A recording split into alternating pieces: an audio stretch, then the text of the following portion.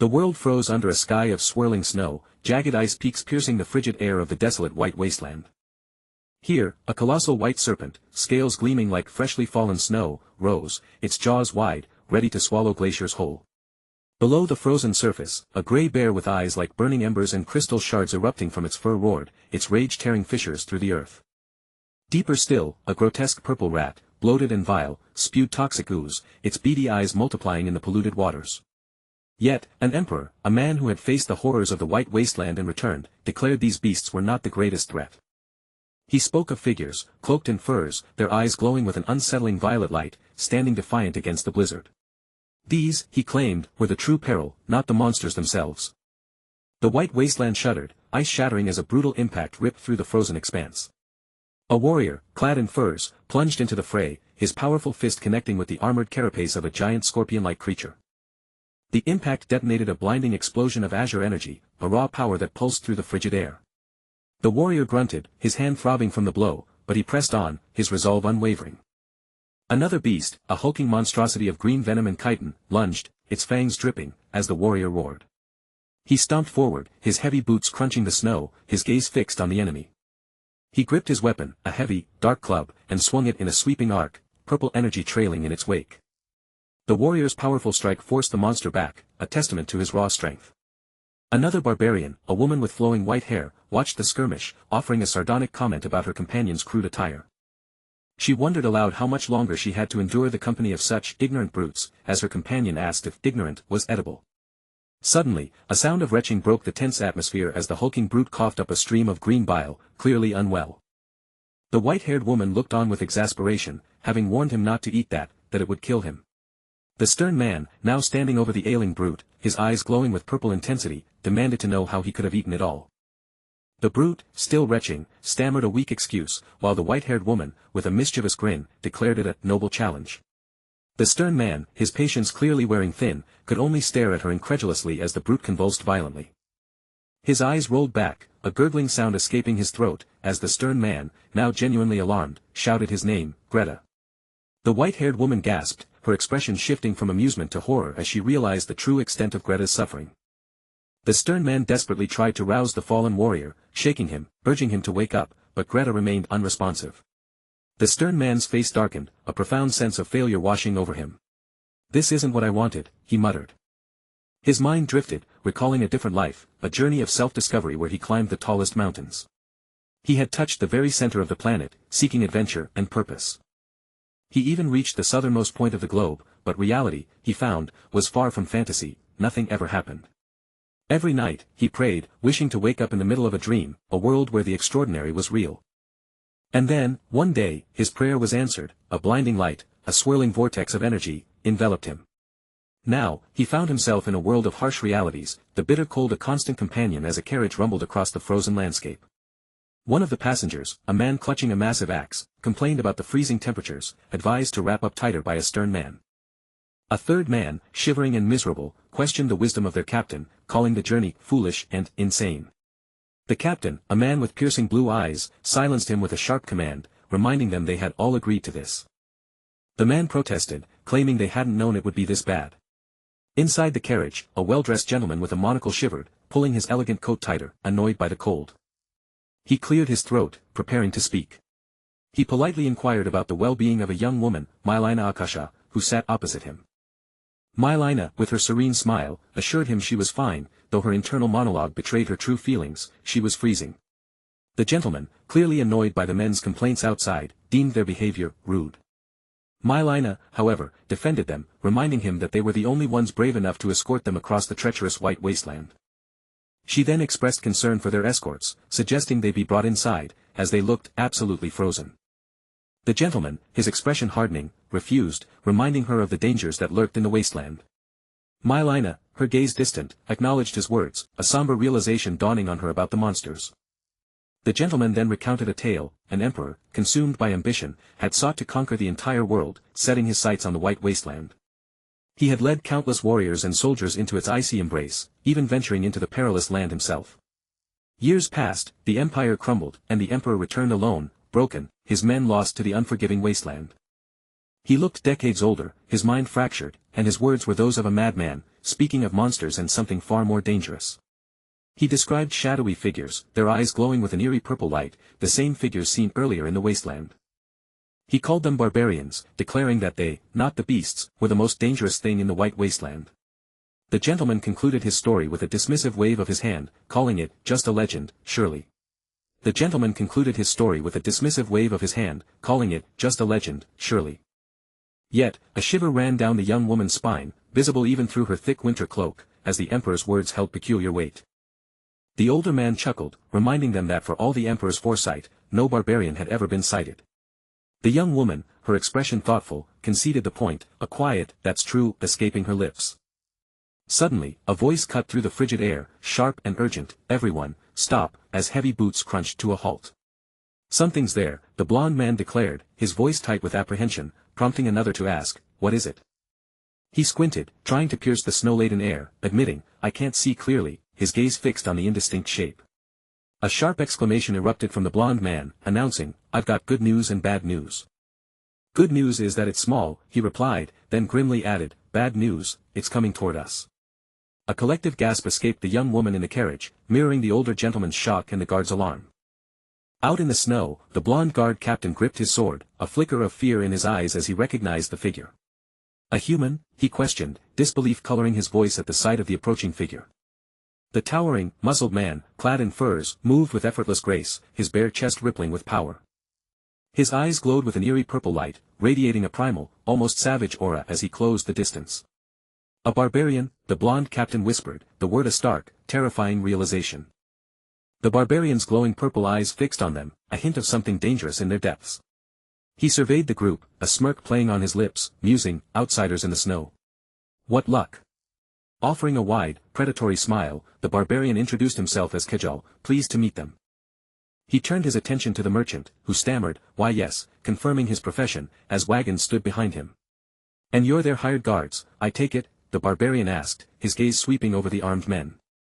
His smile remained, though his tone grew serious, "I'd suggest turning back, though I doubt you will." The guards visibly flinched, their apprehension growing under his unsettling gaze. His eyes sharpened, observing the carriage. "Ah. Someone's in there, isn't there?" he deduced, startling the young woman inside. The barbarian's smile broadened, and he declared, "I'd like to be hired too." "What?" the captain blurted out, utterly taken aback, as the barbarian asked, "Was that unclear?" He clarified, "I'm offering to help you cross the wasteland," his powerful physique evident. The captain swallowed hard, the absurdity sinking in, asking, "So you're not hostile?" The barbarian chuckled, a low, dangerous sound, stating, "If I were, you'd all be dead already." The guards exchanged nervous glances, the truth of his words chilling them to the bone. "See, Captain," one of them stammered, unsure of how to proceed. Inside the carriage, the young woman, having overheard, turned to the older gentleman. "Did you hear that?" she asked, her voice trembling slightly. "Yes," he replied, his face pale, as she whispered, "What the hell is going on?" The captain relayed the offer. "He says he wants to be hired as a mercenary." "What do you want to do?" She considered the implications, asking, "If we fought him, how would that end?" The barbarian offered his blunt assessment. "Personally, I wouldn't recommend it," he stated, his glowing eyes fixed on the carriage. After a tense silence, the young woman's voice, now firm, broke through, "Understood. Tell him we accept." The captain bowed stiffly, then turned to face the barbarian, his boots crunching in the snow. "She agreed," he announced, addressing the formidable figure. The barbarian's smile widened, a genuine warmth replacing the earlier predatory glint. "Well, that's great news." As he took a step forward, the captain recoiled, a gasp escaping him. What the?" he stammered, utterly unnerved by the barbarian's sudden proximity. The barbarian's voice was calm, almost reassuring, "Relax. You're just the hired help. I need to speak with the one in charge face to face." The captain's eyes narrowed, a flicker of defiance in them. "If you try anything," he warned, his hand instinctively going to his sword. The barbarian merely smiled, a subtle shift in his expression promising swift, brutal consequences if challenged. The captain held his gaze for a moment, then looked away, defeated. "See, Captain," another guard whispered, "is it really okay to let him meet her?" The captain sighed, the employer already gave her consent. "Even so, we're mercenaries. We should somehow stop him," the younger guard insisted, his voice laced with desperation. The captain turned to him, a weary expression on his face. Stop that. Seriously. Don't be ridiculous.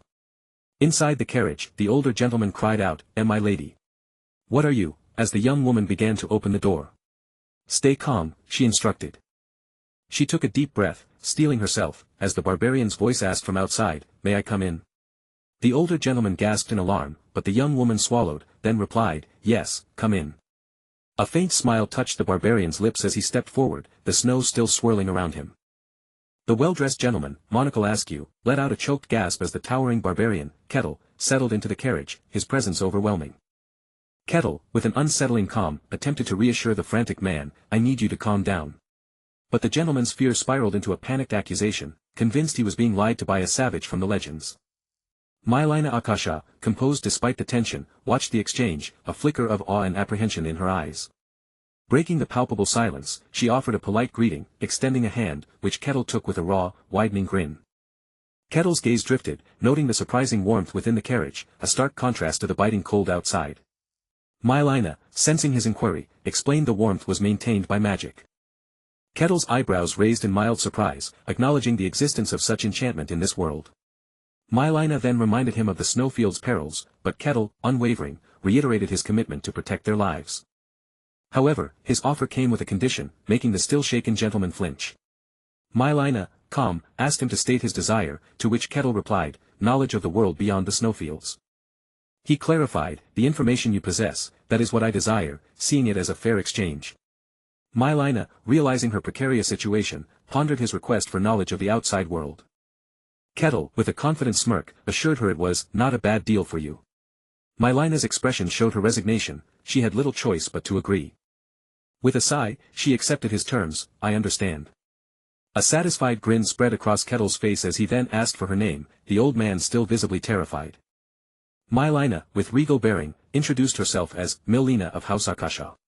Kettle reciprocated, his voice resonating with primal strength, "I am Kettle. I look forward to working with you." His thoughts drifted back to his own arrival, he, who yearned for fantasy, woke a barbarian in a snowfield. No time for contemplation, only the brutal reality of endless winter and relentless monsters. For countless years, he led his tribe, hunting, surviving, and desperately striving to escape the dreadful snowfield. Yet, an unseen force held him captive, a cryptic message appearing before him, demanding quest completion. His frustration mounted, his fist clenching at the invisible barrier. The message, "Quest incomplete. You can leave the snowfield upon quest completion," remained. Just as despair threatened, outsiders occasionally appeared, armored figures on horseback, venturing into the desolate landscape. He realized then, with a jolt, the truth. The world beyond was the fantasy world he had always longed for, a vibrant, magical realm. Fueled by this revelation, he began to actively complete the quests, trampling monsters with single-minded determination. Each completed quest brought him closer to freedom, a relentless pursuit to escape. Back in the carriage, Kettle reflected on his journey, explaining to Mylina the preciousness of information from outsiders. Most he encountered either panicked or succumbed to madness, like the fallen armored figures he recalled. But with her, he sensed a different possibility, a proper conversation, a rare and welcome respite. His sharp ears caught the distinct clang of steel from the wagons outside, a subtle tremor confirming his deduction. He deduced they were transporting weapons, surprising Mylina with his keen observation. Mylina confirmed his suspicion, acknowledging his acute hearing, "Aye, is that so?" He then inquired if war raged in the outside world, a question that brought a somber expression to Mylina's face as she confirmed the Empire and Kingdom were at war.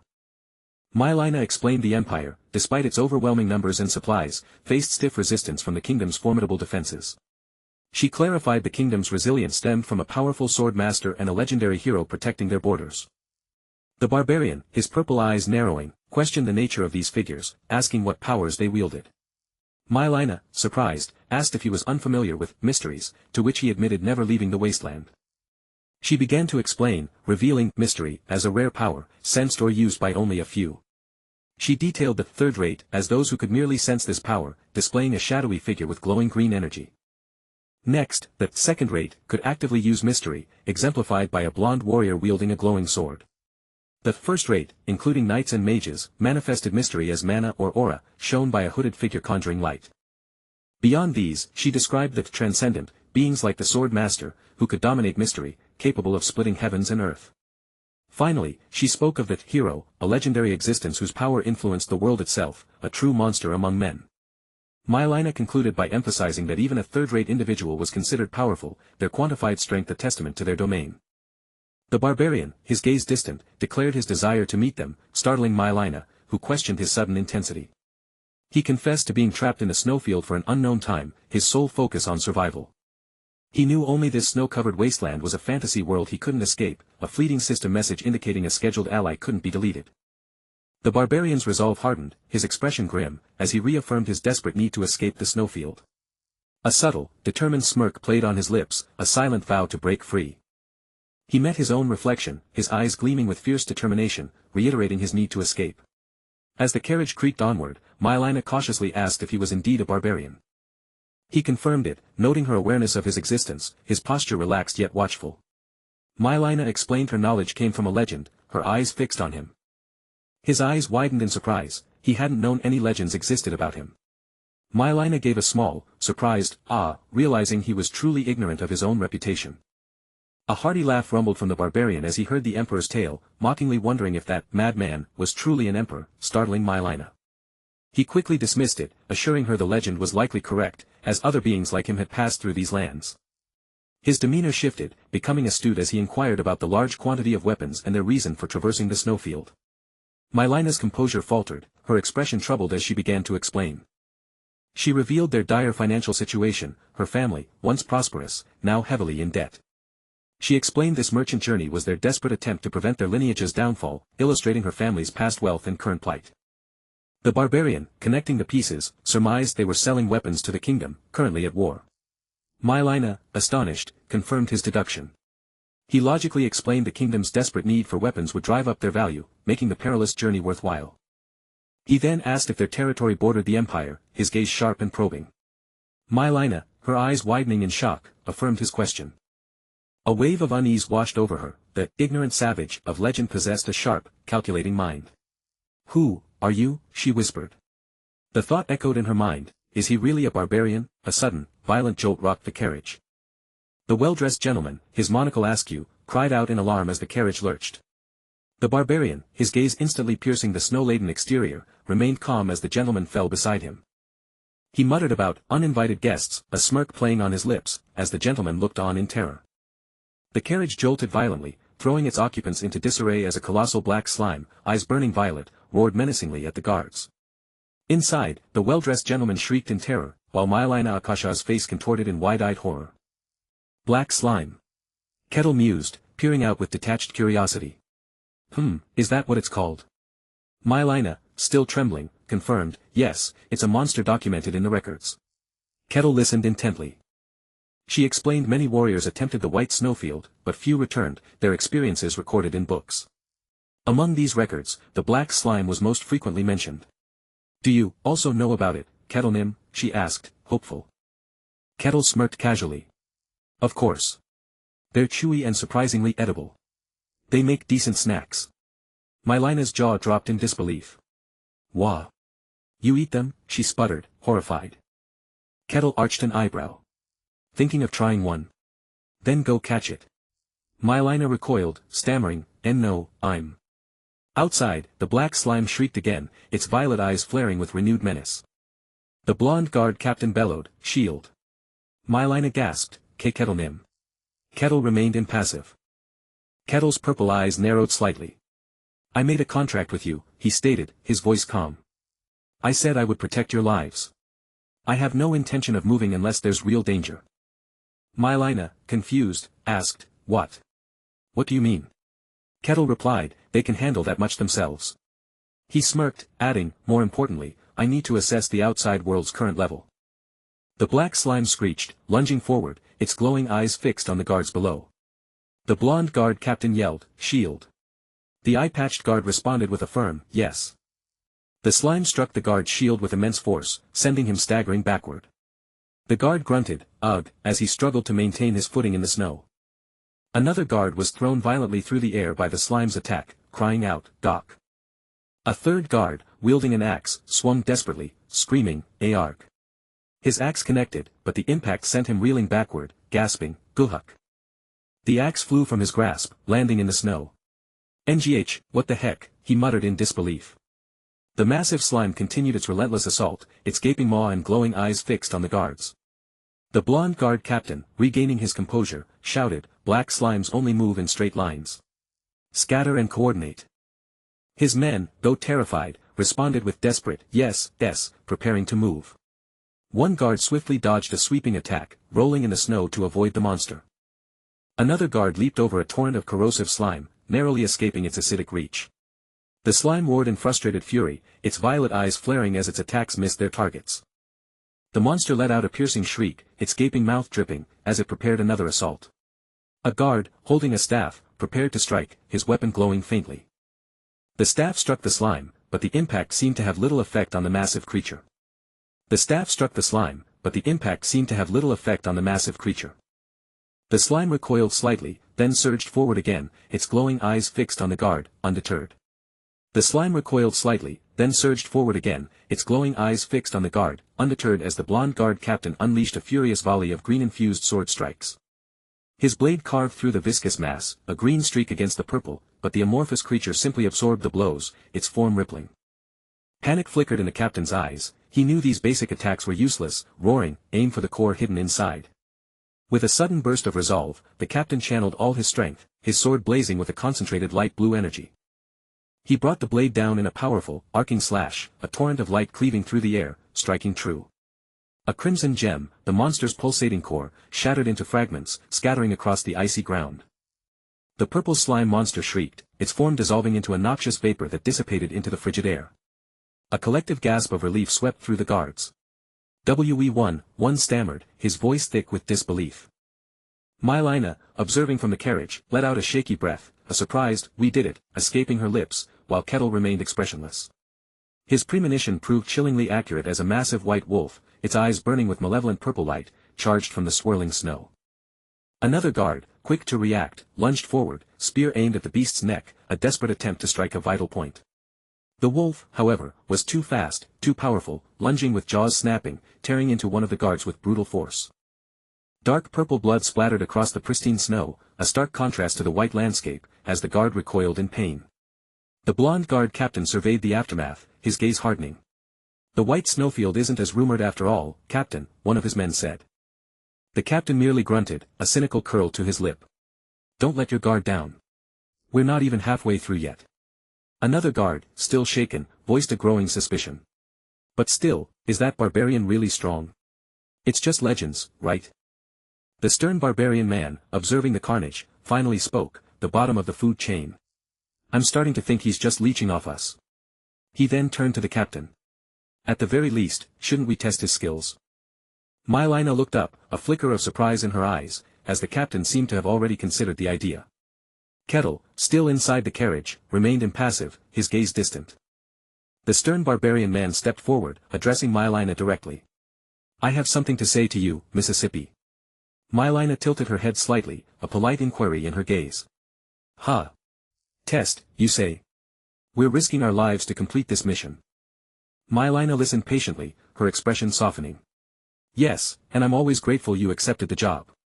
Everyone else ran." She paused, her gaze hardening slightly. "But this one thing.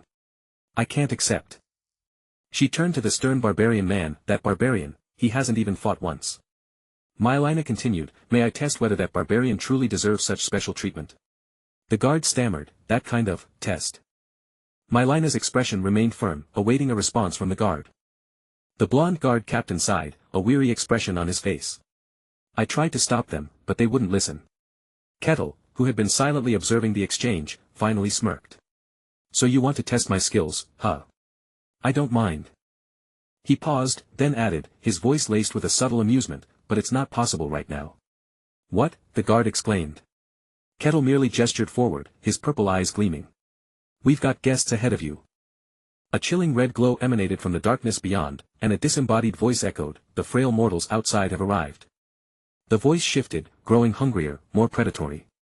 "I'll enjoy a rare delicacy today." Suddenly, a monstrous, serpent-like creature, its fangs dripping with venom, lunged from the shadows, its eyes glowing with malevolent intent. "Bark for me, mortals," the voice hissed, relishing their terror. "Struggle all you like. That, too, will be seasoning for me." Mylina Akasha screamed, clutching her head as a wave of psychic agony from the disembodied voice threatened to overwhelm her. The stern barbarian man grunted, bracing against the unseen force, his axe clutched tight as the psychic assault intensified. Kettle stepped forward, his purple eyes blazing, declaring, "Enough. These people are my guests. Go back, snake." The monstrous white serpent, its red eyes narrowed, questioned Kettle's presence, reminding him of the snowfield's ancient laws. Kettle dismissed its claims, "That is none of your concern," then defiantly proclaimed, "Don't be ridiculous. I am the snake barbarian." The serpent bristled, its scales shimmering as Kettle's power flared, ready to teach it a lesson for its insolence. It hissed, demanding how Kettle dared command one promised immutability, its immense form towering over him. Kettle's expression hardened. "Then you need to be taught a lesson," he declared, preparing for a brutal strike. He lunged, a blur of motion, his fist connecting with the serpent in an explosive, blue-tinged impact. The serpent shrieked in agony as Kettle's powerful blows sent its massive body crashing through the snow. A blinding flash of blue energy erupted from the point of impact, momentarily obscuring the scene in a brilliant burst. The stern barbarian man shielded his face, grunting in surprise as the shock wave and snow kicked up by the fight enveloped him. Another powerful blue energy blast rippled outwards, further disorienting the onlookers and emphasizing Kettle's raw strength. Mylina stumbled, crying out as the sudden blizzard whipped her hair, a guard rushing to steady her amidst the chaos. Kettle stood over the crumpled, bleeding serpent, remarking, "You're the type who only listens after a beating." Mylina, regaining composure, cautiously called out to him. Kettle, his purple eyes softening, promised to finish quickly. He delivered a brutal, final stomp, a surge of purple energy engulfing the serpent, completing its swift dispatch. A column of intense purple energy erupted from the ground, signifying the complete annihilation of the monstrous serpent. Kettle, his purple eyes glowing, turned, his powerful physique radiating an aura of effortless dominance. Another burst of light blue energy flared, a residual effect of his overwhelming power, settling the chaotic scene. Mylina and the well-dressed gentleman watched, stunned and relieved, by Kettle's swift and decisive victory. Kettle, with a surprisingly understanding smile, reassured the trembling guards, acknowledging their natural distrust of strangers. The carriage continued its journey, its rhythmic creaking a stark contrast to the recent, violent encounter. The well-dressed gentleman, still visibly shaken, clutched his chest, shivering from the lingering cold and fright. Kettle observed the gentleman, then turned his thoughtful gaze towards Mylina, a new curiosity sparking in his eyes. He expressed his curiosity, noting her refined demeanor, which suggested she was more than a simple family agent. Kettle probed further, asking why someone of her standing would undertake such a perilous trade journey personally. Mylina hesitated, then revealed her identity as the first daughter of a concubine, clarifying the term for Kettle. She recounted her mother's sad story, used, abandoned, and powerless, a pitiful figure in their family. Mylina admitted that she and her mother were family in name only, treated as servants, effectively possessing nothing. She looked down, regretting revealing so much, her hands clasped tightly in her lap. Mylina then revealed she had volunteered for this dangerous trade mission, despite its life-threatening nature. Her motivation was clear, someone had to set an example for her struggling family, a path to reclaim their standing. Kettle smiled, finding her intelligent and ambitious, his assessment surprising Mylina. He called her a greedy one, a blunt observation that made Mylina flinch, yet she couldn't deny its truth. Suddenly, the carriage lurched, signaling their arrival, interrupting their intense conversation. A guard announced their arrival, and the landscape outside had transformed from snow to patches of green grass. The sight of grass, a stark contrast to the endless snow, confirmed they had reached their destination. Mylina and the gentleman thanked Kettle. He explained his return trip would be easy once his weapons were sold. Mylina turned to Kettle, her expression thoughtful, a new question forming in her mind. She asked him to elaborate on his earlier assessment, curious what he truly meant by calling her intelligent and ambitious. Kettle reiterated his words, confirming her intelligence and ambition, which surprised the gentleman as well. He then laid bare her family's financial ruin and her strategic move as a concubine's daughter to save them. Kettle deduced her true goal, to seize control of her family, challenging her, "Am I wrong?" Mylina, stunned by his accurate insight, could only confirm his perfect assessment, admitting he was not wrong. Kettle remarked that such a tale of a concubine's child rising to power was an age-old narrative. He mentally noted this barbarian's remarkable intelligence, far surpassing those who merely thought themselves clever. Mylina, now seeing his power, proposed, "Lord Kettle, if you ever consider leaving the snowfields. How would you like to join me?" she asked, a determined glint in her eyes, offering him a position. Kettle politely declined for now, stating he had matters to attend to in the snowfields, leaving Mylina slightly disappointed. She then offered him a shimmering golden pendant, a family heirloom, extending her gratitude and a future connection. Mylina requested he present the pendant if he ever came to the outside world and sought out the Akasha family. Kettle, his smile genuine, readily accepted the gift, appreciating the thoughtful gesture. Mylina and the gentleman thanked him, expressing hope they would meet again someday, to which Kettle agreed. The carriage departed, its rhythmic clatter fading as Kettle watched them disappear into the distance. 5 years later, the white snowfields remained, but Kettle had finally met all conditions for his quest complete message. The system confirmed, 784th quest complete, reward distributed, conditions met, and you may now leave the snow fields. Finally, the fantasy world he had longed for was within reach, beckoning him forward. With a confident stride and a triumphant smile, Kettle took his first step into his new reality. Kettle inhaled deeply, savoring the fragrant grass, the scent of a wild beast, and the cool, damp breath of a river. These vibrant scents, impossible in the snowy plains, brought a genuine, joyful smile to his face. Nice. Very nice. His eyes, now free from the snowfield's gloom, sparkled with pure, unadulterated delight. Turning his back to the distant, jagged peaks, he roared a triumphant farewell, "You damn snowy plain. Let's never meet again." This was the fantasy world he had dreamed of, a realm of wonder and mystery, despite its brutal beginning. He would finally enjoy magic, swords, dragons, and elves, the very essence of fantasy he had yearned for. That insatiable desire had been his lifeline, without it, the hellish snow plains would have claimed him long ago. As he strode forward, a distant shimmer of light caught his eye, making him pause in curiosity. A cluster of glowing lights, like distant fireflies, danced between the trees, hinting at something miraculous. That must be a village. Kettle grinned, thrilled to finally encounter a civilized settlement in this new world. He recalled his frustrating attempts to explain shelter to his tribe, those ignorant barbarians, who simply blinked in confusion. Longing for structured human villages, he pondered his first greeting, "Hello," or "What world is this?"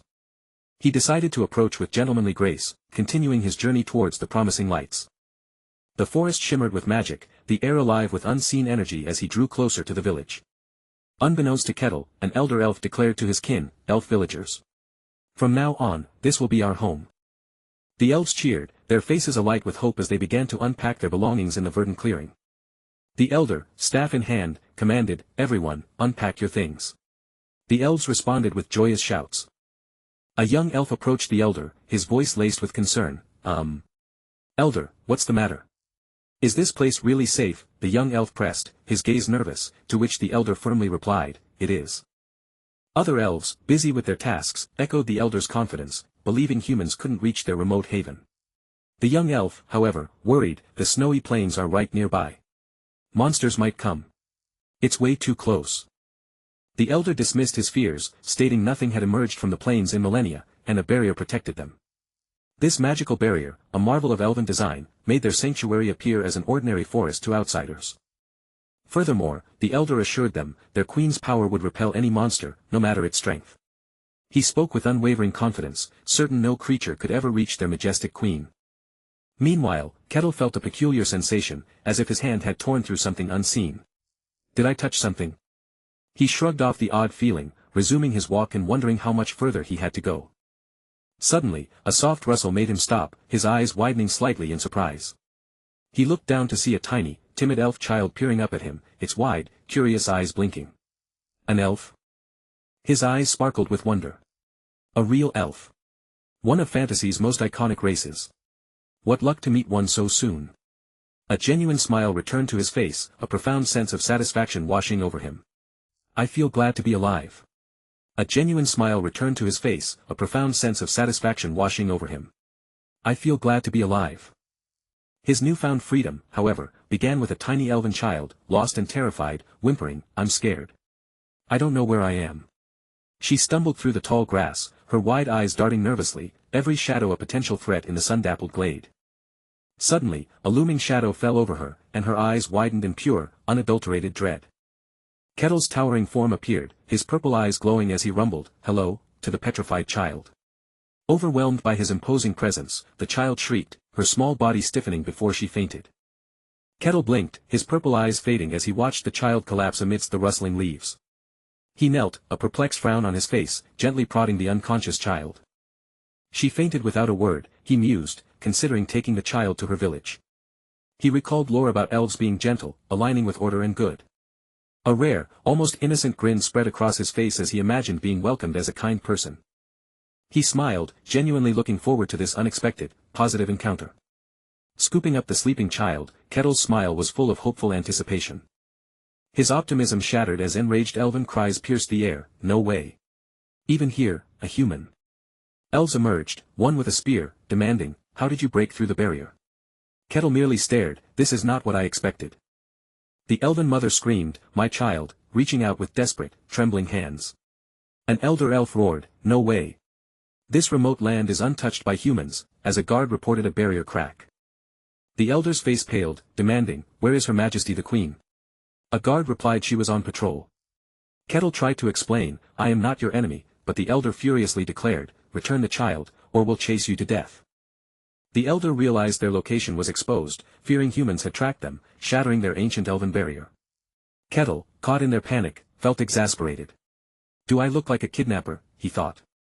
He sighed, realizing he needed to clear this massive misunderstanding immediately. He gently lowered the child, who stirred, her eyes still a little groggy.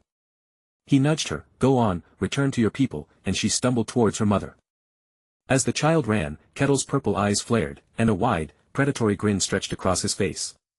The child, seeing his transformed expression, let out a renewed wail of fear. Kettle blinked, his grin vanishing. "Is my face really that scary?" he wondered, genuinely shocked. He thought his expression was decent enough in the snow plains, now a bit shocked by their reaction. He sighed, "Anyway, I returned the child.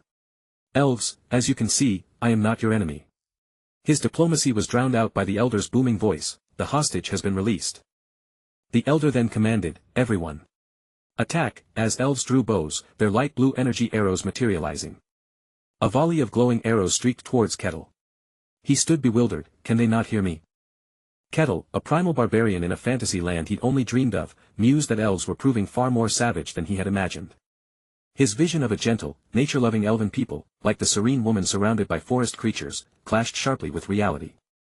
He reflected that nature itself was brutal, a world where only the strong survived, making the elves' ferocity perhaps natural. A barrage of light blue energy arrows, sharp as ice, meant for his flesh, merely bounced off him with soft ting sounds. The elf screamed, convinced he was protected by an artifact, demanding to know its limits as more arrows rained down. Kettle, unperturbed, took a deep, calming breath, his hand flexing as his eyes began to glow with purple intensity.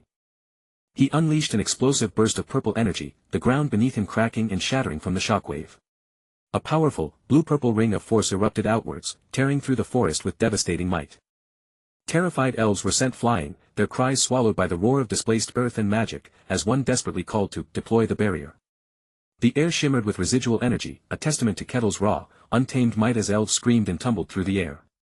The powerful blue-purple energy continued to expand, ripping through the forest and creating a massive crater. The elf elder, thrown backward, landed hard, his staff trembling as he stammered, What is this?" Kettle stood in the newly formed crater, a silent, imposing figure, the dust settling around him. His voice, low and resonant, cut through the sudden silence, "I am not your enemy." He offered a slight, almost apologetic shrug. "Whoops, maybe, I failed to control my strength." He mused. Before he could continue, a fiery phoenix-like arrow, blazing with intense heat, arced through the air towards him. It struck with explosive force, engulfing him in a pillar of flame and sending debris flying. The elf elder and a young elf stared, momentarily stunned, then shared a look of confusion as the fire dissipated. A new presence descended, heralded by a soft rustle of leaves and the glint of sunlight on golden hair. The elf queen, Mylina Akasha, appeared, her regal presence commanding immediate attention as she demanded, "What is going on here?" The elf elder immediately pointed at Kettle, his voice laced with outrage. "A human attacked us." The queen's gaze hardened, her eyes narrowing as she took in Kettle's imposing figure. "I see. So this place isn't safe, either." Kettle, however, remained unfazed, raising a hand in a gesture of peace. "Wait. I'd appreciate it if you'd listen to what I have to say." The elf elder gasped, utterly astonished that Kettle had shrugged off the queen's powerful attack without a scratch. The queen, momentarily startled by Kettle's resilience, quickly regained her composure, her face hardening. A cold disdain entered her eyes as she murmured, "Humans truly are disgusting." She drew her bowstring taut, an arrow of pure light materializing. "I am the queen of the Leaf clan, which is dyed in indigo. Human." Her voice rang with authority, "I will make you pay the price for your greed, as she aimed her glowing arrow. Kettle, however, merely looked bewildered. Can she not understand me? Or is she just ignoring me? He pondered, exasperated. He sighed, his eyes flaring with an ominous purple glow, reminiscent of a monstrous bear. People will listen once you land a hit. The queen, unaware of the shift, drew her bowstring back further, her arrow humming with destructive energy. The queen's arrow, charged with destructive energy, released a colossal, crackling blue draconic head of pure magic, hurtling towards Kettle. Kettle met the magical onslaught with a primal roar, his bare back to the viewer as a massive blue energy dragon materialized behind him. His fist, enveloped in a swirling vortex of purple energy, lashed out with devastating force, aimed directly at the incoming magic. The air shrieked as Kettle's purple energy punch collided with the magical dragon, shattering it into 1,000 glittering shards. The impact sent a concussive wave ripping through the clearing, kicking up dust and debris, and tearing at the very ground. The queen, momentarily stunned by the sheer power of his counterattack, gasped, her eyes widening in disbelief at the destruction. Kettle, however, merely blinked, a sheepish whoops escaping him as he rubbed his jaw, a faint hint of regret in his voice. The ground beneath the elf queen crumbled, sending her tumbling into a crater of his making, as a massive explosion of light erupted. She lay disoriented in the rubble, her earlier confidence shattered, as the dust settled around the newly formed crater. He scratched his head, pondering aloud, should I have held back even more, his expression a mix of confusion and mild concern. The queen, now bruised and disoriented, stared up at him, a profound realization dawning in her wide, fearful eyes. She recognized his immense power, he's powerful. At least above the level of a transcendent, she thought, a stern elven warrior agreeing. A chilling thought pierced through her panic, why would someone that strong be here, she whispered, then commanded, everyone. Get away from here immediately. Panic flared among the elves, their confident shouts turning to terrified whimpers as the queen frantically urged, now. Everyone, flee. Her command was absolute, and the villagers, tripping over each other in their haste, scrambled away, seeking refuge deeper within the forest. As her people fled, the queen turned back to Kettle, her face etched with grim determination. Human. I acknowledge your strength. But you will never accomplish your goal here. Kettle, still trying to process the rapid turn of events, offered a bewildered smile. No, I was just trying to talk. Huh. I have a feeling this has gone completely sideways. Ignoring his words, the queen began to chant, her hands rising, bathed in a radiant, fiery glow, summoning a powerful entity. Her eyes, now blazing with an inner fire, snapped open, crackling with energy as the summoning reached its peak. A magnificent, fiery bull, a creature of pure, incandescent flame, materialized before her, its form radiating immense heat. The fiery bull, Pigo, solidified, its horns glowing with infernal light, ready to obey its summoner's command. Kettle's eyes widened, transforming into starry, childlike wonder. Oh! A summon, he exclaimed, his earlier confusion replaced by unadulterated awe. He reflected on the grotesque creatures of the tundra, some resembling fantasy, but most just hideous, contrasting them with this new sight. This creature, however, was different. A bull with horns of blazing fire, he mused, a wide, genuine smile spreading across his face. Now, that's a spirit. This is a real fantasy. Kettle declared, his eyes sparkling with pure delight at the magnificent summoned beast. The queen, her gaze fixed on the fiery bull, issued her command. Pigo. Annihilate the enemy before you. Pigo, the highest grade fire spirit, snorted, a plume of smoke escaping its nostrils. Humph, as I thought. Contracts aren't worth the trouble. They're nothing but a hassle. The queen, her patience wearing thin, snapped, silence, her stern gaze silencing the grumbling spirit. She explained Pigo's ancient pride, a spirit of pure flame, barely summoned even with another tribe's help, now forced into this dire situation.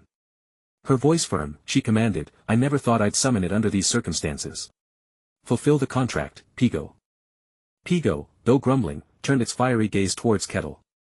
So, the contract, I just have to kill the human before me? Its eyes narrowed, a flicker of uncertainty entering them as it truly looked at the barbarian. That thing. Is that even human? Pigo, the magnificent fire spirit, roared to life, a colossal bull of pure, incandescent flame, its horns crackling with raw power. Kettle's eyes widened, a flicker of genuine awe replacing his usual stoicism. This was it, he thought, the true fantasy he'd yearned for. But then, a chilling voice echoed, a human. They've intruded upon our lands, and Kettle's wonder turned to unease. The fiery bull lowered its head, its molten eyes fixed on Kettle, and declared its intent, to reduce the pathetic human, to ash. Kettle, still lost in a moment of bewildered wonder, barely registered the immediate threat. Pigo didn't wait, charging with the force of a supernova, a blazing comet streaking across the scorched earth. The impact was cataclysmic, a blinding explosion of fire and debris that ripped through the air. The colossal fire bull continued its relentless charge, its fiery hooves tearing up the ground. Kettle, now transformed, braced himself, a grim determination hardening his features. The ground exploded as the fire spirit's attack met Kettle's defense, sending debris flying. The Elven Queen, who had watched with grim satisfaction, suddenly gasped, shielding herself from the ensuing blast. Kettle, now a formidable figure, met the fire spirit's charge head-on, a powerful blow already in motion. When the smoke cleared, Kettle stood amidst the devastation, utterly unharmed, a predatory glint in his eyes. He simply smiled, his glowing purple eyes fixed on the fire spirit, a powerful aura emanating from him. A beastly form, he mused, made it easier to beat you to death, as the queen's jaw dropped in horror. With a primal roar, Kettle lunged, delivering a single, devastating blow aimed directly at the heart of the fire spirit. The force of his strike was unimaginable, a blue-purple energy wave erupting outwards, shattering Pigo into a million fiery shards. The explosion was so immense it carved a new canyon into the already broken earth, tearing through the forest. The Elven Queen shrieked, thrown back by the sheer concussive force, her mind struggling to comprehend what she had just witnessed. Pigo, her most powerful summon, had been annihilated with a single punch, leaving her kneeling in disbelief. She scrambled to her knees, staring at the crater where Pigo had been, the scale of destruction overwhelming. Kettle now approached, his footsteps crunching on the pulverized earth, an unstoppable entity. Despair, cold and absolute, washed over her. She looked up at him, her voice barely a whisper, pleading. "Please, spare my kin," she pleaded, her eyes filled with terror, expecting nothing but further destruction. Kettle stopped, his purple eyes fading to a gentle gray. He looked down at the terrified queen, his expression softening. The queen stared, bewildered by his words, by the sudden shift from terrifying destroyer. "What?" she whispered, struggling to process his unexpected declaration of peace. After a long conversation, amidst the dust and the echoes of their battle, the Elven Queen finally came to accept it. She had judged him too hastily, mistaking him for one of the greedy humans who pursued her people. "What a grave insult we've committed," she lamented, realizing her profound error in judgment. Kettle, for his part, understood their fear, acknowledging the unfortunate gap in communication. He had, after all, never seen an elf before, nor had he known they existed outside of the White Wasteland. The queen, hearing this, was aghast. "What? The White Wasteland?" she repeated, her eyes wide with disbelief. He confirmed his origin, stating, "The Ashen Barbarian of the Wasteland. That's what the outsiders call me." "Impossible," she whispered, utterly stunned. No human, she thought, could possibly survive in that desolate place. Mars Elia, the elf queen, looked at Kettle with dawning comprehension, asking if others might emerge from the wasteland too. Kettle, ever pragmatic, merely shrugged, doubting anyone else would follow his peculiar path.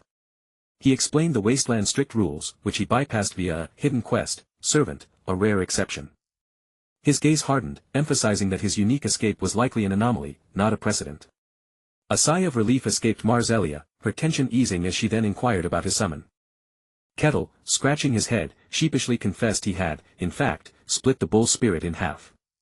Mars Elia calmly explained spirits simply return to their realm when unsummoned, leaving Kettle intrigued by the word spirit. Composed, Mars Elia offered her assistance, asking if there was anything he desired, ready to help. Kettle, pondering the concept, repeated, "A spirit, huh?" A new thought taking root. He seized the opportunity, asking if non-elves could also form contracts with spirits. Mars Elia hesitated, her gaze dropping as she considered the rarity of such a feat. She explained it was exceptionally rare for humans, only those with deep nature affinity sometimes succeeding, making it essentially impossible for him. However, she offered a glimmer of hope, Elfo Sagrado, the holy land of elves, where their god resided. There, amidst the ancient trees and sacred ground, she believed a spirit contract might be possible for him. Kettle grinned, musing if a human like him would even be allowed into such an elven sanctuary. Mars Elia assured him her introduction would grant him passage, but he must keep its location a secret. The holy land of the elves, Eldo Sagrado, was the dream of every elf researcher, a sacred, protected place. She stressed the immense risk of revealing its location to a human, a betrayal no elf would normally commit. With a graceful flourish, Mars Elia conjured a shimmering, fiery red crystal, radiating warmth and power. She offered the vibrant shard to Kettle, who accepted it with a nod of thanks. She warned him their god might still test him, despite her introduction, as a shadowy figure loomed. With a radiant smile, she wished him luck, believing he would pass the trial. She formally introduced herself as Marzelia Haitian Karuja, queen of the Leaf tribe, then asked his name. "I am Kettle," he declared, a wide, confident grin spreading across his face, "Kettle the Barbarian." With their exchange complete, Kettle launched himself into motion, his foot shattering the ground. He blurred through the forest, a whirlwind of speed and power, leaving splintered trees in his wake. Kettle shot skyward, a streak of raw energy disappearing into the clouds, the forest canopy ripping apart. The forest below blurred into a green and brown streak as he ascended rapidly. He soared higher, a distant speck against the vast blue sky, leaving the world behind. Far below, at the Varkan territory border, a guard shrieked, "What's going on?" as something approached. The head guard barked orders, "Sound the bell. Call all guards to arms," his voice urgent. A massive cloud of dust and debris erupted into the sky above the forest, a sign of immense impact. Through the settling haze, a towering figure emerged, his powerful boots planting firmly. Kettle, the Barbarian, strode forward, his powerful frame silhouetted against the bright sky. The guards on the wall stared, their faces draining of color, one stammering, "Why you're..." Kettle, having just torn through the forest, offered a disarming smile to the Varkan guards, asking if they were indeed the ones he sought. "Nice to meet you," he added, his voice a stark contrast to the chaos of his arrival. The three guards, spears and swords at the ready, stood frozen in bewildered fear, staring at the towering figure who had appeared so abruptly. One guard, trembling, whispered to his comrade, wondering if this imposing man was the source of the recent, earth-shattering noise. The head guard, his eyes wide with dawning recognition, noted the ash-gray hair and the distinctive scar on the barbarian's chest. A chilling realization struck him, the scar, the hair, it couldn't be. His eye widened in horror. He remembered the legends of the Ashen Barbarian, a formidable figure who had emerged from the White Wasteland, a grim premonition. Kettle took a casual step forward, his boots crunching softly on the forest floor, oblivious to the guard's mounting terror. "Stop," the head guard stammered, his sword trembling as he pointed it, warning Kettle not to approach further or they would attack. Kettle paused, his smile softening. He held up a placating hand, assuring them he was not an enemy and preferred they calm down. The head guard, still wary, tightened his grip on his sword, demanding to know what Kettle sought from them. With a fluid motion, Kettle raised his hand, his finger pointing towards the imposing stone wall of the Varkan territory. He simply wished to visit their territory, he stated, his voice calm and even, his gaze fixed on the distant wall. The head guard, still clutching his sword, looked utterly bewildered by Kettle's casual request after such a dramatic entrance. He glanced back at the sturdy stone wall, the gate of the Varkan territory, still trying to process Kettle's intentions. Kettle reiterated his desire, "I'd like to visit your territory," his tone unwavering, his presence commanding. The guards exchanged confused glances, their expressions a mixture of disbelief and apprehension at the barbarian's audacity. Inside the guardhouse, the head guard, now seated, pressed for clarification, was Kettle merely passing through, or did he intend to stay a while? Kettle, leaning back in his chair, confirmed he wished to stay, though he was unsure for how long, then stated his name was Kettle. The head guard, attempting official procedure, inquired if Kettle possessed any identification or a verifier. Kettle admitted he had nothing of the sort. Suddenly, Kettle remembered. He pulled out the golden pendant Myelina Akasha had given him, a delicate piece of jewelry in his rough hands. He held up the intricate pendant, asking if this, the crest of House Akasha, wasn't enough to verify his identity. The head guard's eyes widened in surprise, leaning forward to get a better look. "What is that?" he asked, genuinely intrigued. Kettle explained it was the crest of House Akasha, received from someone of that bloodline, meant to verify his identity. The head guard recognized the Akasha family, the merchant house from the Denayan kingdom, now prominent after surviving the White Wasteland. He conceded the pendant looked authentic but was hard to confirm, as it wasn't from their kingdom, Hihentra. Despite the lack of full confirmation, the head guard decided it was helpful. Kettle could enter, but under one condition. Kettle raised an eyebrow, a hint of curiosity in his eyes. "A condition?" He waited for the guard to elaborate. The head guard leaned forward, his hands clasped, stating they needed confirmation that Kettle was not a threat to their territory. He revealed his plan: Kettle must clear a nearby dungeon with 3 other individuals of unclear identity, forming a temporary party. Kettle's lips curved into a slight smirk. A party as a condition? He found it surprisingly easier than expected. He readily accepted the condition, a confident smile gracing his features, his gaze unwavering. However, the head guard added one more condition: after clearing the dungeon, Kettle must report everything that happened inside. Kettle nodded, his sharp mind already dissecting the strategy, unclear statuses observing each other, identifying suspicious elements. Clever enough, he mused. The head guard, observing Kettle's astute deduction, blinked in surprise. "Are you really a barbarian?" he asked, bewildered. Kettle's smile widened. He affirmed, with a confident air, that he was indeed a barbarian. The head guard stared, a new understanding dawning. He had always thought barbarians were mere brutes, but Kettle was unlike any he'd met. Clearing his throat, the head guard stood, signaling the end of their conversation. Well then, let's end the talk here and get going. Clearing his throat, the head guard stood, signaling the end of their conversation. Well then, let's end the talk here and get going. Alessandro Tyrannus, a self-proclaimed paladin, grumbled, ugh. He sighed, even if it's the law, still, going into a dungeon with rats that go after people's pouches? He crossed his arms, leaning back against the wall, a picture of simmering resentment. How tragic, he muttered, his voice laced with sarcasm, reflecting his profound distaste for the situation. Across from him, Kazan Hark, a thief with a sharp, cynical grin, bristled. Why are you picking a fight again, old man? He snapped, a vein throbbing on his temple. Are you mad at me because a thief scammed you and stole your fortune? Alessandro shot forward, his face contorted in a furious snarl. You bastard! How dare a petty thief insult a paladin? Kazan merely scoffed, a sneer twisting his lips. Paladin my ass. Is that how paladins dress these days? A real paladin wouldn't even be here in the first place. You're just a wandering warrior who calls himself one. Alessandro's jaw tightened, a muscle twitching in his cheek. His eyes narrowed to slits, radiating barely contained fury. Kazan continued, you're a bottom feeder just like me. Kazan pressed the attack, his words like daggers. Tyrannus? What kind of dumbass surname is that? You. Alessandro roared, leaping to his feet, his sword half-drawn from its sheath. The air crackled with tension, a fight imminent. Kazan, unfazed, simply smirked, a dangerous glint in his eyes. He slowly drew his own dagger. Wanna go? He challenged, his voice dangerously low. You think that ragged armor will protect you? As he spoke, a faint, sickly green liquid began to drip from the tip of his blade, a clear sign of poison.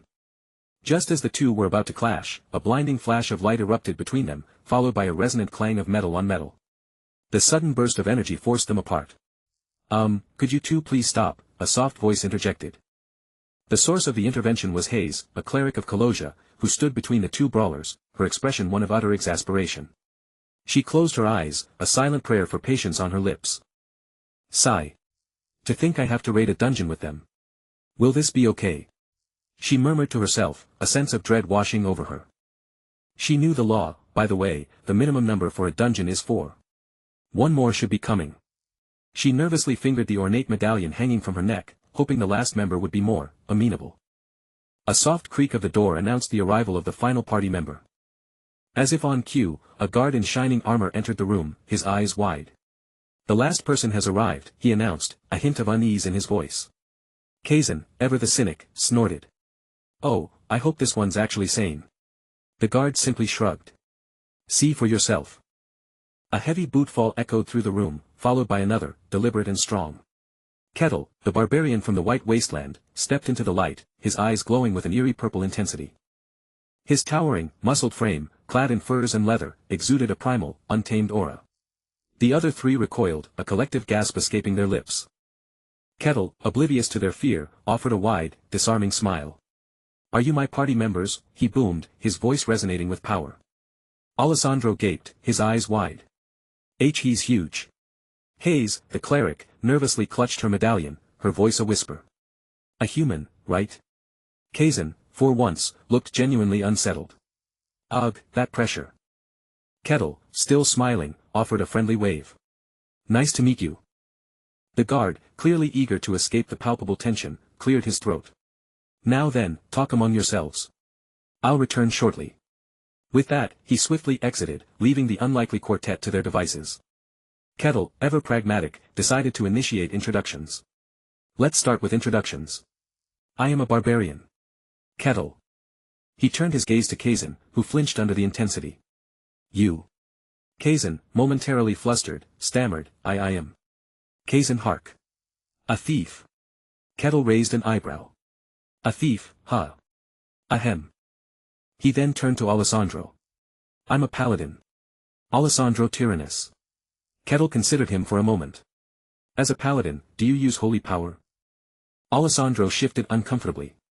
Normally yes, but I'm a rather special paladin, so I can't use it. He offered a nervous laugh, clearly embarrassed. I see, Kettle replied, his expression unreadable. His gaze then shifted to Hayes. Hayes, with a serene smile, introduced herself. I serve the god of lies and deceit. I'm Hayes, a cleric of Kaloja. Kettle's eyebrows shot up. A cleric, huh? Nice to meet you. But then a puzzled look crossed his face. Even as a cleric, your identity is uncertain. Hayes fidgeted, her gaze dropping. The god I serve is the god of lies and deceit, Kaloja. Naturally, he's not well regarded. I see. Kettle mused, a thoughtful expression on his face. The introductions complete, the four stood in an awkward silence, the tension still thick in the air. The guard returned, his voice firm. If everyone's ready, let's head out. The four exchanged uneasy glances, a silent acknowledgement of the strange alliance they had formed. Kettle, ever observant, noticed the lingering apprehension in the other's eyes, but said nothing. They had arrived. The head guard's voice echoed, grim and urgent. We've arrived. Kettle's eyes widened, a flicker of genuine excitement in their depths. Who? Before them lay the dungeon entrance, a gaping maw in the earth, shrouded in ancient trees and glowing with an eerie, reddish light. The dungeon entrance, the guard stated. The guard explained the mission. It's a 3-floor dungeon. The monsters are undead. Kettle's smirk returned, a predatory glint in his eyes. Clear the dungeon and return with the proof. The command was simple, the task daunting, but for Kettle, it was just another quest, another step closer to understanding this strange new world. Alright, let's start the raid. Can you give me the plan? Kettle's booming voice startled Kazan, who flinched at the directness. Kazan awkwardly began, Sir Kettle but Kettle, with a wide grin, interrupted, drop the sir. We're a team, right?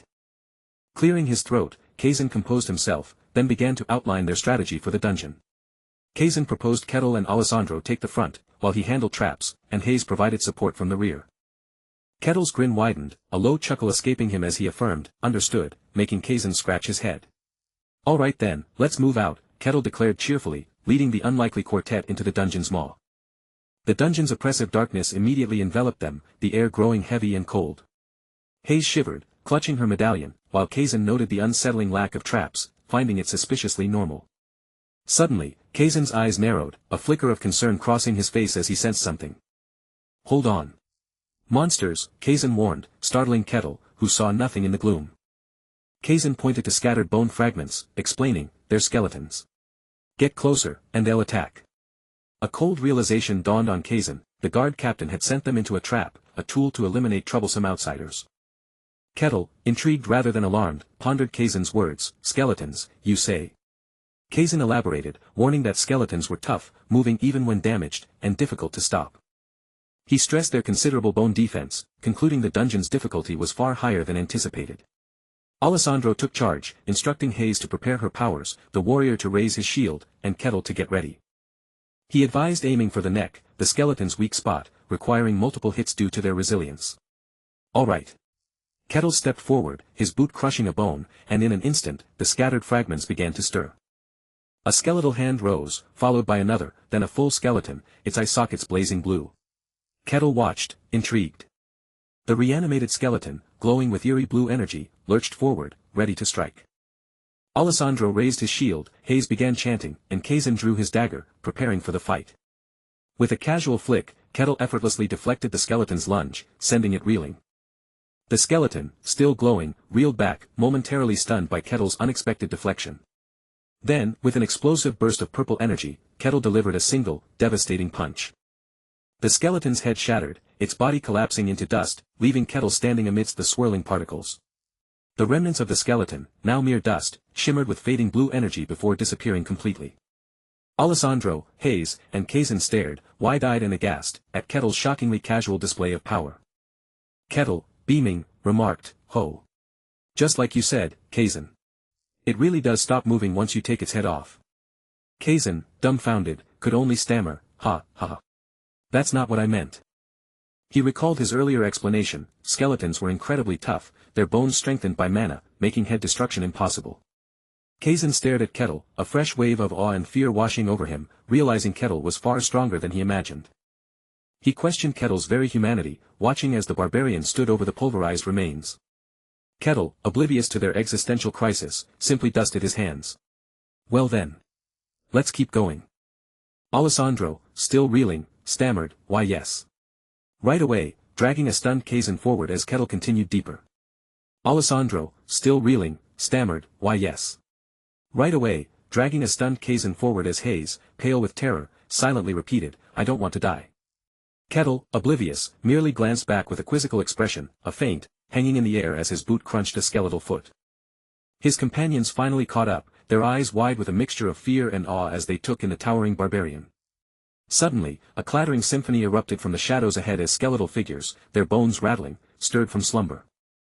Hayes gasped, Kazan muttered, skeletons, and Alessandro warned, this time, they're coming, his hand instinctively going for his sword. Kettle turned to them, a peculiar glint in his purple eyes. Could I ask a favor, he inquired, bewildering the trio. I'll handle those skeletons by myself. There's something I want to test out, Kettle declared, to Alessandro and Hayes' immediate, trembling agreement. Thanks, Kettle replied, his gaze already fixed on the advancing skeletal horde, his purple eyes pulsing with eager, predatory light. A lone skeleton, its glowing sword held high, lunged, but Kettle merely leaned back, a casual shift of weight. His companions watched, a collective question hanging in the air, just, what is he planning to do? Kettle chuckled, a low, rumbling sound. He ducked another swing, his eyes gleaming. Fascinating. How is this thing put together? The skeleton, relentless, brought its glowing sword down in a powerful overhead strike, aiming for Kettle's head. Kettle, with effortless grace, simply caught the blade between his bare hands, a shockwave of blue-purple energy pulsing from his grasp. So, what are you gonna do about this? He challenged, his voice dripping with amusement, purple energy crackling around his fingers. The skeleton, seemingly confused, tried to wrench its sword free, its glowing eyes flaring with frustration. Kettle, still holding it firm, gave a slight twist of his wrist, and the glowing blade snapped with a sharp crack. Kettle's eyes widened slightly, a flicker of surprise at the blade's resilience, before his smirk returned. He then plunged the glowing shard into the skeleton's chest, a faint clink echoing as the bone splintered. Then how about this, he taunted, twisting the broken hilt, the glowing blade spinning through the air before he embedded it. The skeleton recoiled, its empty eye sockets wide with what could only be described as confusion, its glowing core flickering. The skeleton stood bewildered, question marks hovering around its head, unsure how to respond to the unexpected turn of events. Its glowing eyes dimmed, then flared with renewed intensity, a spark of determination igniting within its hollow skull. It swiftly shifted its remaining sword to its other hand, a surprisingly agile maneuver, and lunged again. Kettle's grin widened. Ha, so you know how to switch it to your other hand, he mused, impressed by the undead's adaptability. The skeleton lunged again, its sword a blur of blue light, aiming for a decisive strike against the barbarian. Kettle, however, was faster. He caught the blade once more, his grip like iron, purple energy flaring around his hand. Then, with a sudden, brutal jerk, he ripped the sword from its grasp, sending the skeleton stumbling backward. The skeleton's feet scraped against the stone floor, its balance momentarily lost as it reeled from the unexpected disarming. Before it could recover, Kettle delivered a powerful, open-palm strike to its chest, the force immense. The skeleton's ribcage shattered with a sickening crunch, its glowing core, the source of its animation, cracking and fading. It can even substitute parts. Its intelligence is quite high, Kettle observed, his eyes shining with genuine intrigue, completely unfazed. Behind him, Hayes looked utterly sickened, her hand clamped over her mouth, trembling uncontrollably at the display. Alessandro and Kazan stared, their faces a mixture of horror and dawning realization, utterly speechless by Kettle's brutality. That's, Alessandro stammered, his eyes fixed on Kettle's retreating back, finally managing to whisper, a true barbarian. Kettle's purple eyes gleamed with predatory amusement as Kazan, the usually cocksure thief, visibly trembled in terror. With a casual flick, Kettle sent the shattered skull of the last skeleton clattering, his gaze narrowing in curiosity at its lingering vitality. He then crushed the skull under his boot, musing, so it can move with only its head. A grim observation. Emerging, Kettle offered a disarming apology for the delay, Kazan stammered a frantic, not at all, sir, while Alessandro grunted thanks. Kettle merely nodded, a faint shimmer of energy around his feet as he paused. Well then, let us depart once more, Kettle announced, prompting terrified, why yes, sir, from Kazan and Hayes. Their boots crunched on the frozen steps as they paused again. Kettle surveyed their surroundings, his sharp gaze assessing the new area. This place, the second floor, he declared, the words echoing in the cold, damp air. Alessandro and Hayes exchanged a glance, a mixture of apprehension and weary resignation on their faces. Kazan, pulling at his scarf, let out a deep, shuddering breath as the air grew heavier. Perhaps, it would be best if we took a brief rest? Hayes suggested nervously. Kettle stroked his chin thoughtfully, conceding, indeed, that would be for the best.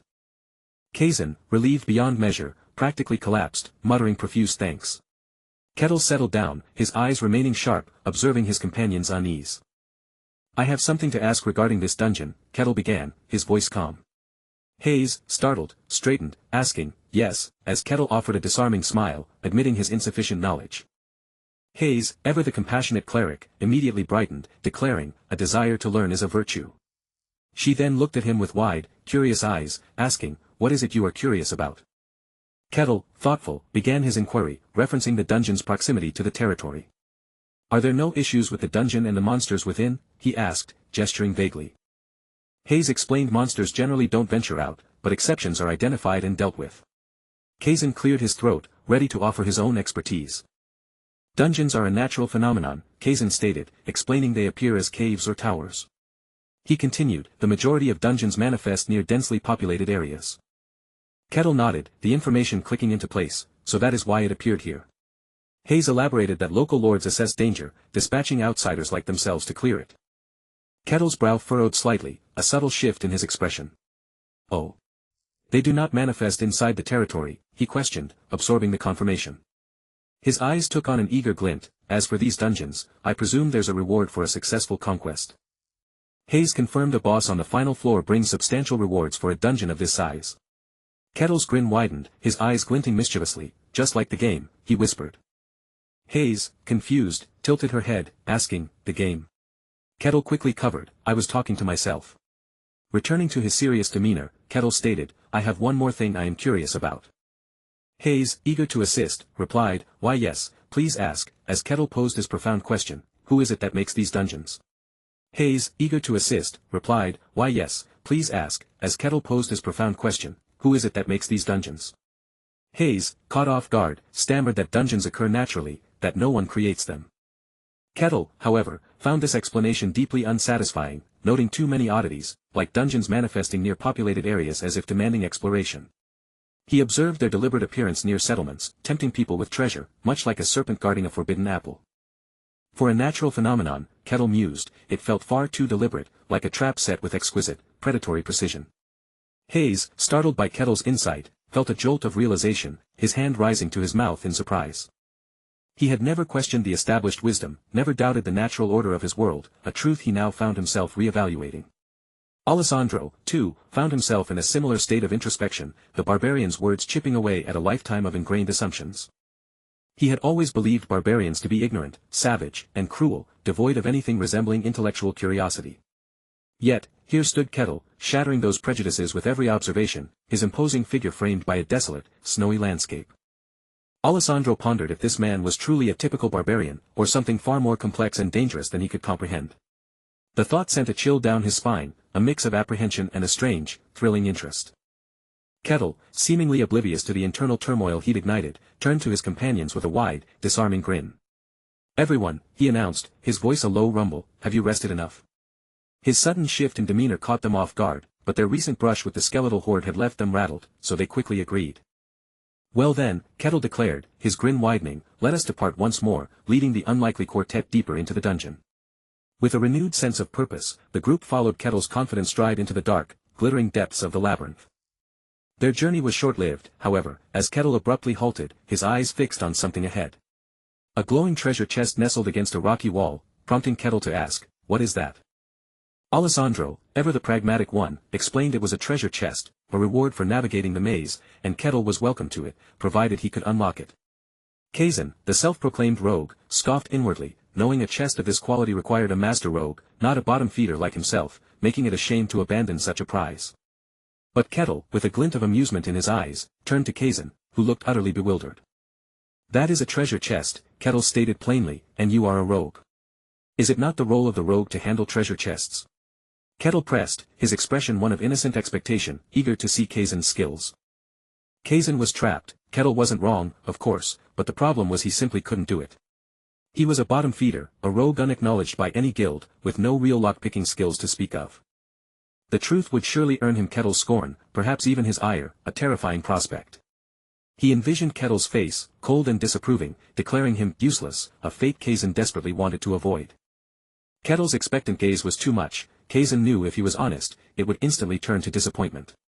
He imagined Kettle's chilling words, "You call yourself a rogue, yet you can't even do that?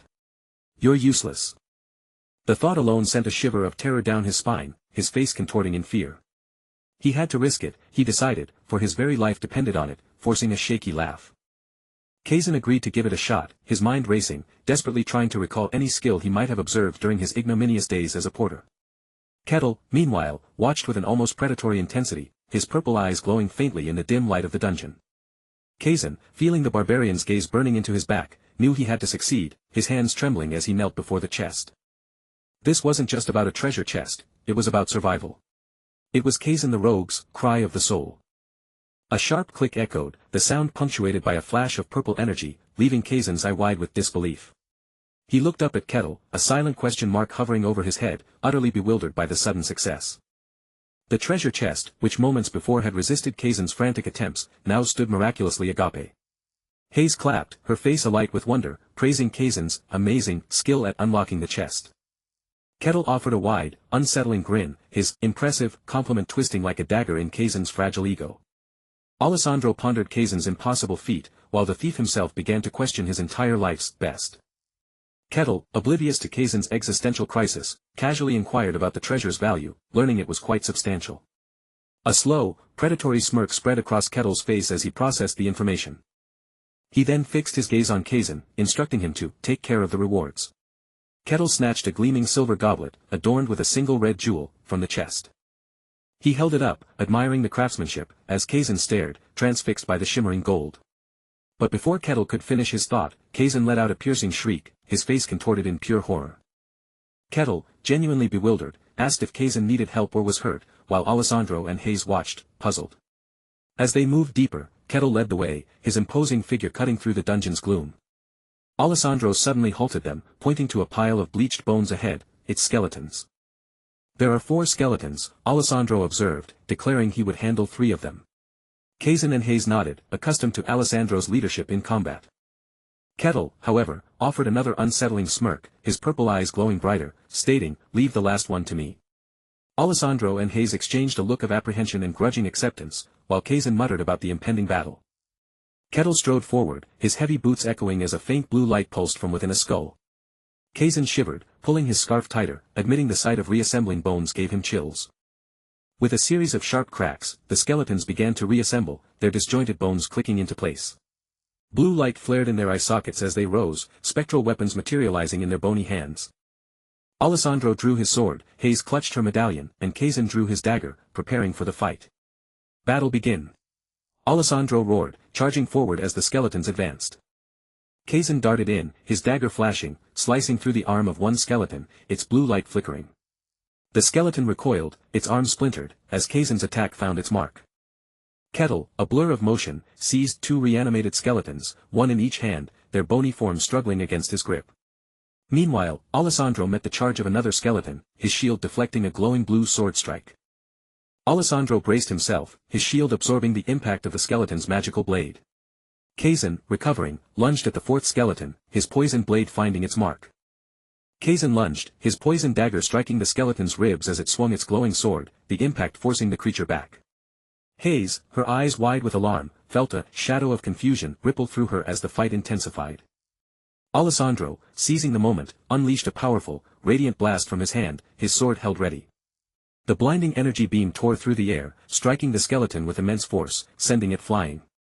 The skeleton's leg bones snapped, and its skull trembled, glowing blue eyes flickering as it collapsed. It shrieked, a guttural sound of pain and dissolution, as its form began to disintegrate.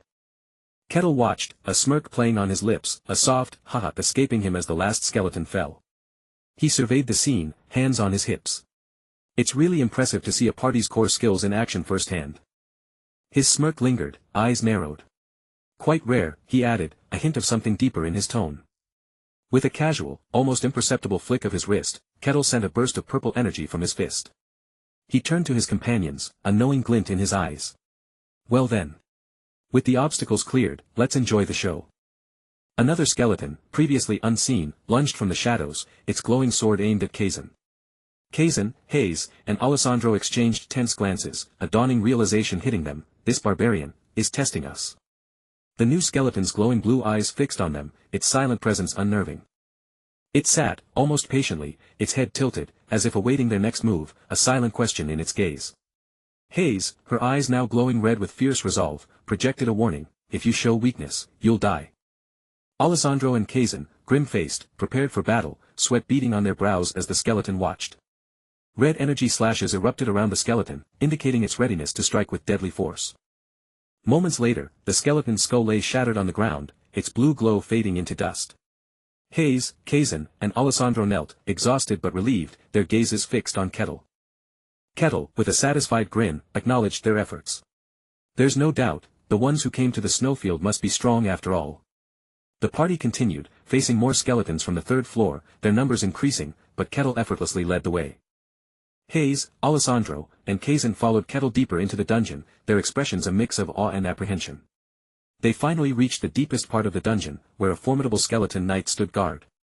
The skeleton knight, armored and imposing, sat upon a throne, surrounded by candelabras, awaiting them. Hayes gasped, trembling. Skeleton knight. No way. Why is something like that here? Kettle, ever curious, asked, is this skeleton different from the others we faced? Alessandro confirmed, yes. It's quite strong. Quite strong. Hayes explained, a skeleton knight. Unless it's a knight-level fighter, we have no chance of winning. This is a monster we can't handle. Kettle, with a slight smirk, calmly stated, a retreat would be processed without issue if deemed reasonable by the territory. His companions stared, bewildered by his nonchalance. Hayes stammered, Kettle nim. He simply replied, that's reasonable. The skeleton knight, its red eyes glowing intensely, stirred on its throne, a silent challenge emanating from its armored form.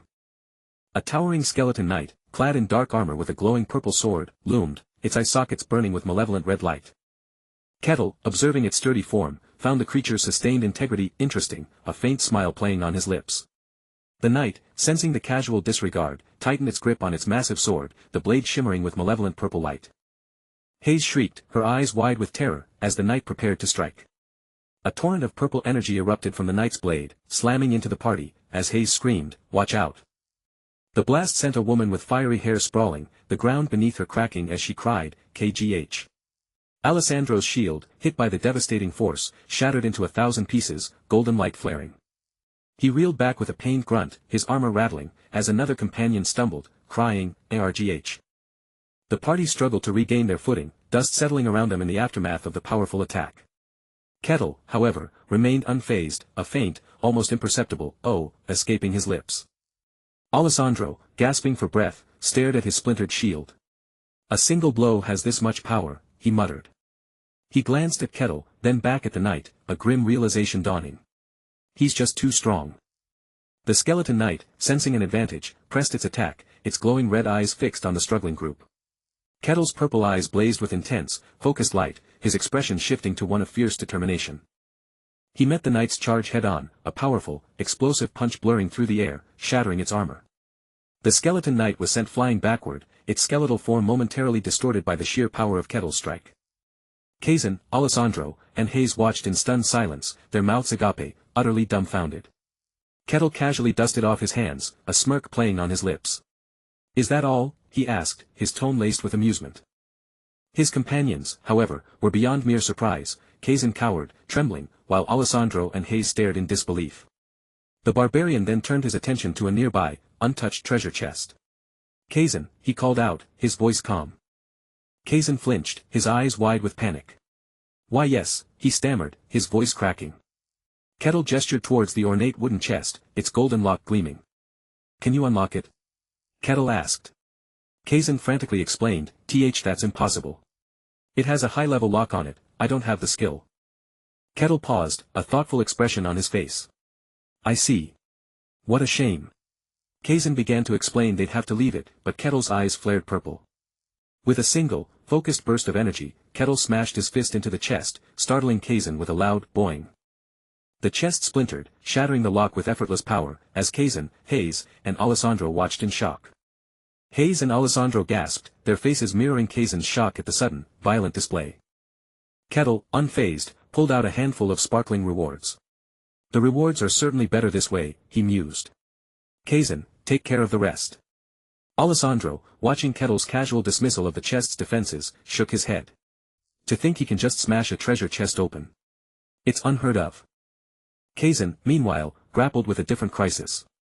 But if he could just break it, why did he ask me to unlock it, he wondered. As they continued, the cavern opened into a sun-dappled clearing, light filtering through the trees. Kettle, leading the way, suddenly paused, his senses picking up on something. What is it? He murmured. The ground beneath their feet trembled with a subtle, rhythmic thrum, the air thick with an unfamiliar energy. Kazan, still processing the dungeon's swift disappearance, explained that a perfect clear meant no secret rooms, a fact he seemed to regret. Kettle, the barbarian, looked genuinely surprised, asking if secret rooms even existed, to which Kazan hesitantly confirmed their rarity. A dangerous smirk spread across Kettle's face, the idea of secret rooms sounded fun, a sentiment that unnerved Kazan. Kazan could only stare, utterly bewildered by Kettle's insatiable curiosity, as the dungeon vanished, leaving them in a sun-dappled forest. A guard, clearly flustered by their impossible speed, burst into a room, gasping, "What? This fast?" Above the city walls, a moment of calm settled before the guard, now composed, cleared his throat for the official debrief. He inquired about the dungeon, and Kettle, with a satisfied grin, declared it very satisfying, much to the guard's surprise. Kettle's enthusiastic thumbs-up left the guard stammering, "Aye, is that so?" clearly taken aback by the barbarian's exuberance. The guard, regaining his composure, directed them to follow him one by one for the entry procedure into the fortified town. Inside, the nun, Hei's, calmly reported to the guard captain that there were no major issues with the dungeon clear. The captain, however, looked troubled, leaning forward to ask if the barbarian's presence in the domain was truly acceptable. Hei's hesitated, her voice trailing off as she vaguely suggested it, shouldn't it be fine, betraying her unease about Kettle. The captain's thoughts turned to the true purpose of the entry procedure, weeding out subversive elements, a task now complicated by Kettle. Kazan, attempting a confident smile, offered that Kettle doesn't seem the type to cause trouble, a nervous laugh escaping him. The captain mused that while the barbarian possessed monstrous strength, he hadn't harmed his party, making him unlike typical barbarians. Kazan then praised his companions, himself as an excellent rogue, Alexandro as a reliable warrior, and Hei's for her helpful prayers. The captain found their camaraderie unusual, noting that strangers forced into a dungeon party rarely had good things to say about each other. After a thoughtful pause, the captain made his decision, granting them entry into the domain. He sternly warned Kettle that permission was conditional, and any trouble would result in exile, to which Kettle respectfully agreed. The captain then produced a heavy sack of coin, the dungeon reward, instructing them to divide it amongst themselves, an unusual act of generosity. Kettle, eyes sparkling, clutched the sack, thanking the captain, who inwardly admitted he simply didn't feel like confiscating it this time. With a wide grin, Kettle announced his intention to divide the reward fairly, much to his companion's immediate dismay. Kazan, Hei's, and Alexandro recoiled in terror, frantically protesting that they were fine without a share, knowing Kettle did most of the work. Kettle, resolute, insisted on a fair division, reminding them they were a party, leaving his overwhelmed companions no choice but to accept. Then, with boundless enthusiasm, Kettle proposed a celebratory drink at a local pub, leaving his companions speechless. Kazan, Hei's, and Alexandro forced strained smiles and nervous laughter, inwardly pleading to be released from the barbarian's overwhelming generosity and celebratory plans. Meanwhile, a guard, having witnessed Kettle's raw power, stood transfixed, recalling the barbarian felling a skeleton knight in a single blow. He concluded that Kettle was monstrously strong, knight level or higher, an alien existence, truly the barbarian of legend. The head guard, his face grim, instructed a subordinate to stand watch while he reported this extraordinary news to the lord. The scene shifts to the Grand Castle, where a quill scratches across parchment by candlelight, hinting at the lord's scholarly pursuits. A soft knock echoed through the lord's chamber, and a deep voice commanded, "Enter." The door creaked open, revealing the first captain of the Barcan Guard, who strode in and bowed respectfully to his lord. Lord Luke Barcan, a man of authority with a neatly trimmed beard, looked up from his documents, inquiring, "What is it?" The captain, his voice tinged with awe and apprehension, reported the startling news: a barbarian has appeared in the domain. The grand hall of Lord Barcan's estate, adorned with glittering chandeliers, stood as a silent testament to power under a starlit sky. Inside, a tense interrogation began as Lord Barcan's voice cut through the opulent silence. "Did you grant him permission?" The head guard, visibly sweating, stammered a reluctant admission, believing it wouldn't be a major issue. Lord Barcan, seated regally, pressed further, his calm demeanor belying his growing concern. "Then what's the problem?" The head guard confessed, his voice tight, "He's strong. Strong enough to be a problem." Barkin's eyes narrowed, demanding clarification. How strong? The head guard revealed the astonishing feat. Kettle had dispatched a skeleton knight in a single blow. Barkin's eyes widened, comprehending the gravity of defeating such a formidable monster in one strike. He mused on the nature of barbarians, simple beings who solved everything through brute strength. Barkin's gaze sharpened, asking if the head guard considered Kettle first-rate. The head guard confirmed a high probability, admitting Kettle might be even stronger. With a heavy sigh, the head guard conceded, I cannot deny it. Barkin stroked his beard, deeming this powerful barbarian a potential headache, and commanded, summon him for now. The head guard, startled, questioned the wisdom of such a direct confrontation. Are you sure that's wise? Barkin asserted the need to assess the instability, stating he wished to see the powerful individual with his own eyes, despite the danger. His personal knight materialized, a silent, imposing presence, as Barkin confidently declared, I have my knight with me. The head guard flinched, acknowledging the unspoken power dynamic. Barkin turned to his knight, seeking his counsel. What are your thoughts? The knight, gripping his sword, dismissed Kettle as an ignorant barbarian, lacking true intelligence. He boasted of his own swordsmanship, honed by a great master, declaring Kettle nothing in comparison. Barkin nodded, a faint smile playing on his lips, and reiterated, summon the barbarian. I will speak with him myself. Meanwhile, Kettle and his companions enjoyed a tavern feast of roasted meats, cheeses, and frothing mugs. Kettle devoured a chicken leg with primal enthusiasm, his vigorous chewing echoing loudly. His companions, Alessandro, Kazan, and Hayes, watched him with a mix of awe and terror.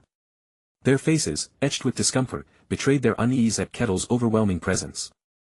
Kettle, oblivious, slammed his mug down, proclaiming the food delicious and the atmosphere quiet. He generously offered to treat them, urging them to eat as much as they liked. Hayes offered a nervous, forced laugh, while Alessandro and Kazan remained frozen in silent dread. Kettle turned to Alessandro, inquiring about his status. You're a holy knight, you said. Alessandro, flustered, admitted his divine power hadn't awakened yet, still being in training. Kettle, with a small sigh, expressed his disappointment. What a shame. He then turned to Hayes, asking about her deity, Kaloja, and if a temple was nearby. Hayes flinched, explaining Kaloja, the god of lies and deceit, was a shunned and unwelcome deity. Hayes, gathering her courage, addressed Kettle. Mr. Kettle. What is it? Alessandro and Kazan exchanged a look of profound apprehension as Hayes finally asked, just how strong are you, Mr. Kettle? Kettle paused, a piece of food still in his mouth, pondering the question with a thoughtful expression. He mused about his own strength since leaving the snowfields, then asked, how strong is a skeleton knight? Hayes explained that a second-rate warrior could face one, while a first-rate warrior, like Kettle, could defeat it. Kettle casually processed the information, musing, so that's considered second-rate, much to Hayes's dismay. A trembling tavern owner, echoing Hayes's sentiment, announced it was time for the shop to close. Kettle, realizing their discomfort, quickly apologized and agreed to leave. As they exited, the door's bell jingled, and Kettle asked if everyone had plans.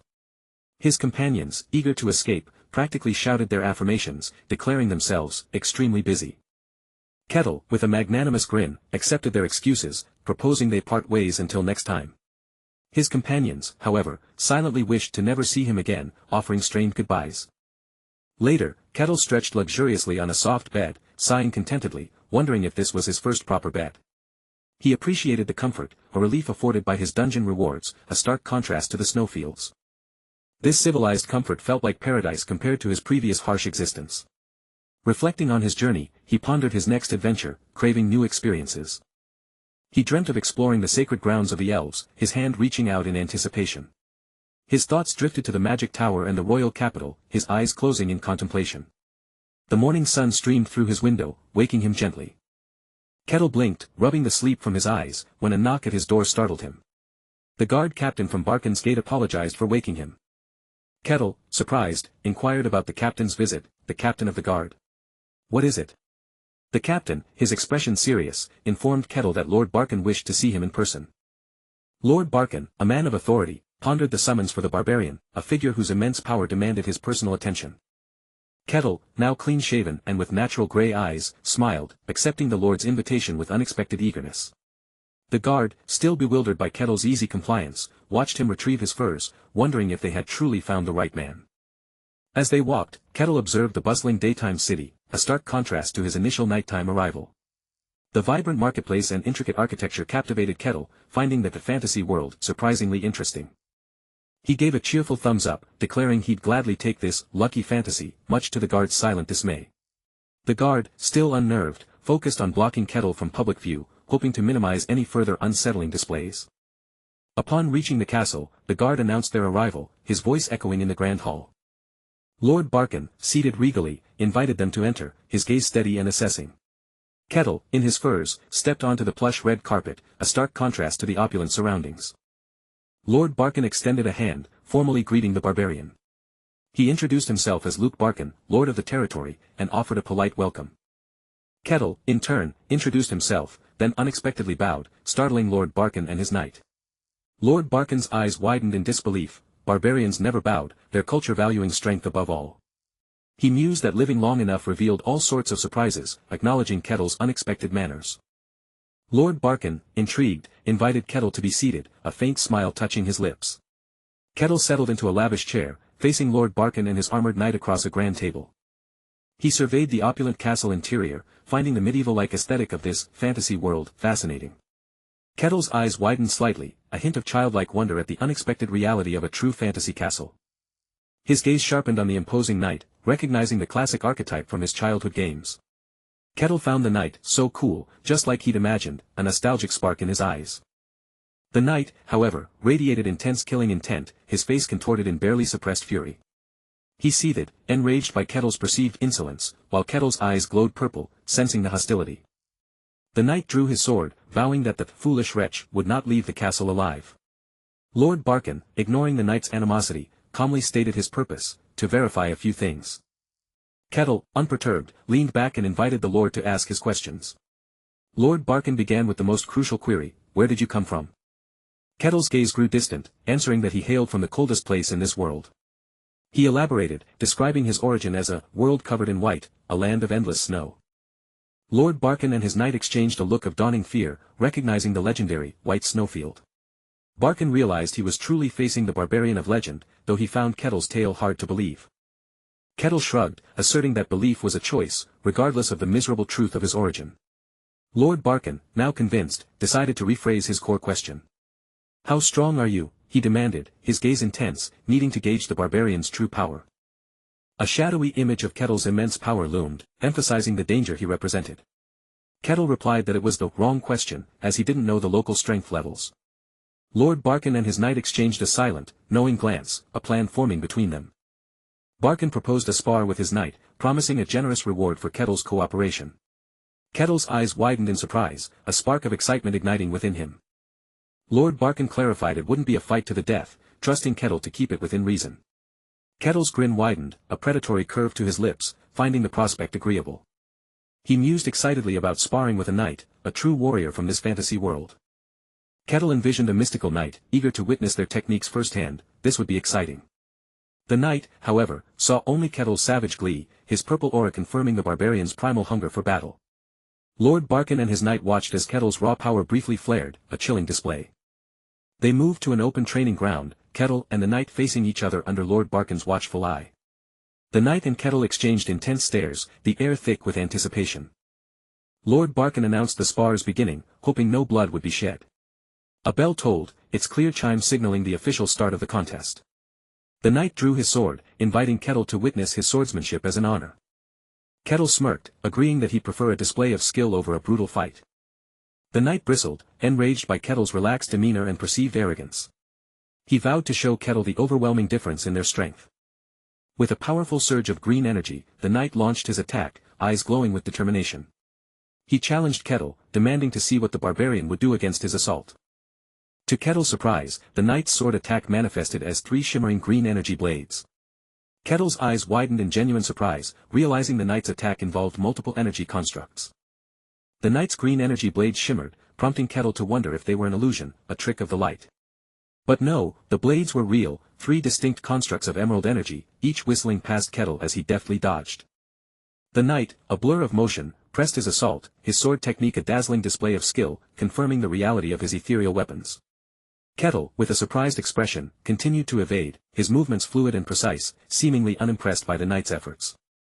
The knight smirked, confident in his assessment that Kettle could only barely dodge, finding the barbarian's defense impressive, yet insufficient. With a final flourish, the knight declared he had seen enough, preparing to end the spar with a decisive strike. Kettle's hand, however, moved with lightning speed, clenching into a fist, a subtle shift in his stance. He met the knight's final lunge not with a parry, but a focused punch, the impact reverberating with immense force. The knight's eyes widened in shock, a dawning realization of his miscalculation as the ground beneath him fractured. Kettle's single, devastating blow cratered the earth, sending the knight flying backward, his armor shattering on impact. The knight's hand twitched, his grip on his sword lost, as he lay stunned, the force of Kettle's strike leaving him breathless. He slid across the arena floor, a trail of debris marking his rapid, involuntary retreat from Kettle's power. The knight lay defeated, groaning in pain, his face contorted in a mix of shock and agony, blood trickling from his mouth. Lord Barkin, witnessing the swift, brutal end to the spar, gasped in utter disbelief, his eyes wide with shock. A massive fissure now split the arena floor, emanating from Kettle's single punch, a testament to his raw power. Lord Barkin stared, aghast, at his fallen knight, defeated in a single blow, questioning the monstrous power he had just witnessed. Kettle, however, merely smiled, a cheerful, almost innocent expression, asking if that was truly the extent of the knight's challenge. Lord Barkin, still reeling from the display, could only stare, speechless, at the barbarian's casual demeanor. He swallowed hard, the reality of Kettle's strength sinking in, a power far beyond anything he had anticipated. A barbarian capable of such strength, a superhuman force, could easily disrupt the delicate balance of the world. Lord Barkin resolved to report this to the sword master, Kane, hoping this extraordinary event would pique his interest. Suddenly, the sword master, Kane, appeared, his voice echoing, questioning what could possibly pique his interest. Lord Barkin turned, startled, as the aged sword master, Kane, entered the room, his presence commanding attention. Kane chuckled, commenting on Lord Barkin's distasteful hobbies, a subtle jab at his friend's penchant for sparring. Lord Barkin, rising from his throne, acknowledged Kane's remark, admitting one must find entertainment somehow. Sword Master Kane, with a knowing look, inquired about the matter that was supposedly so interesting. Lord Barkin bowed deeply, expressing his honor at Kane's sudden visit, and formally greeted the great sword master. Kane observed Lord Barkin with a sharp gaze, while the lord maintained a respectful, deferential posture. Meanwhile, the defeated knight lay in bed, groaning, his torn clothes revealing an unblemished chest, a testament to Kettle's mercy. Lord Barkin visited the knight, inquiring about his well-being, a concerned expression on his face. The knight, startled, quickly assured his lord he would recover, apologizing for his defeat. Lord Kane, now present, interjected, stating it was he who should apologize for his student's loss. Kane grumbled about his foolish student being defeated by a no-name barbarian, much to the knight's dismay. He then observed the knight's uninjured body, noting the complete absence of wounds despite the devastating impact. Kane realized Kettle had shattered the armor but spared the knight, a clear demonstration of controlled power and mercy. He explained to the knight that Kettle was no mindless brute, but someone who wielded immense power with precision. Kane concluded that Kettle's power far exceeded a knight's level, allowing him to show mercy, making him at least superhuman. Both the knight and Lord Barkin listened intently, their expressions reflecting a dawning understanding of Kettle's true nature. Lord Barkin swallowed, hesitant, as he prepared to ask Kane a delicate question about Kettle's power. He prefaced his question with an apology for its potential rudeness, acknowledging Kane's status as a sword master. Kane confidently asserted that despite Kettle's superhuman strength, he, a sword master, was still his superior. He pondered Kettle's ability to command such power without using aura, finding it truly remarkable. Kane and Lord Barkin discussed the impossibility of such power through normal means, wondering if it was unique to the White Wasteland barbarians. Lord Barkin confirmed Kettle's origin from the White Steppes, a fact he initially disbelieved, but now accepted. Kane mused on the implications of a barbarian from the White Wasteland, a place steeped in mystery and legend. He considered the legends of a legendary human from that desolate land, then questioned if Kettle was truly human. Kane's thoughts drifted to images of monstrous, purple-eyed beasts, suggesting Kettle might be something else entirely. He quickly dismissed the unsettling thought, Lord Barkin looking on, confused by Kane's sudden shift in demeanor. Kane reasoned that if Kettle were truly a monster, he wouldn't have shown mercy to a human, concluding he must have been mistaken. Still, the White Wasteland's timing was peculiar, why would someone from there appear now, of all times? Lord Barkin, noticing Kane's pensive expression, inquired if anything was troubling the sword master. Kane brushed it off, hinting at the Emperor's peculiar requests, a matter for another time, his gaze distant. A flashback image of a lone figure in armor, facing a snowy mountain pass, underscored the Emperor's strange demands. Kane reassured Lord Barkin not to worry about it now, and the Lord simply acknowledged his words. Kane then asked if the barbarian was still within the domain, and Lord Barkin confirmed his continued presence. With a determined look, Cain declared he would see this barbarian for himself, his curiosity now fully engaged. The grand cathedral of the Barcan domain gleamed under a brilliant, sun-drenched sky, its twin spires reaching towards a heaven dotted with soft, white clouds. Inside the castle, a helmeted guard cautiously asked the burly warrior, Kettle, about his next move, sensing a restless energy. Lord Barcan, seated on his throne, rewarded Kettle with a pouch of gold and promised non-interference in his territory. Kettle mused about needing official status, finding constant dungeon exploration in new territories problematic. The guard suggested finding a high-status sponsor or becoming a mercenary, prompting Kettle's intrigued or. The guard explained that a mercenary could earn official status through a strong track record and guild recognition. He cautioned that low-level mercenaries were mere errand boys, suggesting a sponsor was more fitting for Kettle's strength.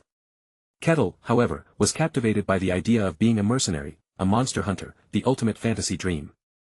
A primal thrill coursed through him as he eagerly asked where to go to become a mercenary. The guard, startled by Kettle's enthusiasm, stammered, remembering the guild hall's location. Kettle, with a mischievous glint in his eye, asked the bewildered guard to show him the way. Mercenaries, often romanticized, were in reality at the bottom of society, their lives far from glamorous. Even skilled mercenaries often died in unidentified dungeons, serving as fodder for dangerous, dirty work. The mercenary guild hall was a chaotic scene, with two burly men locked in a furious, noisy brawl. One brawler roared, "You wanna go?" his face contorted in anger, ready to strike again. His opponent, equally enraged, shouted, "Bring it on, you little shit," as the fight escalated. Spectators casually placed bets, one rooting for the right, another for the left, unfazed by the violence. The brawl continued, a blur of flailing limbs and angry shouts, as Kettle's party entered.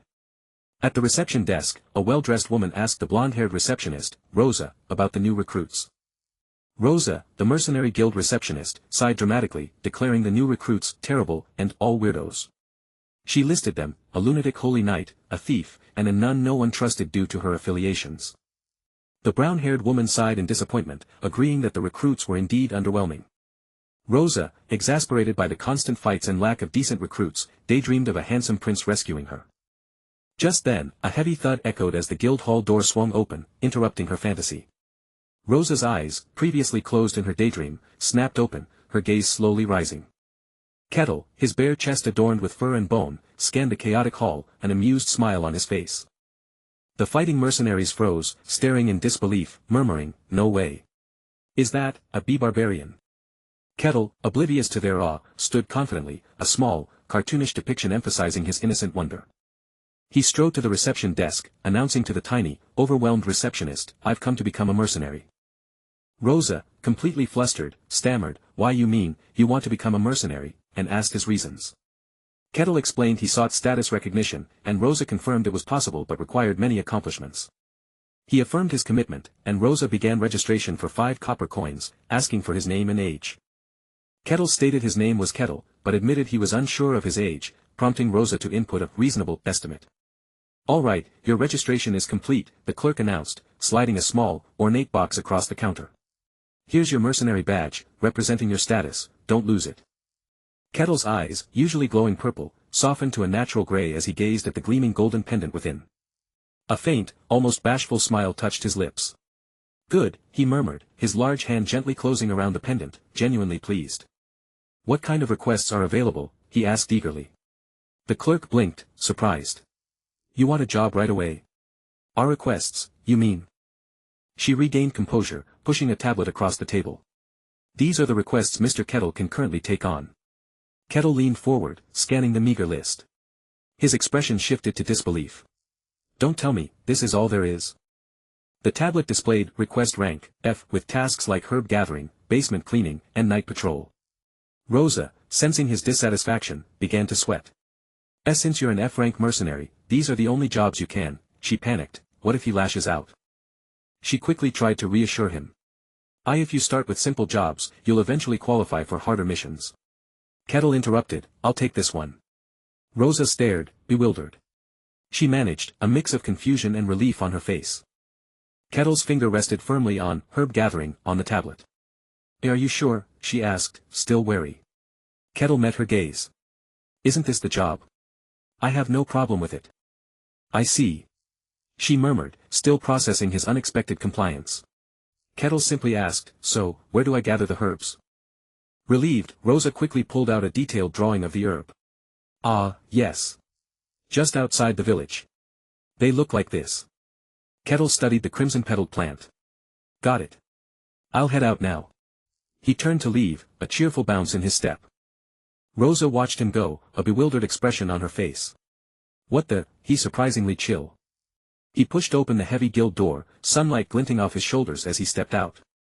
Behind the counter, another clerk, a woman with pink hair, poked her head out, whispering to Rosa. Mom.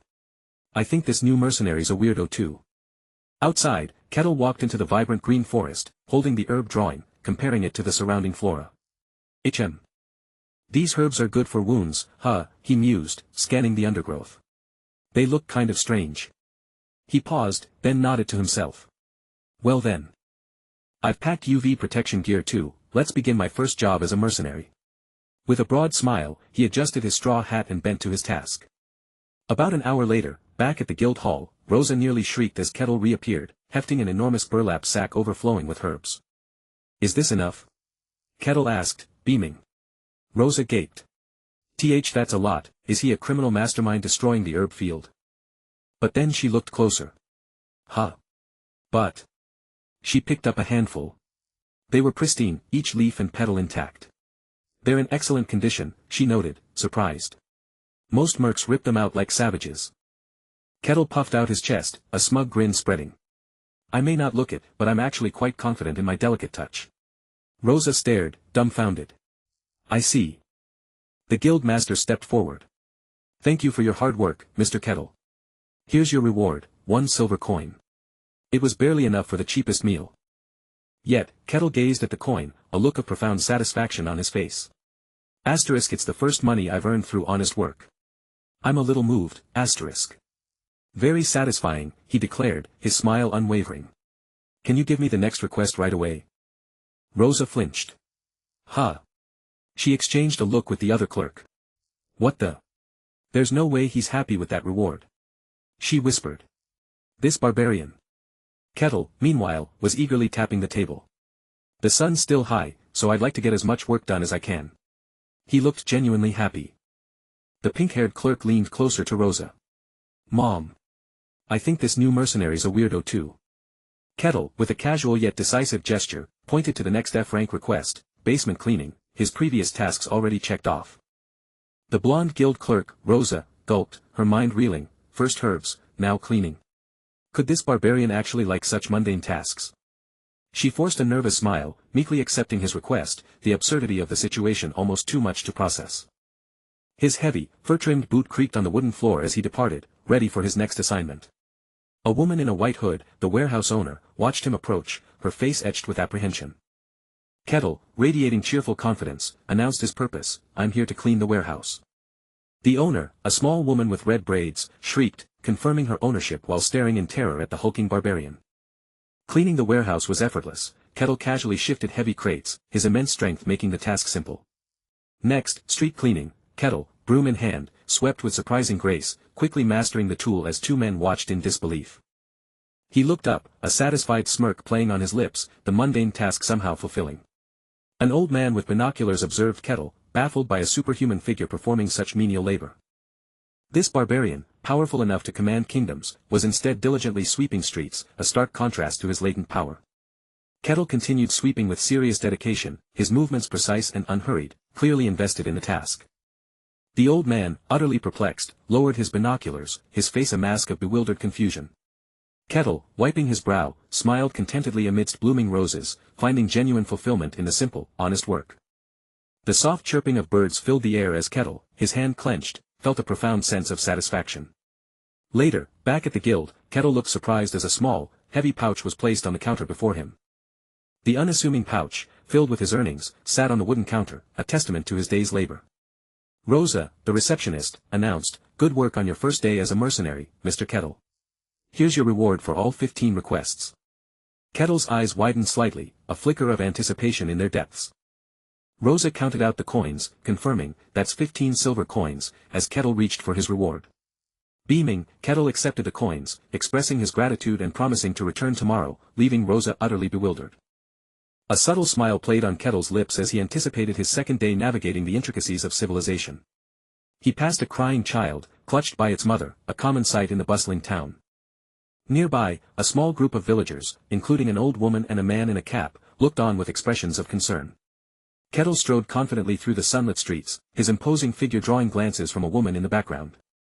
His fur-trimmed boots paused, a new sight catching his attention. He murmured, a hint of wonder in his voice, "That's..." His gaze settled on an elegant, multi-storied building, a library. The small bell above the door jingled as he entered, startling the librarian, who looked up, her expression shifting from welcome to alarm. Kettle, his eyes glowing purple, asked politely, "Would it be all right if I read some books?" The librarian shrieked in terror. Kettle, his purple eyes still glowing, politely asked the librarian if he could read, then calmly approached a towering bookshelf filled with ancient tomes. He settled into a chair, a faint, almost imperceptible smile playing on his lips as he opened a modest book, its pages rustling softly. The librarian, a small, bespectacled woman, watched him from her desk, utterly bewildered by the sight of the barbarian reading. Swordmaster Kane, observing from a shadowed corner, found the sight of a brutish barbarian reading utterly perplexing, questioning if this was a new breed. He pondered if Snowfield barbarians were somehow different, or if this particular individual, Kettle, was simply an anomaly, uniquely special. Kettle, oblivious to the scrutiny, tapped a finger against a page in a history book, absorbing the information. He learned the Empire had won the war, recalling Mylina Akasha's past attempt to sell weapons to the kingdom. The Empire's power was immense, having reduced the Varkan kingdom to a mere vassal state, its banners now dominating the landscape. Its aggressive expansion had already devoured half the human world, relentlessly consuming everything in its path, like a shattered reflection. A world conquest, Kettle mused, a faint hum of intrigue escaping his lips as he absorbed the vast geopolitical shifts. But human affairs, while informative, held only fleeting interest. His gaze sharpened, seeking something far more captivating. He decided to delve into the mysteries of non-human races, his fingers tracing the gilded title of a new book. As he turned the pages, a fantastical world unfurled, revealing that the mythical creatures and places he read about actually existed. The book detailed wonders like the dwarven cave of Mantamia, overflowing with rare ores, and the ethereal fairy village of Pisarapia. It also spoke of the sky city of the Celestials, Lagimiria, and the ultimate, unreachable sanctuary of all elves, Elfo Sagrado. A wry smile touched Kettle's lips. He realized he had already acquired an incredible qualification to visit the elven sanctuary. A fresh wave of surprise washed over him as he discovered the existence of demon zones, places like the Snowfield, filled with alien things. These demon zones, rejecting human presence, teemed with twisted entities, 5 of them exceptionally vast and dangerous. Among them were the silent forest, which dyed all things in stillness, and other realms of profound, unsettling power. The abyss, a fiery chasm dragging the world into evil, was another terrifying example of these forbidden zones. Then there was the deep sea, a mysterious underwater realm where strange primates breathed and lived. The hollow pit, a swirling vortex where nothing existed, represented another of these dangerous, otherworldly regions. And finally, the white snowfield itself, home to terrifying aberrations, though thankfully these demon zones could not cross into the human realm. Kettle leaned back, exhaling slowly, marveling at the sheer size of this world, with multiple enormous zones like the snowfield. Concluding he had gleaned all available information, Kettle stacked the books neatly, startling the librarian with his sudden movement. He thanked her with a genuine smile, his eyes momentarily losing their purple glow, as the flustered librarian stammered her reply. Stepping back into the bustling mercenary guild hall, the heavy door chimed softly behind him, signaling his return.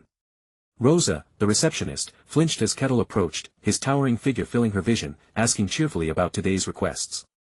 Visibly shaken, she quickly thrust a stack of request forms into his eager hands, bewildered by his disarming, almost childlike enthusiasm. From his vantage point, Kane, who had followed Kettle, watched the exchange, his brow furrowed in deep thought, confirming, he really is strange. The swordmaster adjusted his hood, a flicker of resolve in his ancient eyes, deciding he would have to confront Kettle directly. The full moon cast a serene glow over Barkan's snow-dusted streets as Kettle's heavy boots crunched softly, signaling his contented return after a productive day.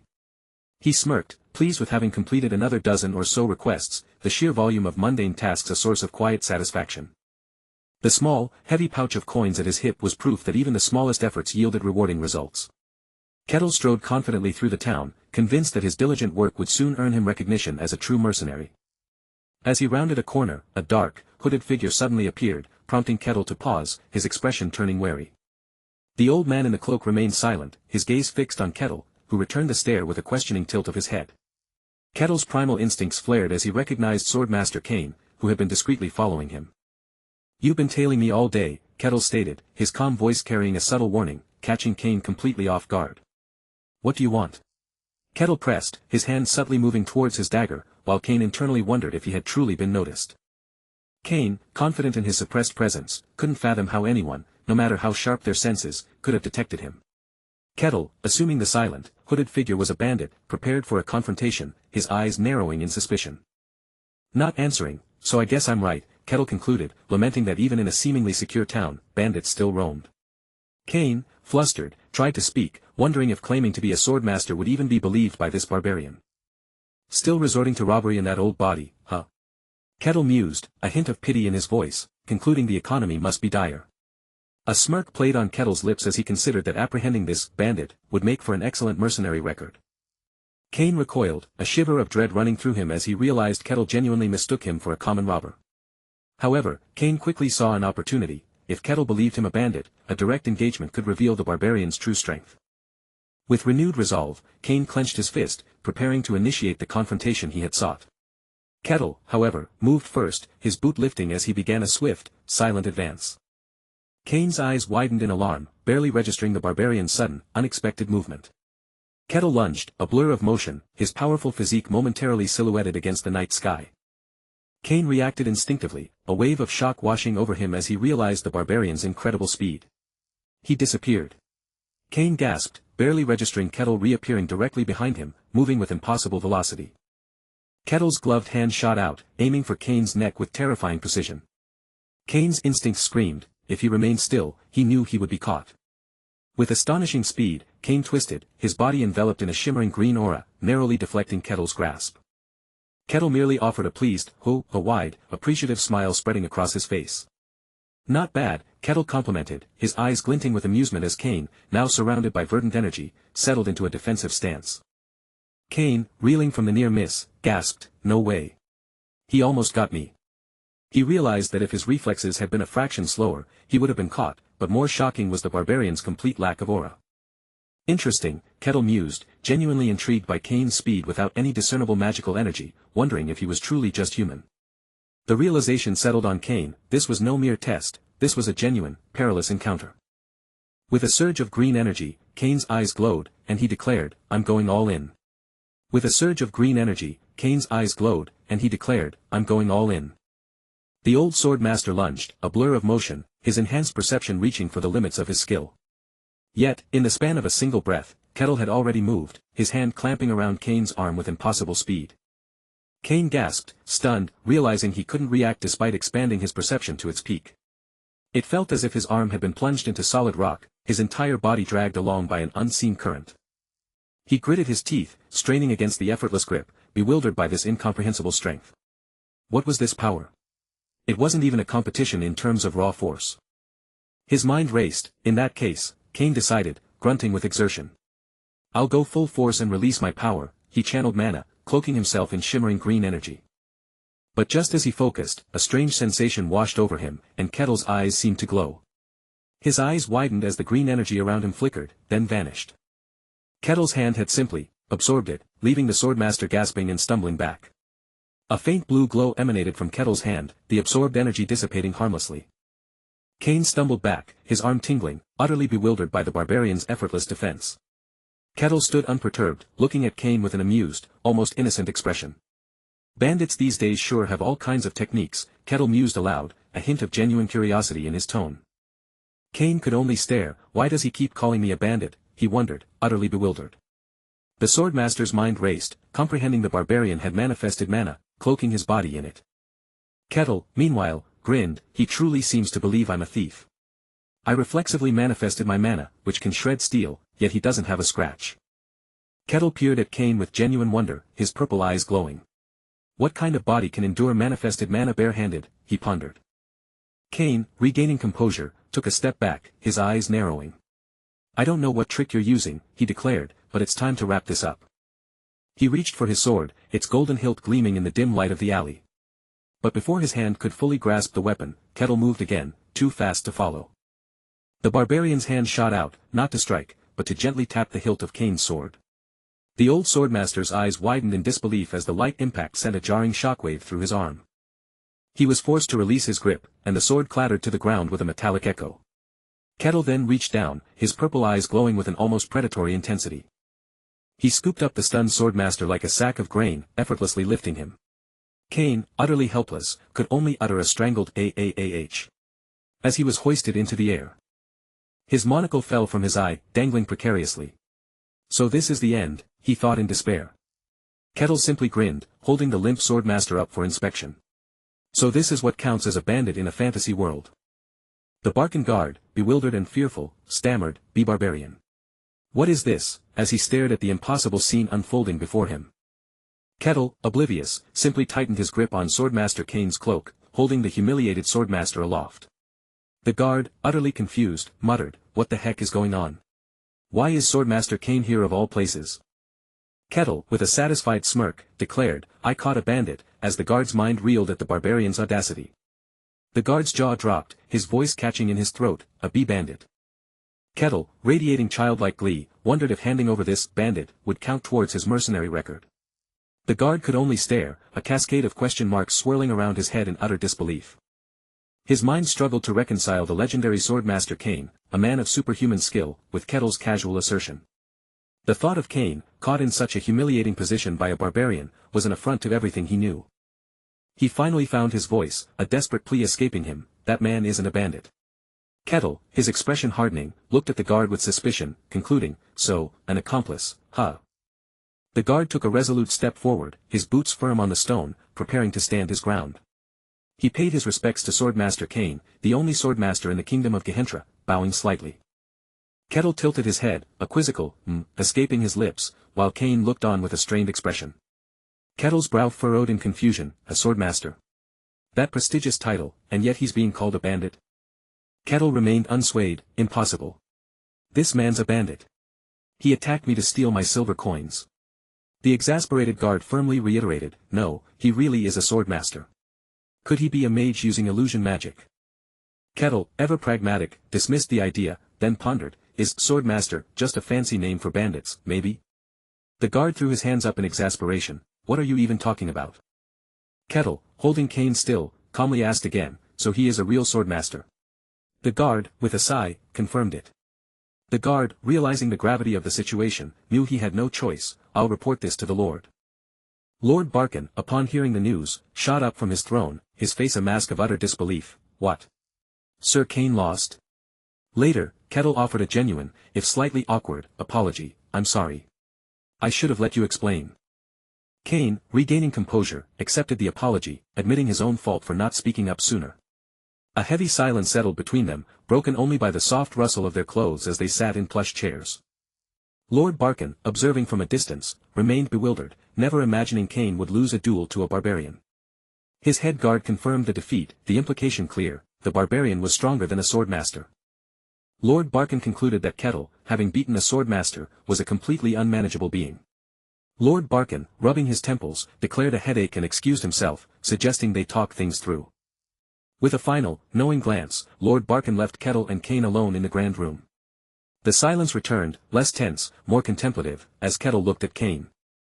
Cain, sipping from a teacup, found the situation profoundly humiliating, his pride was in tatters. He decided to formally introduce himself, extending a hand over his chest. "I am Swordmaster Cain." Kettle, ever direct, asked if Swordmaster was his surname.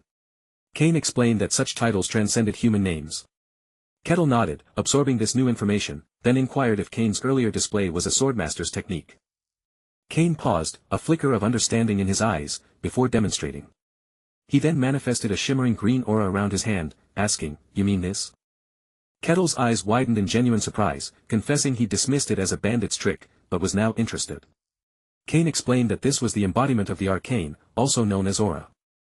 Kettle, his curiosity piqued, asked if that was what he had witnessed earlier, a green aura surrounding Cain. Then, with a burst of enthusiasm that startled Cain, Kettle clapped his hands. "How do I learn to use it?" Cain, taken aback, explained that one basically had to manifest it by controlling the arcane. Kettle, connecting the dots, asked if the arcane was like mana. Cain clarified that arcane referred to mystical energy itself, used as aura by swordsmen and mana by mages. Kettle's smirk broadened, so both swordsmen and mages use the same force called arcane. He then earnestly asked if Kane would teach him that skill, admitting his lack of knowledge. Kane, utterly flabbergasted by the request, could only stammer an "oh okay." As Kettle's eyes glowed. A thought struck Kane, "But, do you really need my guidance? Aren't you stronger than me?" Kettle, completely missing the implied compliment, simply shrugged, "I just swing blindly, that's all." Kane, despite his defeat, found a spark of hope, resolving to teach the barbarian and reclaim his shattered pride. With renewed purpose, Kane agreed, declaring himself a swordmaster who was but half a man without his sword. Kettle, however, misunderstood entirely, "No wonder you were so weak. It's because you didn't use your sword." Kane's monocle almost fell off in shock as Kettle continued, "I thought something was off, to be called a swordmaster with just that level of strength." Kettle, still missing the point, offered a comforting thought, "If you'd used your sword, you might have actually won." Kettle, beaming with anticipation, declared he was looking forward to it, while Kane felt a profound sense of dread. Swordmaster Kane began his instruction, explaining true swordsmanship wasn't brute force, but manipulating arcane aura, a fantastical concept. He then challenged Kettle, asking what the barbarian observed during his fight with the Barcan Knight. Kettle recalled the knight's sword strike splitting into 3 distinct, real attacks, not mere illusions. Kettle, absorbing the information, recognized this as the embodiment Kane spoke of. He understood it was a technique based more on skill than strength, which Kane affirmed. The swordmaster elaborated, explaining that swordsmanship at its pinnacle merged sword and aura, making one a swordmaster. As if to punctuate his point, Kane's sword flared with vibrant green energy. Kettle's eyes widened in genuine awe, "Oh, so that's aura." Kane stammered a bewildered, "Why yes." The swordmaster cleared his throat, attempting to regain composure, a silent internal struggle playing out. He vowed to demonstrate the abstract concept of embodiment of illusion and reality directly, despite the absurdity of teaching a barbarian. Kane brandished his sword and, with a swift, powerful motion, unleashed a devastating strike. A torrent of crackling green energy erupted from his blade, tearing through the very air and ground. Kettle watched, captivated, his expression one of focused observation. The attack manifested not as one, but 5 distinct energy blades, each a tangible force.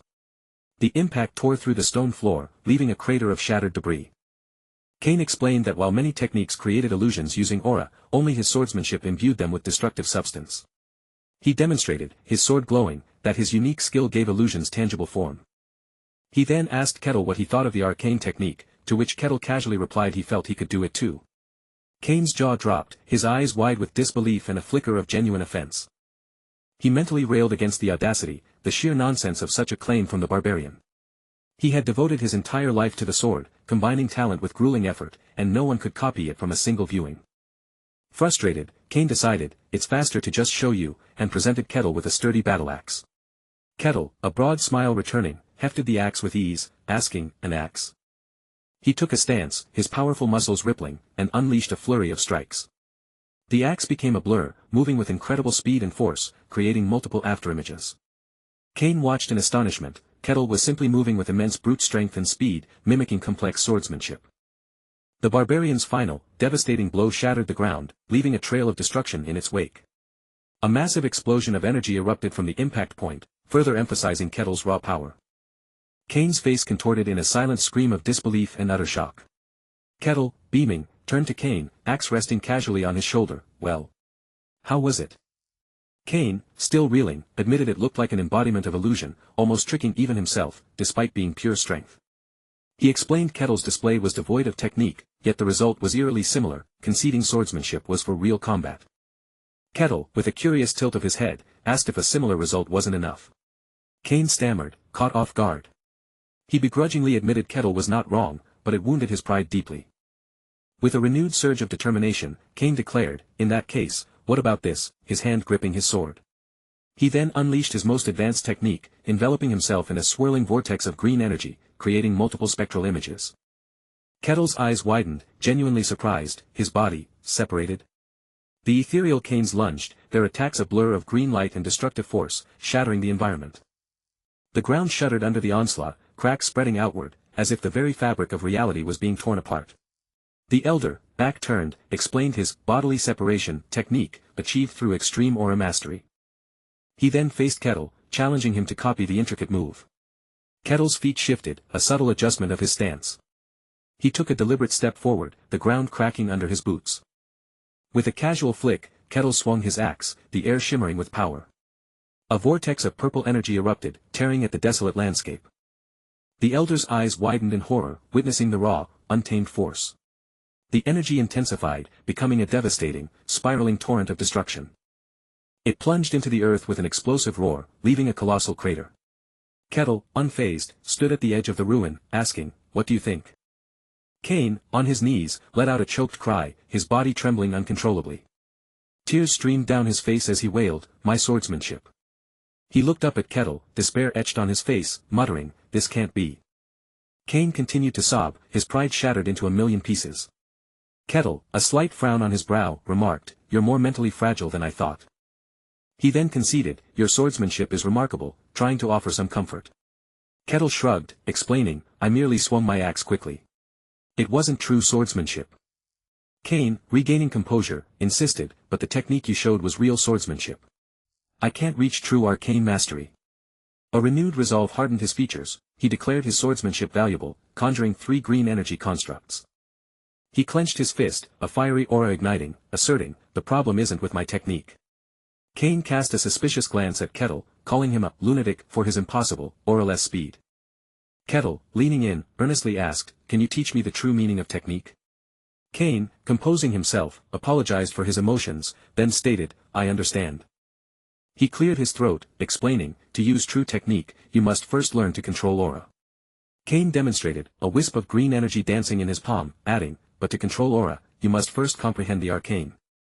He illustrated with images of a mage and swordsman, noting, "Only those who believe in gods are exempt." Kettle mused aloud, "Ah, divine power is a separate thing, then." Cain nodded, explaining that divine power comes directly from gods, unrelated to individual ability. "Ho," Kettle murmured, a look of profound fascination on his face. Cain continued, defining the arcane as the mysterious power within oneself, emphasizing its wield determines everything. He stressed that understanding the arcane was the foundation of all fantasy powers. He then focused on arcane perception, the stage of knowing, awakening to, and sensing the arcane. Kettle interjected, "Not just anyone can sense the arcane." Cain shook his head, "Unless one has talent, they can't even feel it." He introduced a hierarchy, stating, "Those who can sense the arcane, we call them third class." Cain elaborated on the 5 grades of arcane handling, with third class being the first level. He concluded by outlining the 5 broad categories: third class, second class, first class, superhuman, and hero. Kettle's eyes widened, a flash of realization crossing his face as a memory stirred. Cain, ever pragmatic, cautioned that these were just convenient classifications with fluid boundaries. "Got it," Kettle replied, a confident smirk touching his lips, "Then let's begin." Cain, serious and determined, announced, "The first step of the arcane perception. Feel everything around you," Swordmaster Cain instructed, his eyes closed, urging Kettle to awaken a new perception. "Expand your senses to the fullest." He guided Kettle to perceive the wind, the earth, and a separate presence within nature's sway, painting a vivid mental landscape. Kettle sat in a meditative pose, a faint shimmer of energy pulsing around him as he concentrated intently. He remained still, attempting to grasp the subtle forces Cain described, the energy around him momentarily intensifying. After a moment, Kettle's eyes opened, a blank expression on his face. "I don't feel anything," he stated, disappointing Cain. Cain blinked in disbelief. "Oh really?" he stammered, surprised someone of Kettle's strength couldn't sense the arcane. He mused that while strength didn't guarantee arcane perception, Kettle seemed an unusual exception, perhaps due to his unique nature. Cain stroked his beard, wondering if Kettle's inability was a peculiarity of the White Wasteland. Kettle shrugged, admitting no one from his wasteland had ever sensed the arcane, confirming its foreignness to his people. Acknowledging the difficulty, Cain decided to channel energy directly into Kettle to open his path to the arcane. Kettle's eyes widened with excitement. "You're going to transfer aura?" he asked, a childlike wonder in his voice. Cain simply nodded, confirming his intention to directly infuse Kettle with arcane energy. "All right, ready yourself," Kettle exclaimed, eagerly preparing for the experience, a hint of nervousness showing. Cain moved behind Kettle, his posture indicating he was about to begin the transfer. "Now, relax completely, and focus inward," Cain instructed, placing a hand on Kettle's shoulder. "Feel the mana I'm channeling into you," Cain commanded, beginning the infusion, his hand glowing faintly. Cain's eyes widened in shock. "What a body!" he muttered, overwhelmed by Kettle's physical density. He recoiled, pulling his hand back in disbelief. "Is he even human?" Cain exclaimed, genuinely fearful. "It feels like solid stone." How compressed is this muscle mass? Is he really human? Cain wondered aloud, utterly astonished. Kettle, sensing Cain's distress, looked over his shoulder, a concerned expression on his face. Cain. Cain shook his head, snapping out of his daze. Ah, apologies. My mind wandered. Let's begin, he said, regaining composure. Cain extended his palm, a shimmering green aura emanating, explaining he would start the aura flow to awaken the arcane path. As Cain attempted the connection, his expression shifted from confidence to confusion. What the? I can't find the arcane path inside his body, Cain realized, pressing his hand more firmly, no, more precisely. I can't reach it. Cain's face was a mask of bewilderment, he simply couldn't access Kettle's inner arcane pathways. He described the sensation as swimming in a deep abyss, his aura crushed by immense pressure, concluding, it won't work. Kettle, startled by the abrupt stop, turned to Cain, utterly confused. Huh? What do you mean, won't work? Kettle demanded, a flash of anger in his eyes. Are you saying I lack the talent? No, not that, Cain quickly clarified, explaining that channeling aura wasn't enough, Kettle needed to awaken the dormant force within. Cain illustrated the concept, finding the internal path to awaken the dormant arcane force. I know that, Kettle retorted, his anger subsiding into frustration, looking at Cain expectantly. But I couldn't find your path to the arcane. What? Kettle exclaimed, the realization hitting him hard. Kettle's face was a mask of disbelief. You mean I can't sense the arcane at all? No, that's not it, Cain corrected, pacing. I couldn't even confirm if it's there. What does that mean? Cain looked at Kettle with a new, unsettling understanding. Your body is unnatural. He explained that Kettle's body was too dense for his aura to reach the arcane path deep inside, a phenomenon he'd never encountered. Kettle sighed in crushing disappointment. Ha! Even a swordmaster can't help, huh? He muttered, the weight of his unique existence settling. Kettle, his face etched with concern, asked if he'd never gained the arcane, to which Cain replied, it's hard to say. Cain further explained he couldn't confirm if the path existed within Kettle and suggested consulting a more skilled swordmaster or visiting the mage tower. Kettle's shoulders slumped, prompting Cain to apologize, but Kettle quickly reassured him, no, it's fine. A thoughtful expression crossed Kettle's face as he acknowledged, there's still a chance. That's enough for now. He then looked up, a genuine smile replacing his earlier dejection, ready to continue their conversation. Kettle, beaming, expressed his gratitude, still. I've learned a lot thanks to you. I appreciate it. Cain, reflecting on his past experiences, recalled the uncontrollable, violent nature of other barbarians, who were cast out by society. However, this barbarian was different, prompting Cain to ask, would you ever consider joining this kingdom? Kettle, confused, asked for clarification, and Cain explained he meant pledging loyalty for rank, extending his hand in earnest. Cain emphasized Kettle's potential to rise high with his strength, even offering his sponsorship, but Kettle smirked. Kettle, his eyes glowing with stubborn intensity, refused the offer, stating, I don't want to be tied down. Cain imagined Kettle as a towering, powerful figure, capable of shaking the Empire's control, a force to be reckoned with. Cain persisted, asking if noble rank wouldn't tempt him, watching as Kettle pondered the question. Kettle's signature smirk returned as he declared, I choose, to enjoy my own freedom. Cain's eyes widened in understanding, a slow breath escaping him as he accepted Kettle's decision. Kettle, still beaming, extended his hand, thanking Cain and promising not to forget his kindness. Cain watched as Kettle, his steps light and carefree, descended the grand, sparkling staircase of Barkin Castle. Alone in the opulent hall, Cain closed his eyes, muttering, I was being ridiculous. He realized controlling Kettle was impossible, acknowledging the barbarian acted solely by his own will, his thoughts a mystery. Cain shuddered, concluding that Kettle, a being from the demon realm, a barbarian of the White Wasteland, was even more difficult to comprehend. A heavy sigh escaped Cain's lips, laden with a newfound dread about Kettle's true nature.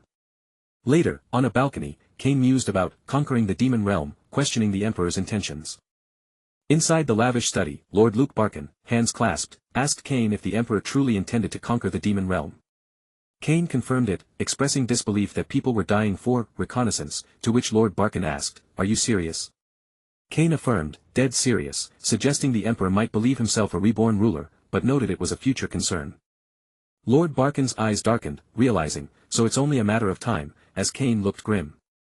Cain advised preparedness, stating, this land is still part of the Empire, we could be summoned any time. Cain leaned back, rubbing his temples, lamenting the world's mess and the Emperor's half-mad state. Lord Barkin looked up, a sharp glint in his eyes, sensing a deeper truth. He asked Cain, could it be, are the rumors true, his voice barely a whisper. Cain's expression grew grim as he confirmed, yeah. The demons have started to move. He added that dungeon outbreaks were abnormal, with rumors of the demon realm's taint leaking out, showing shadowy beasts and serpentine horrors. Cain concluded, something's happening. And whatever it is, it's bad for humans, as images of dark, ethereal figures appeared. Cain paused, a wry smile touching his lips, suggesting, then again, maybe the strangest thing is already among us. Lord Barkin's eyes narrowed, a profound unease settling over him, as he conceded, true. He then looked at Cain, asking, what do you think, about the barbarian? Cain looked away, his expression unreadable, admitting, at the very least, he's not an enemy. But, beyond that, I can't say. The Barkin domain basked in sunlight, its lion-crested banners fluttering, a picture of mundane order contrasting Kettle's recent chaotic adventures. Kettle strode through the sun-drenched streets, his powerful frame moving with a rhythmic gait, his grey eyes observing the world. A mother quickly shielded her child, their wide eyes fixed on Kettle, who tilted his head in mild confusion at their fear. A well-dressed man stumbled back, his face paling as Kettle passed, further highlighting the barbarian's unsettling presence. Kettle paused, a thoughtful frown creasing his brow, pondering the townsfolk's reactions to him. He wondered if his beast-hide attire was the cause of their fear, questioning if his clothes were proper enough.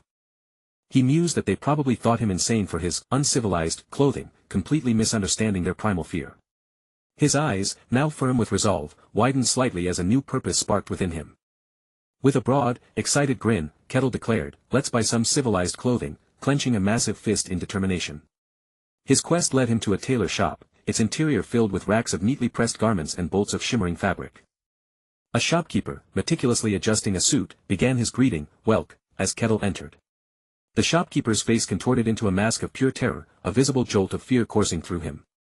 Kettle, oblivious to the dread, stated his purpose, "I'd like to buy some clothes," his eyes flaring with purple energy. The terrified shopkeeper stammered, "I am sorry, but I don't think we have anything in your size." Kettle's brow furrowed, That's troublesome. So there's no way. The shopkeeper offered a custom order, which Kettle readily accepted.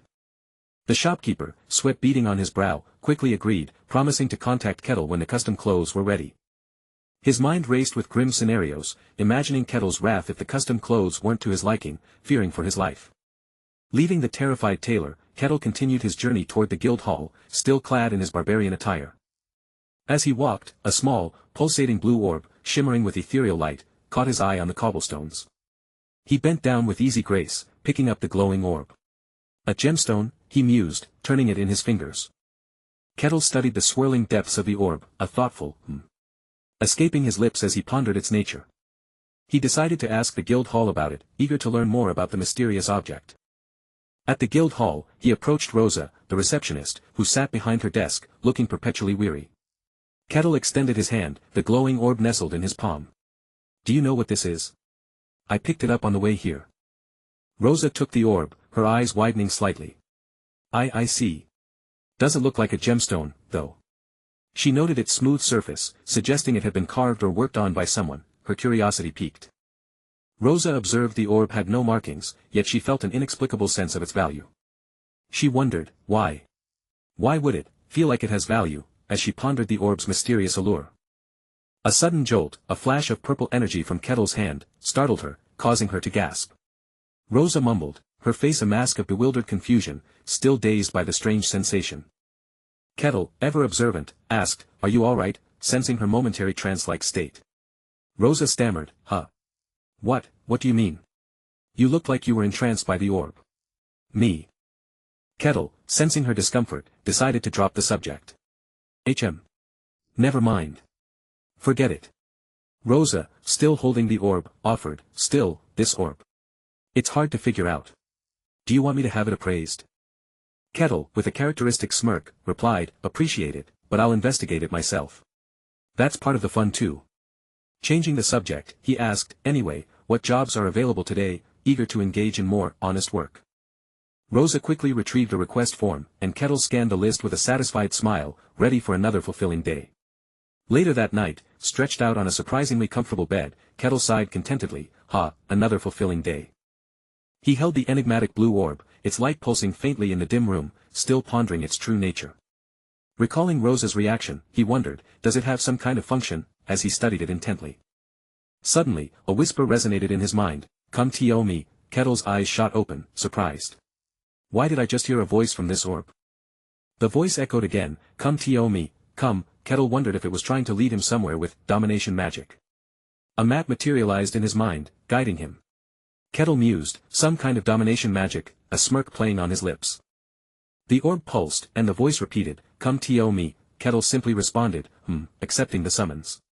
He looked out the window at the moonlit sky, then decided, I guess I'll go then, embracing the new adventure.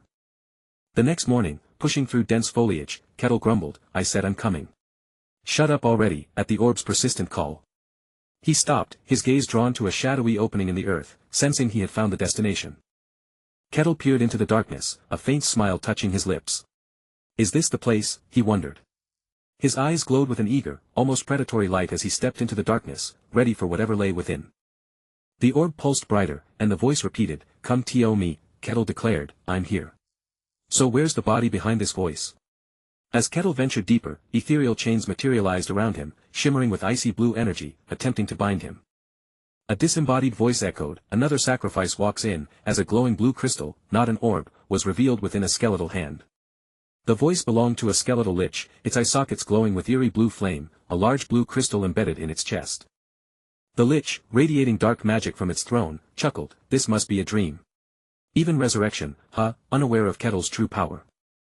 In the distant past, during an age of devastating war, a malevolent mage secretly manipulated countless kingdoms, orchestrating their downfall. Eventually, his atrocities provoked heroes who hunted him down, but the cunning mage transferred his soul into a life vessel, becoming a lich. This skeletal lich, a being undying until its vessel is destroyed, now wielded dark power, its chest glowing with a blue crystal. Thus, the once world-dominating evil mage, now a lich, began plotting his resurrection, spreading bewitching orbs across the land. He needed many lives for sacrifice, settling near a remote fief to slowly lure unsuspecting victims with his glowing blue orbs. These sacrifices would form the mana core for his revival, bringing him closer to conquering the world with immense power. The lich, observing the remote village, wondered why a barbarian was here, as this secluded territory was chosen to grow his power in secret. The presence of a barbarian in this hidden place was highly unusual, sparking a flicker of confusion in the lich's ancient mind. He mused that this creature from the north, judging by his size, would make a fine offering, holding a glowing blue image of Kettle. The orb, enchanted to lure only those ignorant of the arcane, confirmed his assumption, anyone drawn was not awakened to magic. Therefore, this barbarian must be an ordinary soul with no arcane sense, his unaffected demeanor merely a fluke. The lich, holding a glowing blue image of Kettle, commanded, "Come, O barbarian, become the foundation for my glorious resurrection." Kettle, guided by the orb's whispers, stood before an ancient, studded wooden door, sensing this was the fabled place. He pushed the heavy door open, a low creak echoing as he stepped into the cavern, his eyes adjusting to the dim light. Before him, on a raised dais, sat the skeletal lich, its blue eyes glowing, staff in hand, radiating ancient, cold power. Kettle's eyes widened. A lich. A real lich, he muttered, recognizing the ultimate fantasy villain from countless stories. The lich, surprised by Kettle's composure, rasped, "What are you? Don't tell me you weren't lured by the orb." Kettle smirked, glancing at the scattered bones, realizing, aha. So that's how he's been luring people here. The lich's glowing eyes narrowed. What the? I don't sense any arcane from him. He's just a normal barbarian. In that case. The lich concluded Kettle must possess a high-grade mental protection artifact, powerful enough to block even its senses. It accused Kettle of stumbling upon a rare artifact, but Kettle, genuinely confused, insisted, "I don't have anything like that." The lich scoffed, raising its staff, "You think you can lie to me? You could have died painlessly, but now. I'll have to crush you by force." Kettle stood calmly as two skeletal warriors began to reassemble behind him.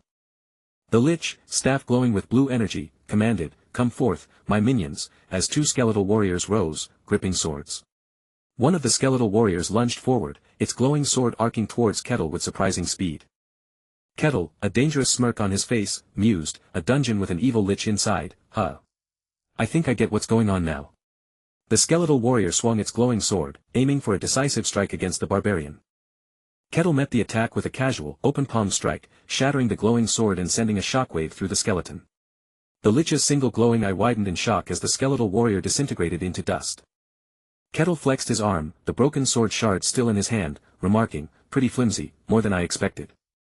Kettle, still holding sword shards, found the Lich's threat of dismemberment rather flimsy, much like its minions. The Lich, undeterred, summoned 3 more skeletal warriors, their forms glowing faintly as it declared, "I just need you alive, that's all." One skeleton lunged, its glowing sword arcing towards Kettle, who merely grunted in response. Kettle clenched his fist, purple energy pulsing, ready to meet the attack with overwhelming force. The skeleton's blade shattered against Kettle's bare forearm, its attack proving utterly ineffective. With a deafening crack, Kettle's purple-infused punch obliterated the first skeleton into dust. He followed through, his powerful strike shattering the remaining 2 skeletons with ease. The ground pulsed with residual purple energy as the last skeletal fragments dissolved. The Lich recoiled, a gasp of pure shock escaping its skeletal maw at the swift destruction. Kettle, observing the dissipating dust, noted Kazan was right, a headshot was all it took. He scoffed, disappointed, expecting a Lich to summon more than just basic skeletons. Just skeletons? Kettle questioned, his gaze fixed on the bewildered Lich. The Lich shrieked, raising its staff, I'm done playing nice. The staff pulsed with ominous blue light, its crystal flaring with renewed power. From the ground, a more formidable skeleton began to coalesce, its form glowing with energy. Kettle's eyes widened slightly, recognizing the emerging figure as a skeleton knight. To think I'd see a skeleton knight again like this, he murmured, a flicker of nostalgia crossing his face. He mused that a Lich-created knight might have different settings, finding the prospect interesting. The Lich commanded, "Kill him," as the skeleton knight's glowing hand grasped its spectral sword. The skeleton knight lunged, its armored form radiating a potent, icy aura. Kettle met the charge, clenching his hand, curious about the knight's durability. The skeleton knight swung its glowing sword, aiming a powerful strike at Kettle. Kettle parried with a forearm, challenging, "Let's see how sturdy you are." With a powerful, purple-infused kick, Kettle sent the skeleton knight hurtling backward. The knight crashed against the cavern wall, its armor rattling, but surprisingly resilient. It quickly scrambled back to its feet, its glowing eyes fixed on Kettle, ready to continue. Kettle smirked, acknowledging, "Oh, you are tougher than the rest." The Lich, witnessing the knight's resilience, shrieked, "Open your mana to the limit." A torrent of icy blue energy erupted from the Lich, enveloping the skeleton knight in an empowering aura. The knight surged forward, moving with astonishing speed, a whirlwind of crackling blue energy. Its enhanced attack crashed into Kettle, but he stood unfazed, completely unharmed, leaving the Lich in terror. The Lich's summoned skeleton knight, empowered by icy blue energy, reeled back, its skull momentarily disoriented by Kettle's impact. The knight's form began to crack, icy blue energy splintering as Kettle's relentless assault continued, leaving the Lich stunned. The skeleton knight created by the Lich is a little. Kettle mused, observing the weakening construct with a critical eye. With a powerful, purple energy-infused punch, Kettle shattered the skeleton knight's chest, sending fragments flying. The knight's upper torso exploded in a burst of purple energy, its form dissolving into nothingness under Kettle's devastating blow. Kettle's fist connected with the ground, pulverizing the remaining skeletal fragments into dust, leaving no trace of the knight. Kettle looked up, his expression calm, while the Lich below shrieked in utter terror, its jaw agape in disbelief. A cloud of dust and residual magic swirled where the knight once stood, a testament to Kettle's overwhelming power. Kettle's boot descended, crushing the last lingering bone fragments, ensuring the knight's complete annihilation. Unusual, but not all that different in the end. "Is this all?" Kettle questioned, unimpressed by the Lich's champion. The Lich's disembodied voice echoed, filled with a new, chilling awe, "Who are you?" It scanned Kettle's form, seeing a translucent blue outline, sensing no arcane energy or mana, nor any protective artifact. Then this must purely be the barbarian's own strength, the Lich concluded, bewildered. He took down a skeleton knight with nothing but raw physical strength. The Lich, its back to Kettle, pondered the impossible. Is something like that even possible? "You're special." Kettle's eyes, now a natural gray, narrowed slightly, observing the Lich's internal struggle with mild curiosity. With a chilling resolve, the Lich's skeletal hand gripped its staff, its voice firm, "Very well, I shall deal with you myself." Kettle watched as the Lich prepared its next attack, a faint, almost imperceptible smirk playing on his lips. "Consider it an honor." Kettle felt a strange sensation, a swirling darkness encroaching, but merely blinked, a flicker of confusion crossing his face. The Lich, misinterpreting Kettle's pause, sneered, believing its fear magic had taken hold. "Good, be afraid, barbarian. You shall pay the price." Kettle, however, was simply confused. "No, I only came because the orb summoned me," he explained, gesturing innocently. He then asked, with a hint of exasperation, if the Lich hadn't been the one to scatter those very orbs. The Lich remembered its scheme, it had indeed scattered the orbs to lure victims, and the Barbarian was no exception, yet he was utterly unfazed. Silence, Barbarian, the Lich shrieked, enraged, declaring its full, ancient name, Cardos Granillas Kesses, the mighty sorcerer. Kettle, however, was distracted, his mind flashing to the Elf Queen's equally long name, wondering about this world's naming conventions. Undeterred, the Lich unleashed a vortex of swirling, chaotic energy, commanding Kettle to become the cornerstone of its resurrection. Kettle was caught in the twisting energy, his body momentarily suspended, a flicker of surprise in his eyes. The dark, swirling vortex enveloped Kettle, attempting to draw him into its depths, a powerful mental and physical assault. Kettle emerged from the vortex, his expression unchanged, the magic swirling harmlessly around him. His eyes, now a swirling gray, showed no sign of distress, merely a detached observation of the magic's effects. This unique spell, developed by Cardos, controlled human emotions, drawing out negative feelings to paralyze and mentally break victims with minimal mana. The Lich remained confident, believing a mere barbarian, unable to wield the arcane, stood no chance against such great magic. Yet, Kettle remained unaffected, prompting the Lich to ponder its next move, still unable to detect any artifacts or arcane presence.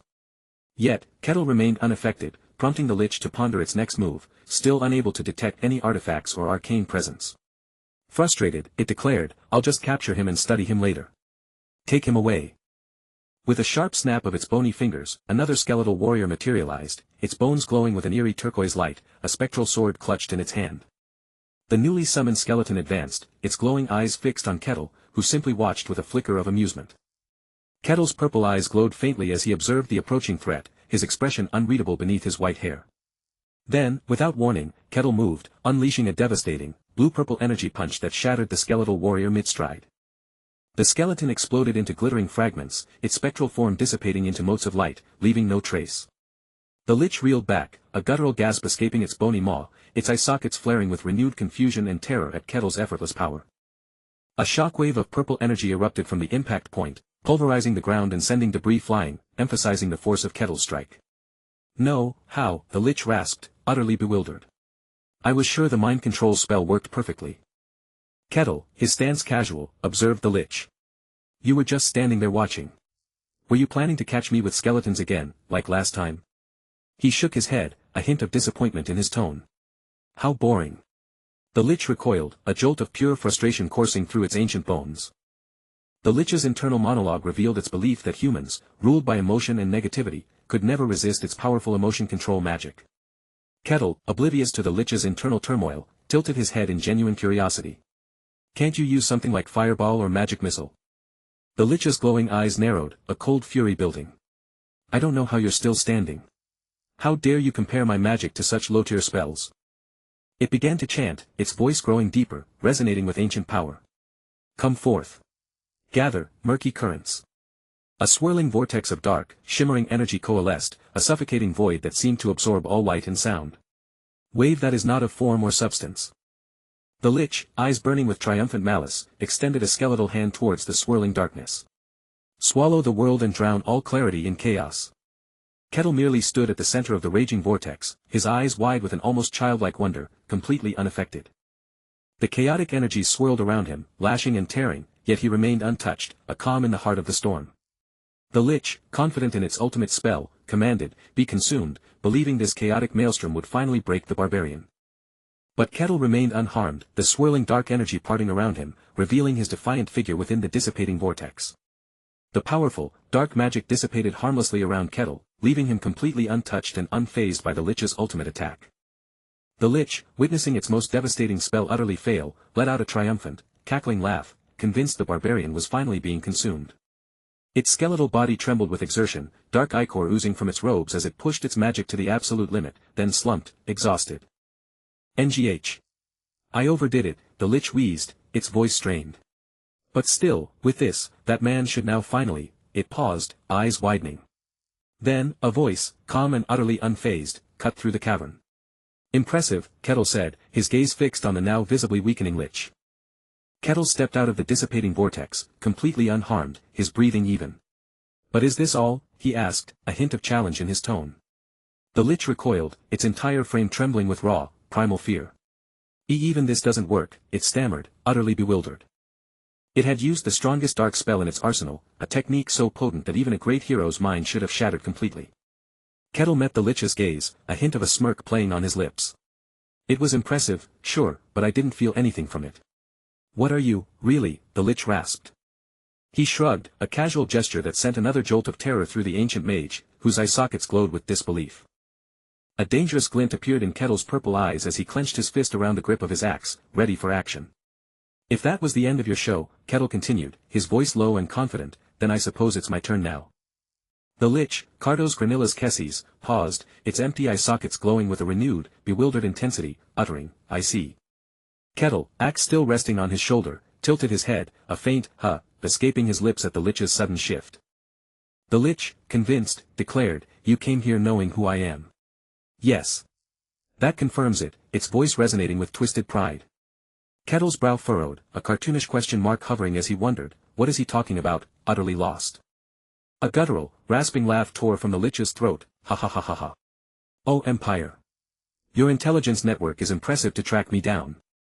Its skeletal hand clenched as it shrieked, but I will rise again. Ha ha ha. I will shatter your blades and rule the world. The Lich's internal monologue spiraled, believing Kettle a blade forged solely to kill me, an assassin from the Empire's human breeding ground. It imagined Kettle as a formidable, bare-chested warrior, blade forged solely to kill me, an assassin sent by the Empire. A flicker of defiance reignited in Cardos's glowing eyes. Even so. I am Cardos Granilla's Kesses. I'll kill you and overturn the Empire. Kettle merely blinked, a single, large question mark replacing his confusion. Is he insane? The barbarian had no idea. Suddenly, a shimmering, ethereal jug of blue energy materialized, pouring a viscous stream towards Kettle, who flinched back. Give me your body, the Lich's voice boomed, as blue energy enveloped Kettle, attempting to force its way into his being. Kettle's eyes widened, a silent, uncomprehending, his only response to this bizarre, invasive magic. The Lich's internal thought spiraled, believing it could possess Kettle, becoming a Lich again, trapped in his body forever. A chilling, triumphant chuckle escaped its spectral lips. I have no other options left. Hee hee hee. As it initiated the possession. The blue energy intensified, swirling around Kettle. This body is mine now. The Lich declared, oozing with victory. Now then. But within Kettle's mental realm, the Lich found itself in a chaotic void. It uttered, its spectral form wavering. What is this? Cardos stammered, its glowing eyes darting around Kettle's inner world. I've never seen anything like it. Something is wrong. As the Lich struggled, its spectral form distorted. Just perceiving this place corrupts and collapses my mind, it realized, seeing grotesque banners. Don't tell me, the Empire. Ugh.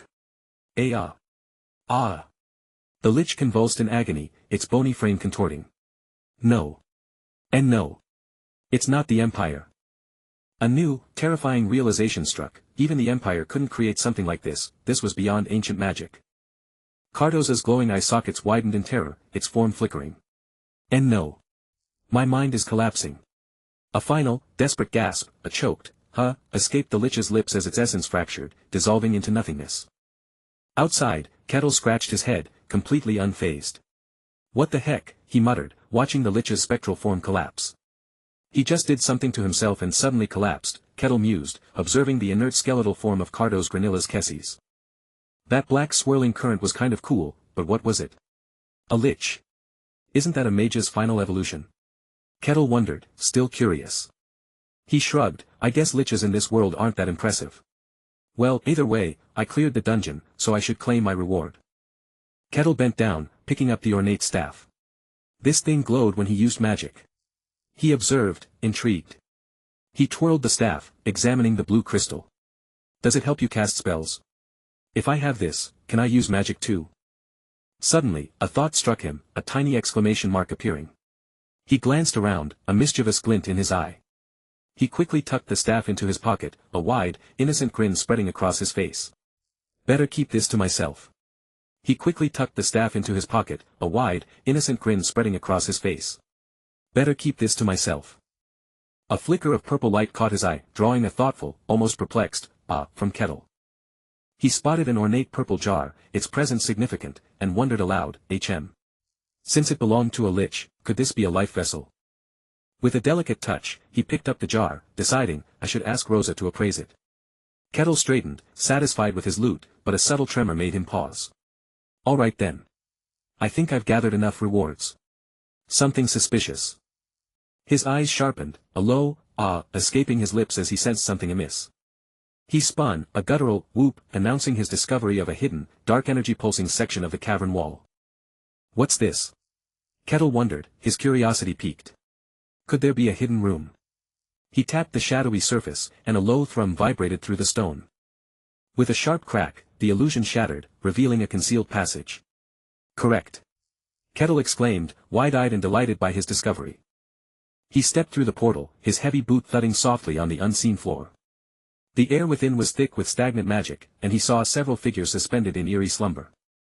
A glowing inscription confirmed, Lich Cardo's hidden sacrificial chamber. Kettle blinked, a mix of surprise and confusion on his face. So there is one. He took a tentative step closer, his gaze sweeping over the motionless forms. But still, he muttered. Who are these people, he wondered, observing the various civilian clothes. He reached out, gently tapping the shoulder of a suspended man. Hello. He tried again, patting a woman's cheek, a hint of playful exasperation in his voice. Anyone home? He pulled back, a tiny, thoughtful version of himself appearing, contemplating the situation. What should I do? A plan formed. All right, he declared, securing the jar. Let's head back to the estate for now. He reasoned, once I explain the situation there, they'll probably send people over to take care of this. Back in the bustling Barkin estate, the familiar jingle of the bell announced Kettle's arrival. He strode into the guild hall, where Rosa, the receptionist, looked up from her desk. Ah, Lord Kettle, she greeted with a smile. You're back a bit early today. Kettle grinned. Had some things to deal with. Rosa tilted her head, skeptical. Things, she repeated. You say. Kettle leaned in, serious. Yeah. It's about that orb I showed you yesterday. Rosa's smile widened, dismissive. Oh, come on, you're joking. Kettle remained steadfast. I'm not joking. A lich, one of only 5 in the entire world, in some backwater place like this.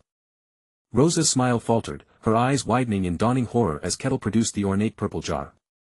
I brought back a jar that looks like the lich's life vessel, he announced, his purple eyes glowing.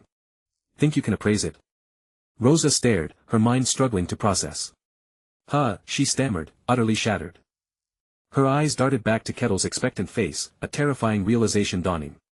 He wasn't joking.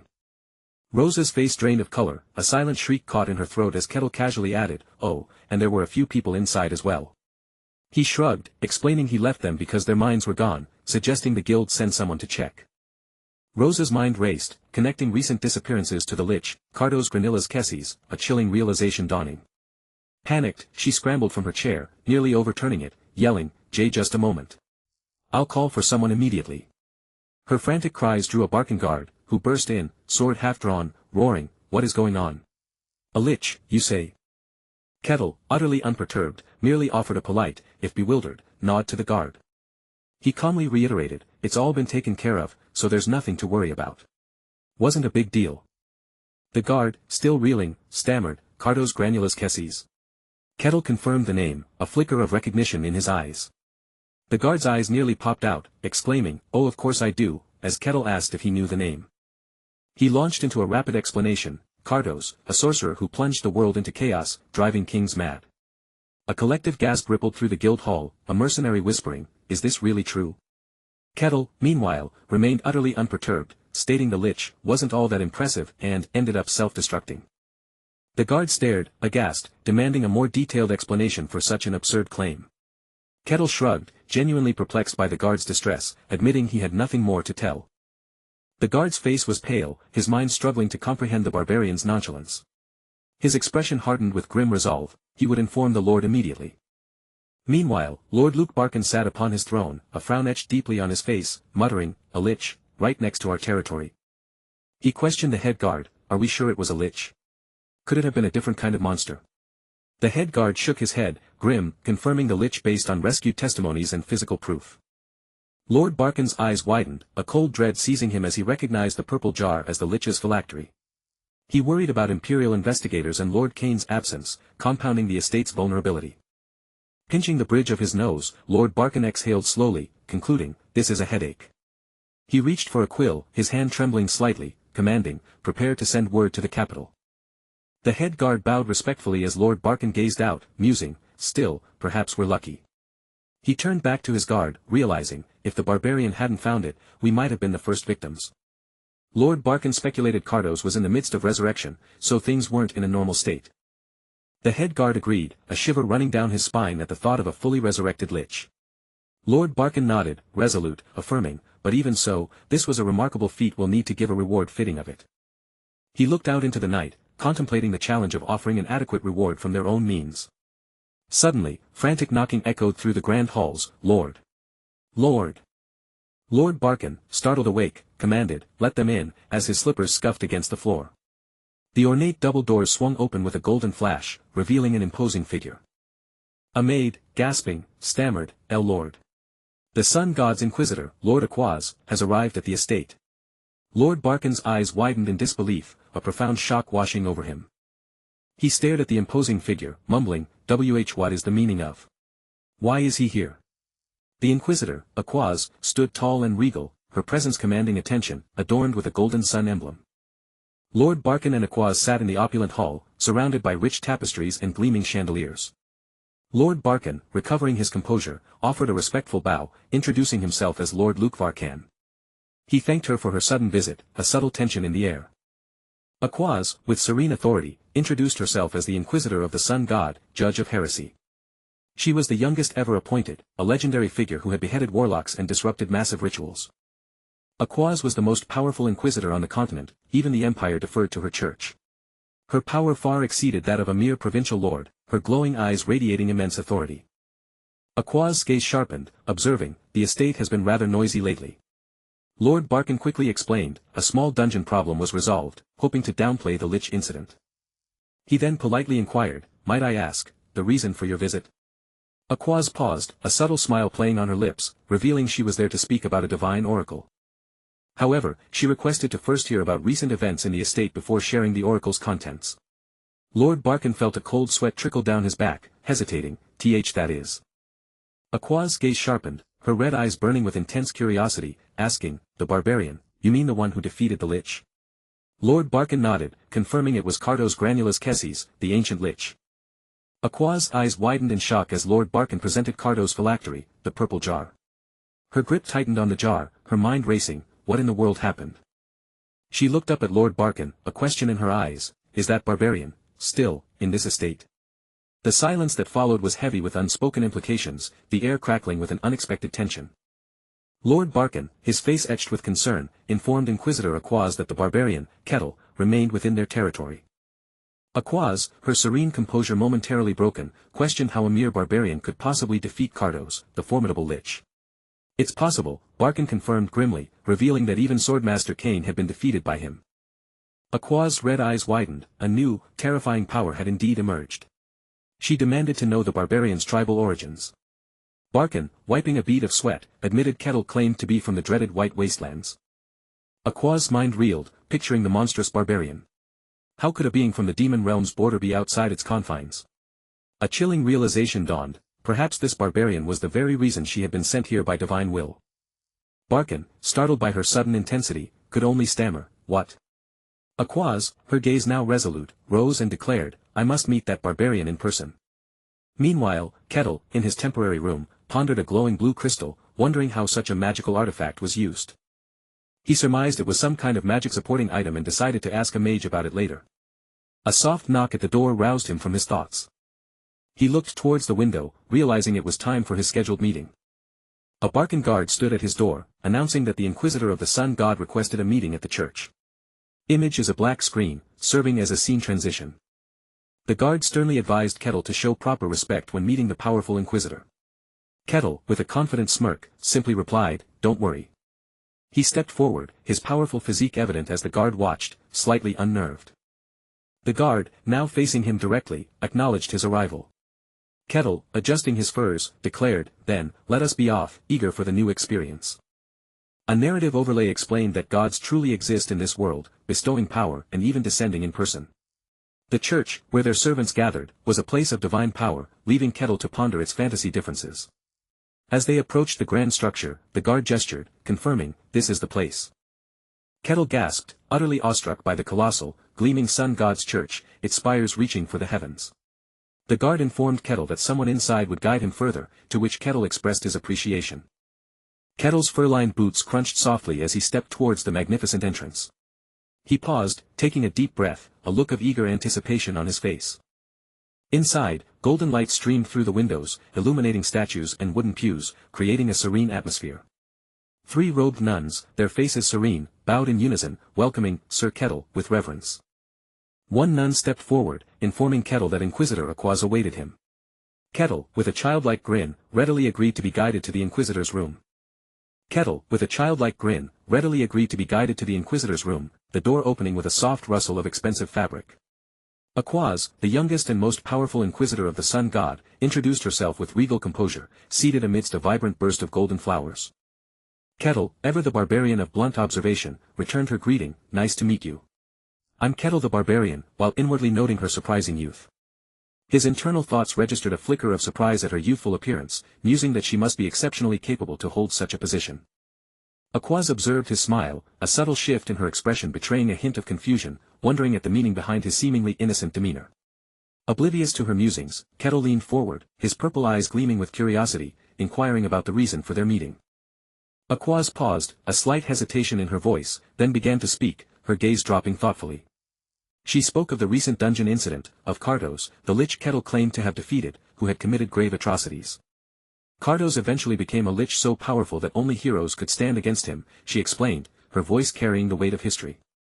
Kettle acknowledged hearing about such a lich but clarified the Kartos he saw was an isolated figure who destroyed himself.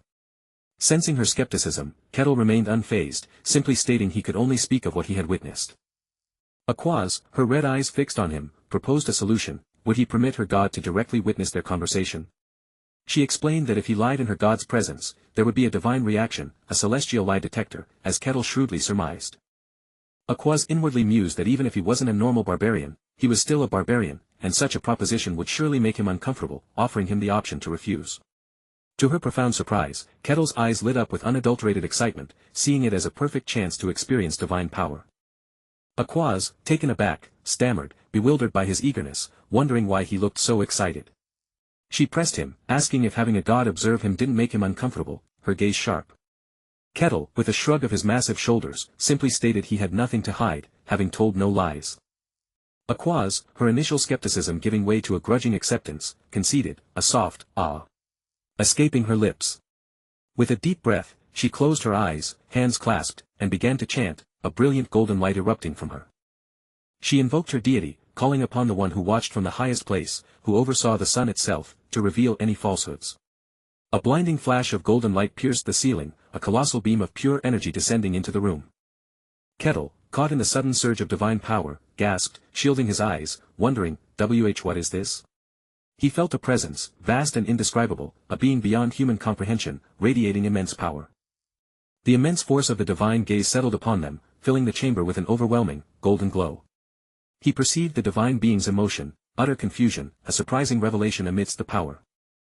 The golden light pulsed, vibrating through the room, as the divine presence settled, observing.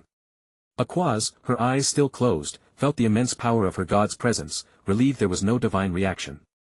She opened her eyes, a resolute expression on her face, and declared, "Then let's begin."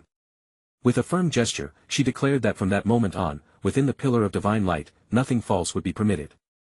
Kettle, ever eager for new experiences, simply offered a cheerful, "Got it," his smile unwavering. Under the sun god's golden gaze, the tense conversation between Kettle and Inquisitor Aquaz finally began. Kettle calmly recounted the dungeon clear, just as he had before, and the divine presence offered no negative reaction. Aquaz realized Kettle's every word was true, but also that the lich Kartos, barely able to use magic, had been significantly weakened. Kettle's direct question, "Is your doubt cleared now?" made Aquaz flinch, her composure momentarily shattered. She apologized for her rudeness, and Kettle, ever pragmatic, simply stated he had enjoyed the divine lie detection. Aquaz, regaining her poise, then asked one final, personal question, to which Kettle readily agreed. Her gaze sharpened as she asked, "Are you truly someone from the White Wastelands?" a question heavy with ancient dread. Kettle confirmed his origin, leaving Aquaz stunned by the reality of his answer. She gasped, connecting him to the Emperor's legends of the Grey Barbarian from the demon realm. Before Aquaz could press further, Kettle abruptly turned the tables, startling her with his own question. "Why did you come to this domain?" he asked, catching her off guard and making her stammer. Aquaz regained her composure, vaguely stating she had some personal business in the domain. Kettle's eyes narrowed, his next question piercing, "Was that business to confirm I am an unholy being?" She recoiled, feigning ignorance, but Kettle pointed to the lingering divine light, revealing his insight. He mused that the god's direct gaze was too powerful for a simple lie detection, implying a deeper purpose. Aquaz, unable to deny the truth under the divine gaze, conceded that no falsehood was permitted. Kettle chuckled, a low rumble, asking if he had been her target all along. Aquaz quickly denied it, her expression shifting to genuine concern.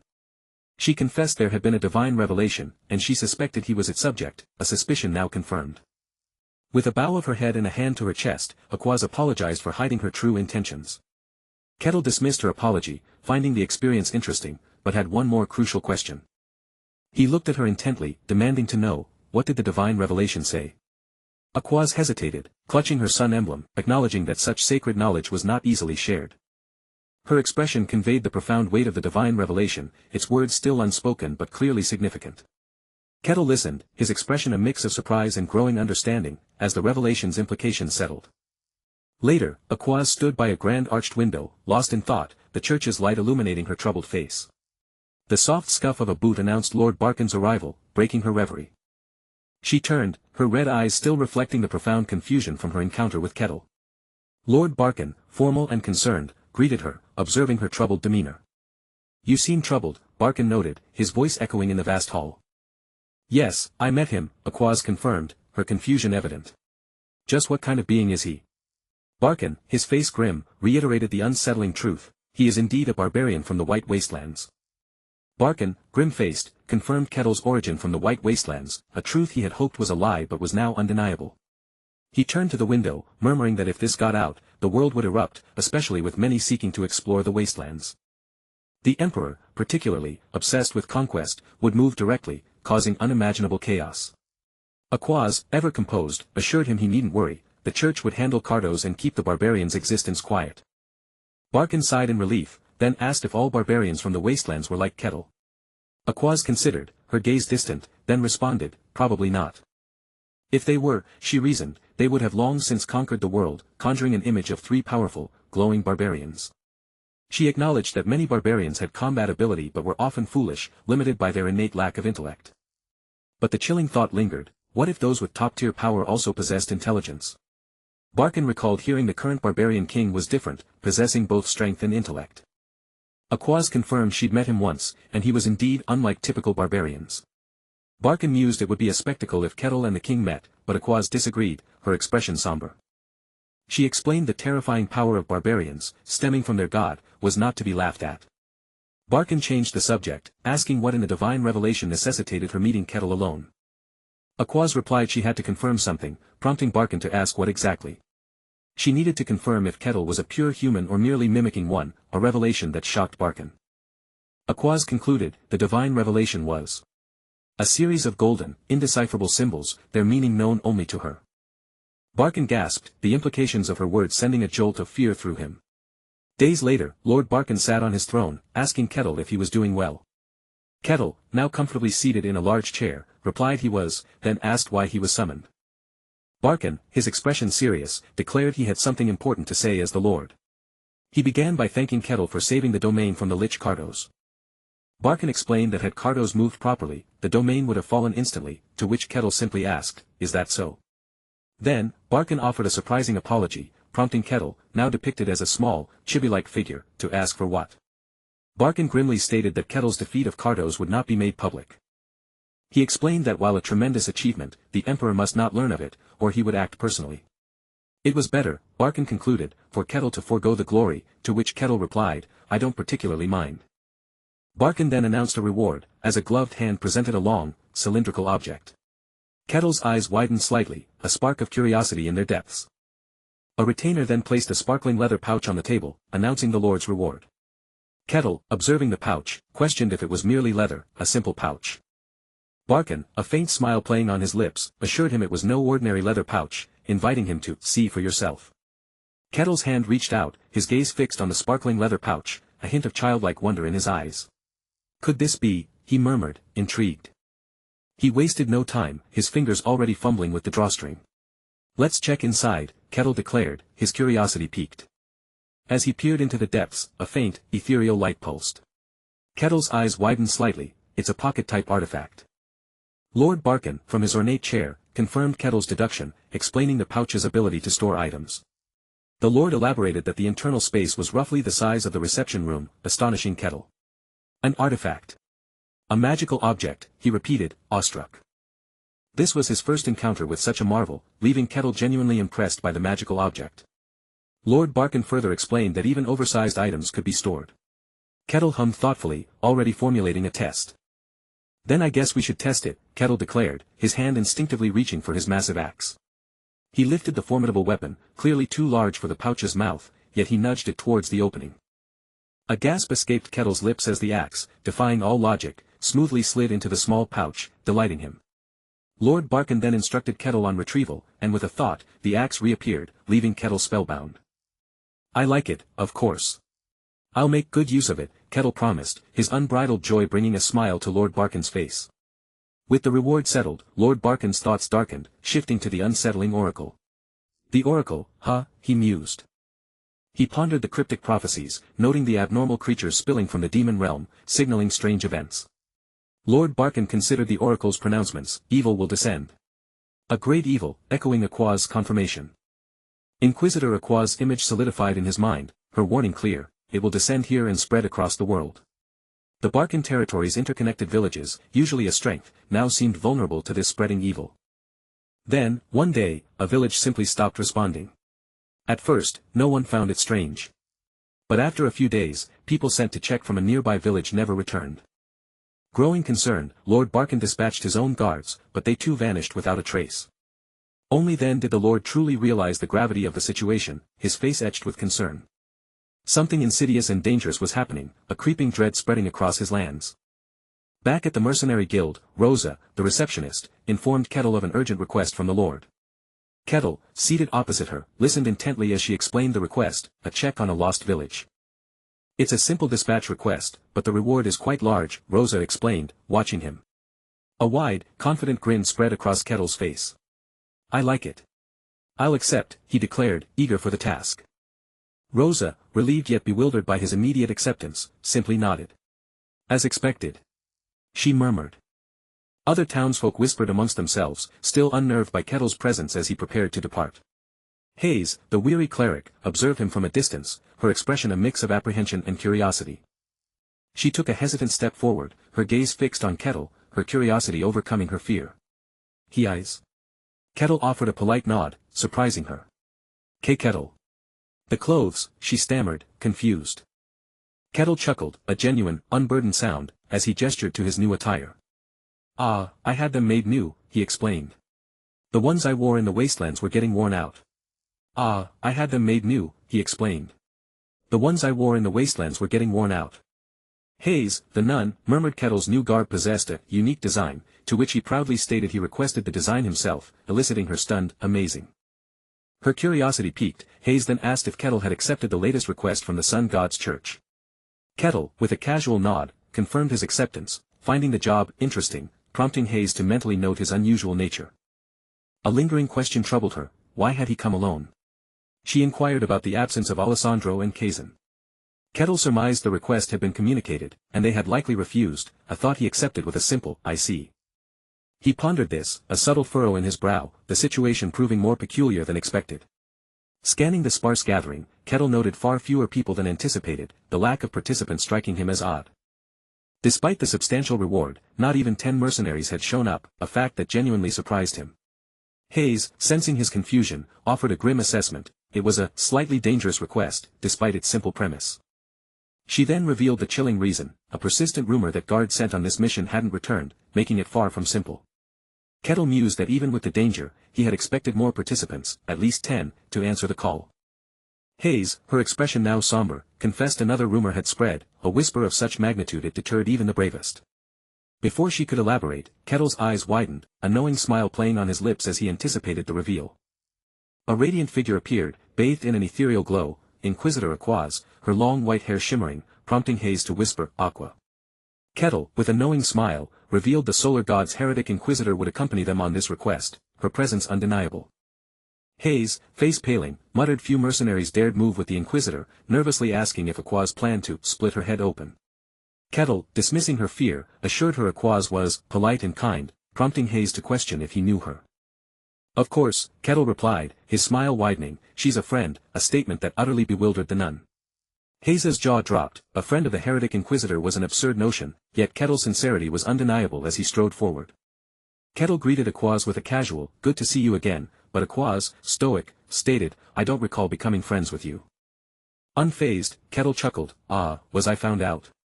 Then why not become friends from now on? Aquaz offered no immediate reply. Aquaz, a flicker of something unreadable in her red eyes, paused, then shifted the topic, her gaze narrowing slightly. She asked if his companions worshipped a different god, specifically, Kaloja, the god of lies and deceit. Kettle, surprised by her knowledge, confirmed it, oh, so you know, a casual admission. Aquaz pressed further, asking if Hayes was a priest serving Kaloja, prompting Kettle to inquire if there was a problem. Aquaz explained Kaloja's followers were on a rest period, with only high-ranking members permitted to move, a dark figure of Kaloja appearing in her thoughts. The implication hung heavy, Hayes, a simple cleric, should not be active, causing Aquaz to narrow her eyes in suspicion. Yet, Aquaz quickly dismissed her own suspicion, attributing it to a misunderstanding, admitting she didn't know every order's inner workings. Just then, the rhythmic thud of approaching boots echoed through the clearing, signaling new arrivals. A group of guards, led by a stern-faced captain, emerged from the forest, their presence formal and imposing. Kettle, a hint of his usual smirk returning, greeted the guard captain, we meet again, acknowledging their prior encounter. The nun, still reeling from the earlier revelations, watched the exchange, her hand pressed to her chest in silent apprehension. The captain, ignoring underlying tensions, welcomed all participants who had accepted the request, then declared it was time to depart. The rhythmic crunch of boots on the forest floor marked their steady progress, a stark contrast to the ethereal grace of Inquisitor Aquaz, who walked beside Kettle. Kettle, ever observant, mused aloud, all of us being gathered like this, feels just like going on a raid. Aquaz hummed thoughtfully, her back to Kettle, contemplating his words and the unfolding mystery. Her red eyes narrowed, a silent question in their depths, had the prophesied time for the great evil finally arrived?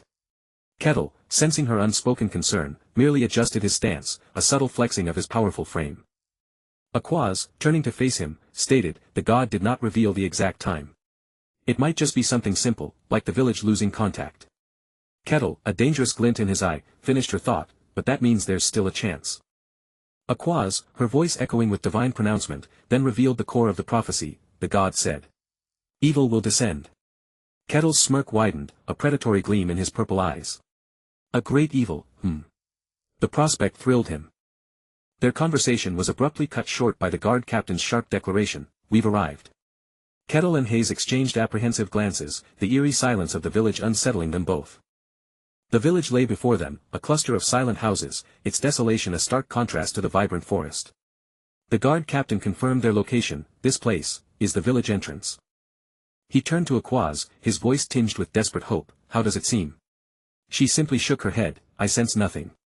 The captain, his brow furrowed, ordered, then maybe they just ran away. Spread out and look for tracks. Kettle, watching the guards disperse, remained unconvinced, a thoughtful expression on his face. He mused, a village that could host 100 people at most, and yet, for all its people to vanish without leaving a single trace is just impossible. The guard captain, his eyes sharp, agreed. There must be a clue. A guard, investigating a house, let out a startled cry, discovering a table set with still warm food. He quickly called out, Captain. Over here, food. The captain, initially dismissing it, approached, then realized, no, that's not it. The guard exclaimed, this food, it was just prepared, it's still warm. The captain's eyes widened in profound unease. He stared at the steaming pot, a chilling question on his lips, what in the world is this? He recounted the mission details, contact was lost several days ago at the earliest. Since then, many were dispatched here. He continued, his voice grim, yet not one returned. He turned to the guard, any trace? The guard replied, no. There's not a single sign, of people leaving or hiding. The captain's eyes narrowed, a cold realization dawning on him. Despite the growing unease, he commanded, for now, keep searching. The guard acknowledged, his apprehension clear.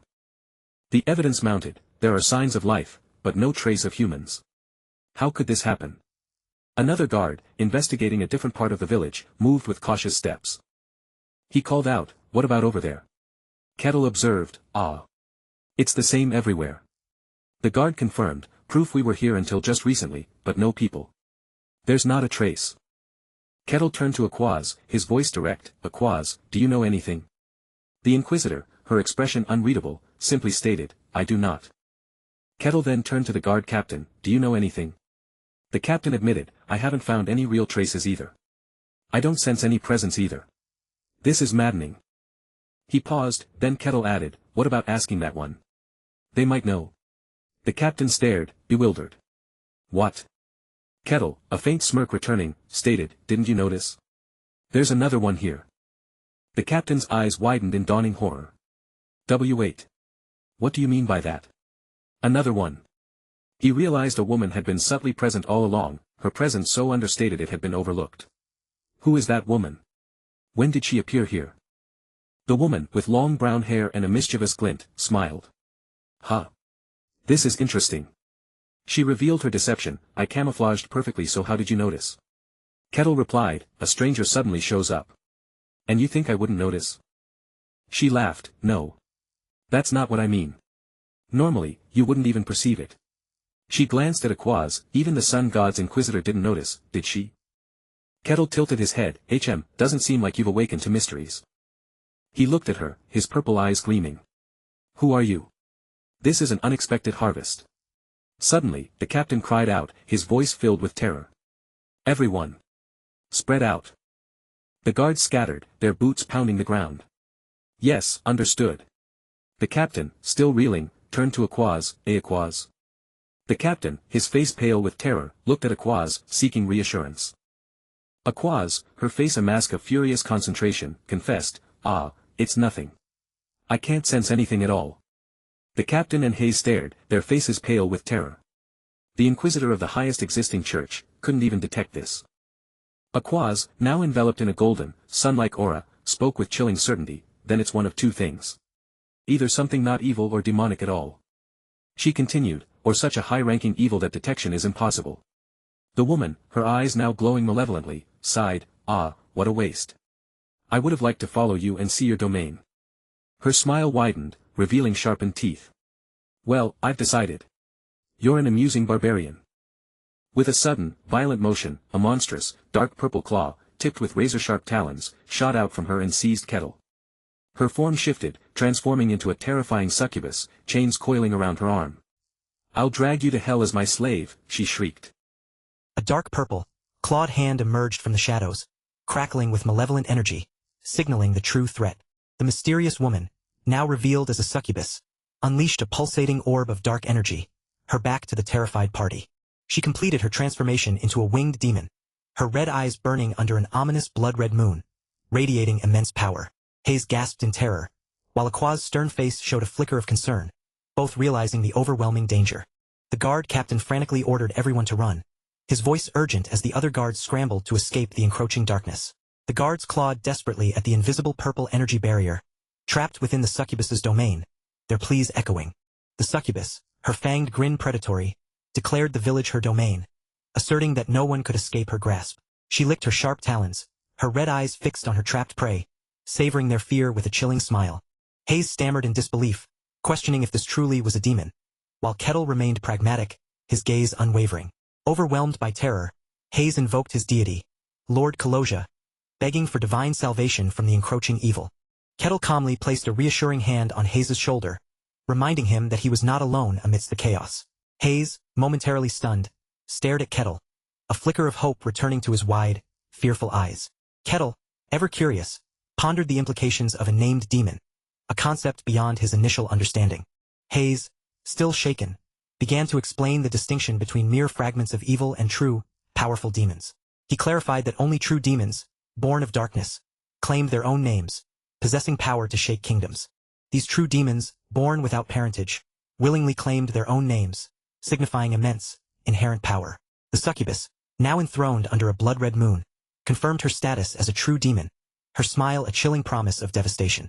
Kettle absorbed the information, confirming that the demon before them was indeed a named demon, a formidable foe. Hayes recognized the demon's horns, identifying her as a seashore, a demon of gravity who had appeared centuries ago, questioning her sudden emergence. Kettle, still processing, asked if the purple energy barrier was truly unbreakable, his expression thoughtful. Hayes confirmed the grim reality. The village was the demon's territory, and only her defeat could lift the oppressive shield. Kettle, a mischievous glint in his eye, examined the pulsating barrier, a plan forming in his mind. He feigned a moment of confusion, a playful smirk spreading across his face, enjoying the unfolding drama. Kettle paused, his expression unreadable, before making a decision about the impending confrontation. He burst into a soft laugh, declaring he would watch a little longer, much to Hayes's bewilderment. Hayes, still confused, questioned Kettle's strange behavior, to which Kettle simply replied that it was nothing. Kettle's expression hardened as he accused the succubus of playing tricks, his amusement fading into resolve. Aquaz, her eyes narrowing, confronted the demon, questioning her motives for toying with them and their curiosity. She exposed the demon's deception. The lingering traces of life in the vanished village were a cruel trick to lure them. Aquaz denounced the demon as vile for toying with people's lives, while Kettle, wearing 3D glasses, munched popcorn, observing. Aquaz explained the true gravity. A named demon's summoning required immense sacrifice, far more than a single village. She emphasized the impossibility of a named demon claiming territory unnoticed, highlighting the depth of the deception. The succubus, back in her demonic form, scoffed at Aquaz's questions, refusing to reveal how she descended into their world. Aquaz, her divine fury rising, denounced the succubus as evil filth defiling the sacred land. The demon, her fanged grin widening, mocked Aquaz, questioning her accusations of being filthy and defiling. She taunted Aquaz, calling her God's dog, and questioned if her deity could truly save her from this impending doom. The succubus proclaimed that the world was fracturing, no longer belonging solely to gods and humans, signaling a new era. She recounted the ancient war where gods and humans clashed against evil, a history lesson for her captive audience. The succubus narrated the gods' and humans' victory, and evil's banishment from this world, setting the stage for her return. Her fanged grin widened as she declared her long wait in the foul hells, eagerly anticipating this day of vengeance. She introduced herself as a seashore, the demon of gravity, vowing to wash away past disgrace and stain the world in evil. Aquaz, her voice firm, commanded the vile creature to return to her rightful place, asserting divine ownership of the world. She raised her hand, a brilliant golden light erupting from her palm, invoking divine power to descend into her. The golden light enveloped Aquaz, transforming her into a radiant, divine warrior, ready for battle. Aquaz, now a golden-armored warrior, wielded a luminous golden sword, its blade humming with divine power. Kettle, ever observant, noted that the succubus did not attack during Aquaz's transformation, a tactical detail he filed away. Aquaz, now fully transformed, stood resolute, her golden sword radiating immense power, prepared for the confrontation. Her eyes glowed with fierce determination, a living embodiment of divine wrath against the demonic threat. The succubus, her red eyes glinting, found Aquaz's transformation interesting, a challenge she welcomed. She conjured a massive, dark purple hammer, crackling with malevolent energy, and challenged Aquaz to battle, calling her God's dog. Aquaz, her face a mask of resolute fury, declared the demon insolent, her divine power flaring. The two titans clashed, a maelstrom of golden divine light and dark purple demonic energy tearing through the air. The village buildings shattered under the force of their blows, debris raining down as the sky itself seemed to rip apart. Hayes shrieked in terror as the battle raged. The succubus and Aquaz locked in a deadly dance of power. The succubus, her form momentarily obscured by a swirling purple vortex, prepared her next attack. She taunted Aquaz, questioning if a hound of God even knew the meaning of dignity in battle, her grin wide. Aquaz, her golden eyes blazing, simply asked if the demon had finished barking. Her patience clearly at an end. Aquaz, now a radiant warrior, slammed her golden boot into the crumbling earth, divine energy spiderwebbing across the ground. She lunged forward, a blur of golden light, her white hair streaming as power surged through her form. Before her, a seashore, the demon of gravity, stood poised, a malevolent grin twisting her lips, her dark wings spread wide. The demon, clutching a massive, crackling purple hammer, shifted her weight, an ominous presence. Aquaz, mid-lunge, registered the demon's subtle movement, a flicker of surprise in her usually stoic red eyes. A seashore's grin widened, a predatory gleam in her crimson eyes, as she declared, "Here it is," unleashing a torrent of purple energy. Aquaz met the assault with a radiant golden shield, the clash of divine and demonic power reverberating, forcing her back. Asishar watched, a cruel smirk playing on her lips, then roared, "Be crushed!" bringing her hammer down with devastating force. The gravity-infused blow shattered the very ground beneath Aquaz, sending her reeling as the demon pressed her advantage. Aquaz struggled to maintain her footing, the sheer power of Asishar's relentless barrage threatening to overwhelm her.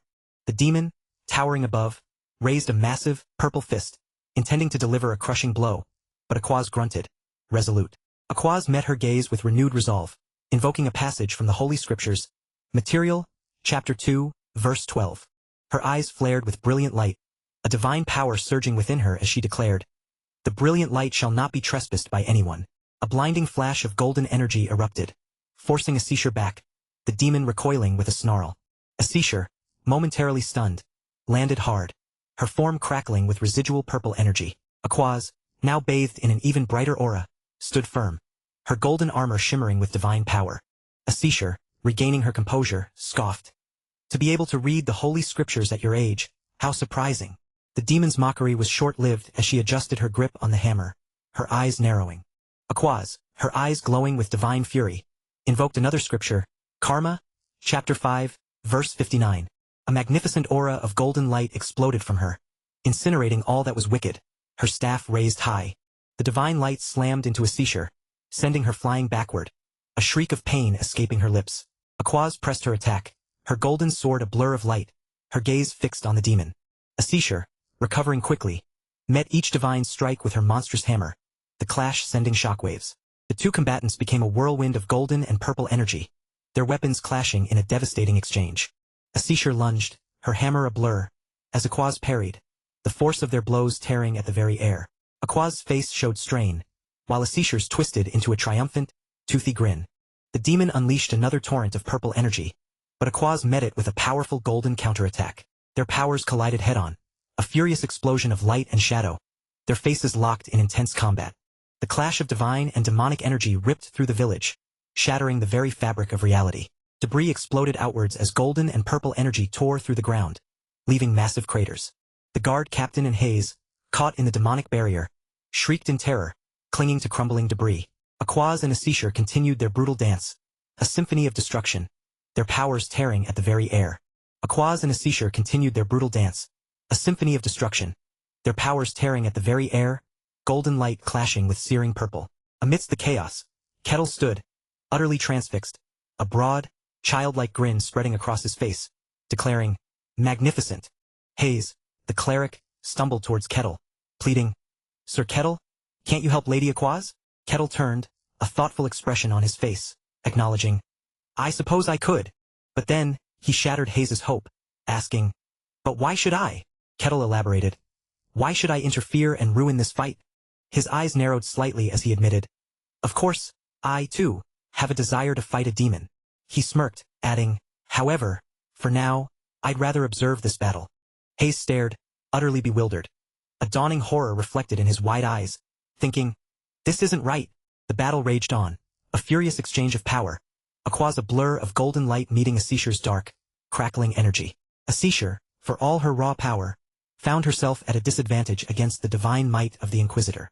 The demon gritted her teeth, a snarl twisting her features as Aquaz pressed her attack.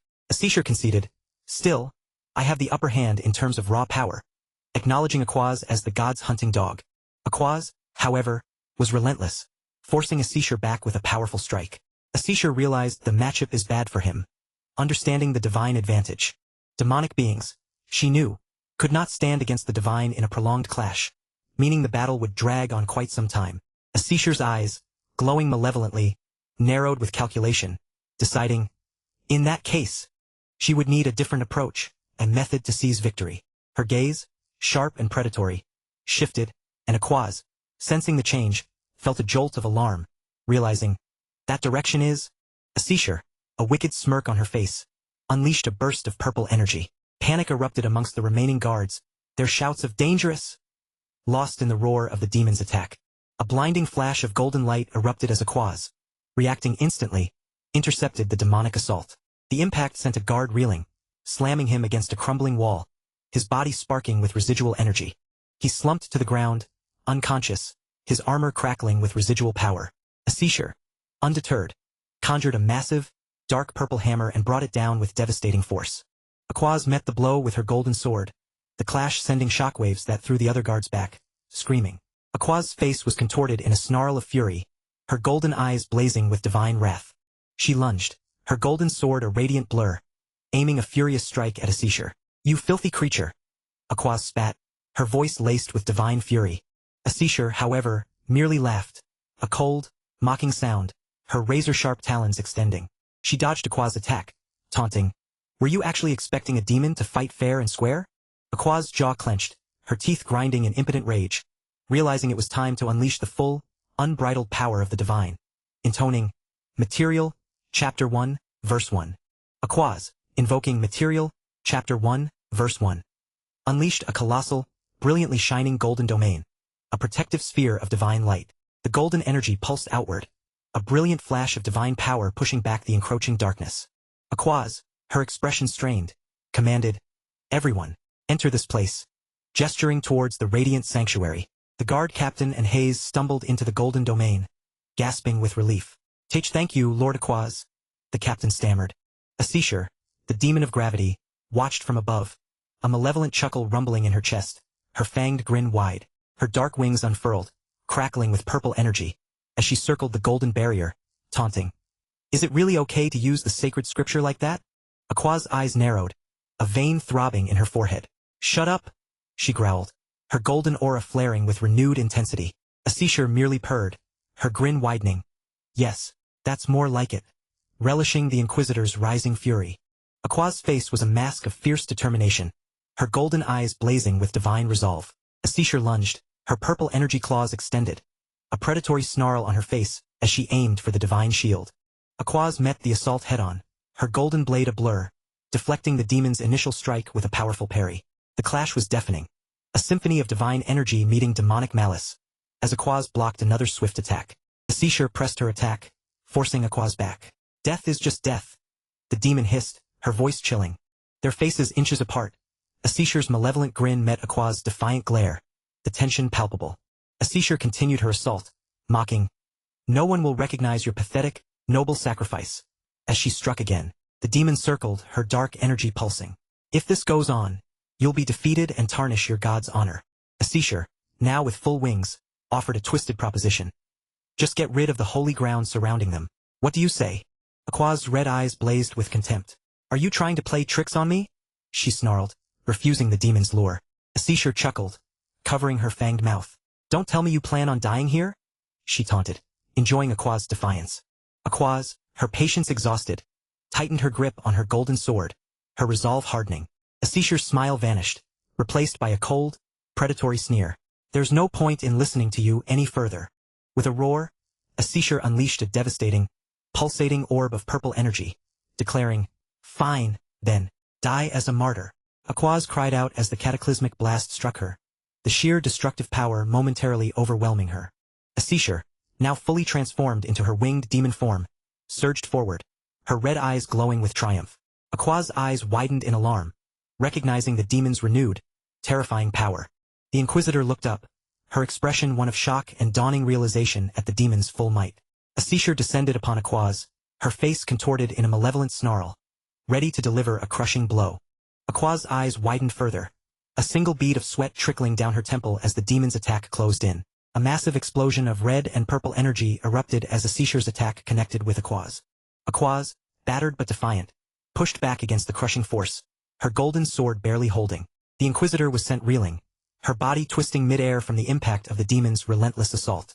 Aquaz's face was etched with pain and anger, her golden eyes blazing with renewed defiance. Asishur, moving with terrifying speed, lunged again, a blur of dark energy and malevolent intent.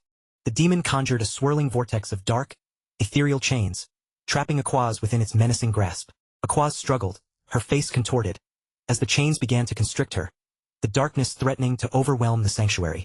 The swirling vortex of dark energy intensified, threatening to crush Aquaz and collapse the golden domain. Aquaz was pulled downwards, bound by the ethereal chains, as the demon's power intensified. "Stop!" the demon commanded. Asishur's red eye glowed with malevolent triumph. "I've had enough of your god's scriptures," she declared. The demon unleashed a powerful, gravity-infused punch, striking Aquaz with devastating force. Aquaz was slammed to the ground, pinned by Asishur's foot, the demon's clawed hand gripping her throat.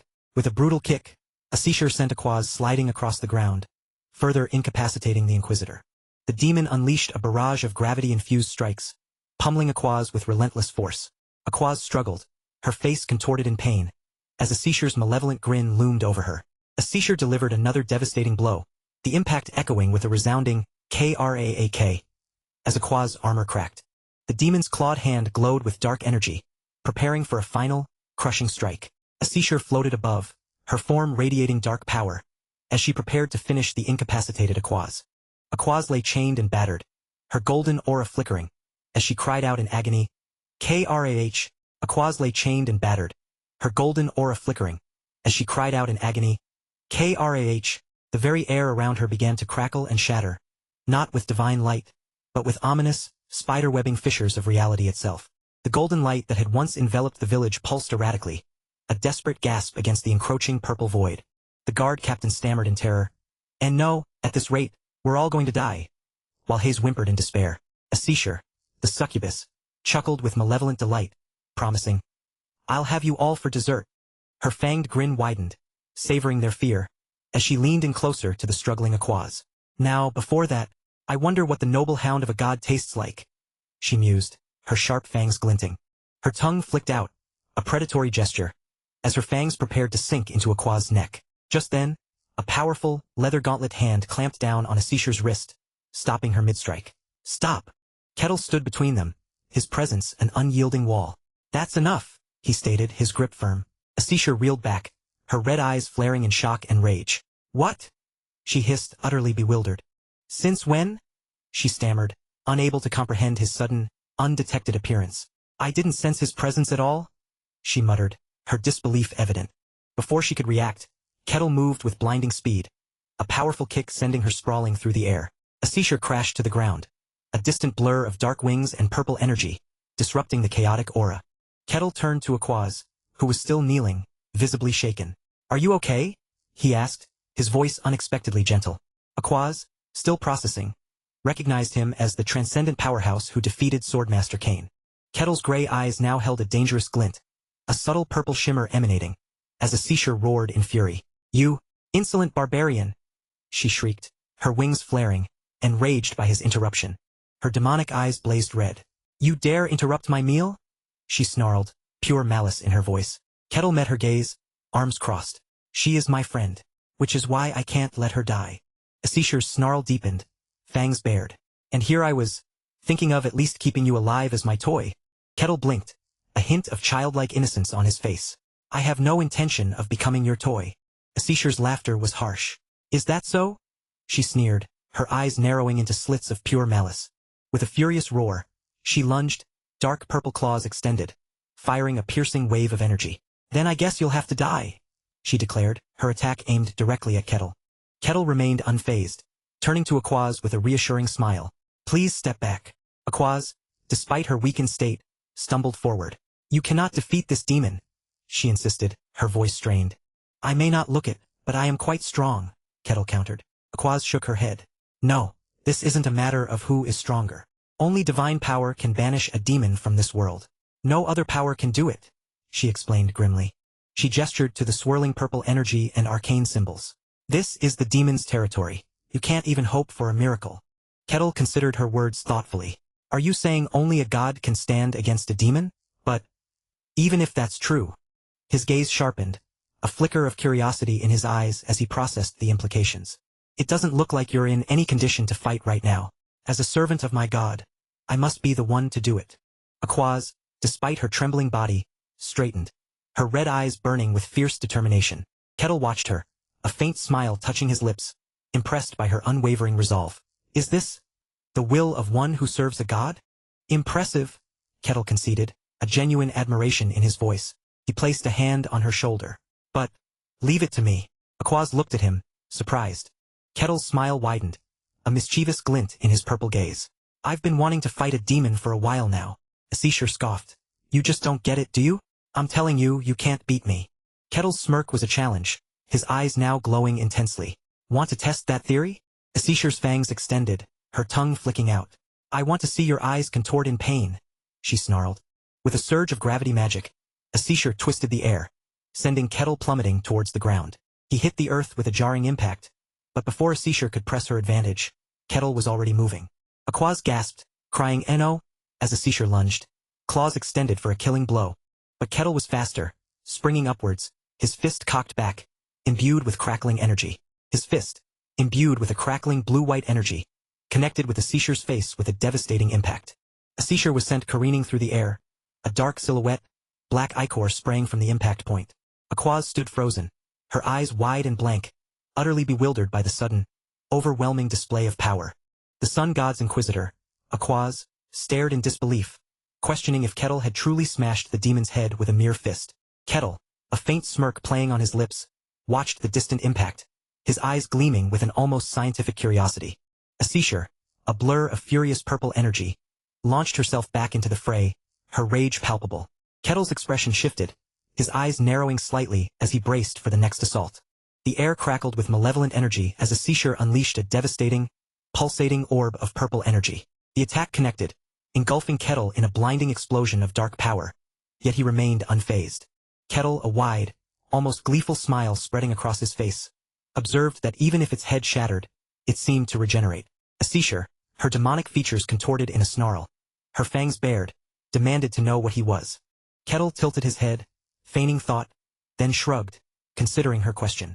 He declared he was nothing more than a simple barbarian, a deadpan statement that only deepened a seashore's confusion. The demon's eyes narrowed, her purple aura flaring around her as she commanded him to stay back. She found his presence unsettling, strange. He had no trace of mysticism, no aura, no magic.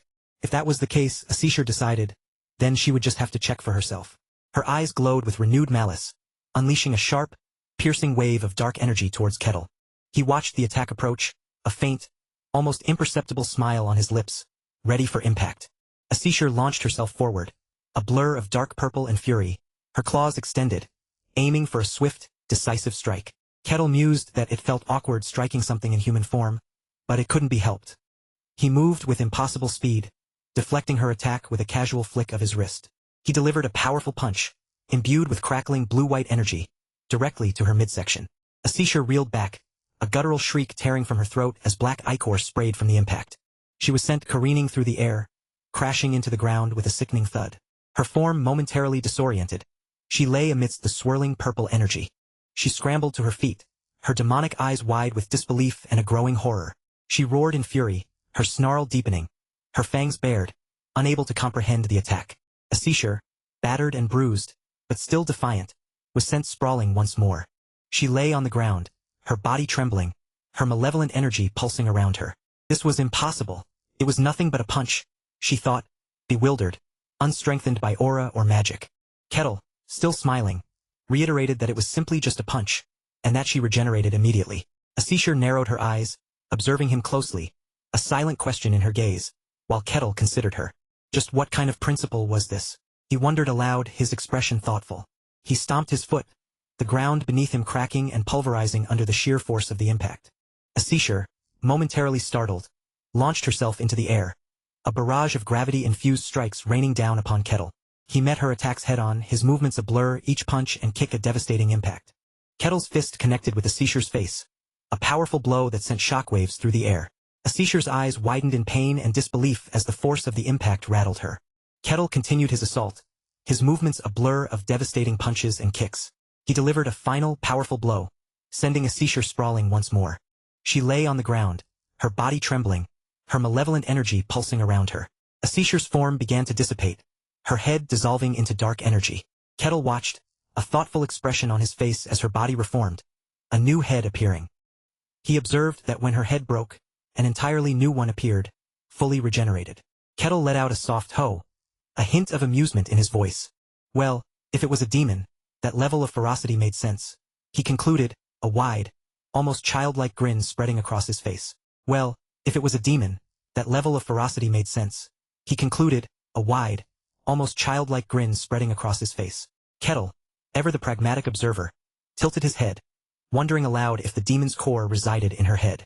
A seashore, her body throbbing, slowly rose, scoffing at his blunt, physical approach as ridiculous. A dark, Pulsating aura of purple energy flared around her. Her fangs glinted as her snarl deepened. Was he truly so arrogant? She wondered. Or did he genuinely believe he didn't need his full power against her? She turned, her back momentarily to him, wings twitching with suppressed power. The sheer audacity of his presence, his casual dismissal, was infuriating. Kettle, meanwhile, remained utterly oblivious to her torment.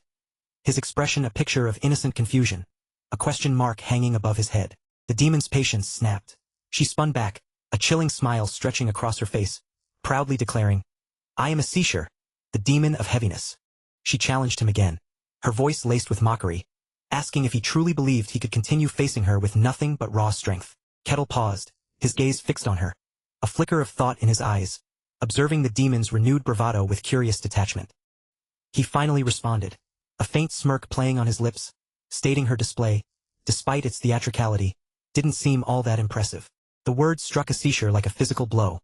Her ancient pride shattered into 1,000 pieces, erupting in furious purple energy.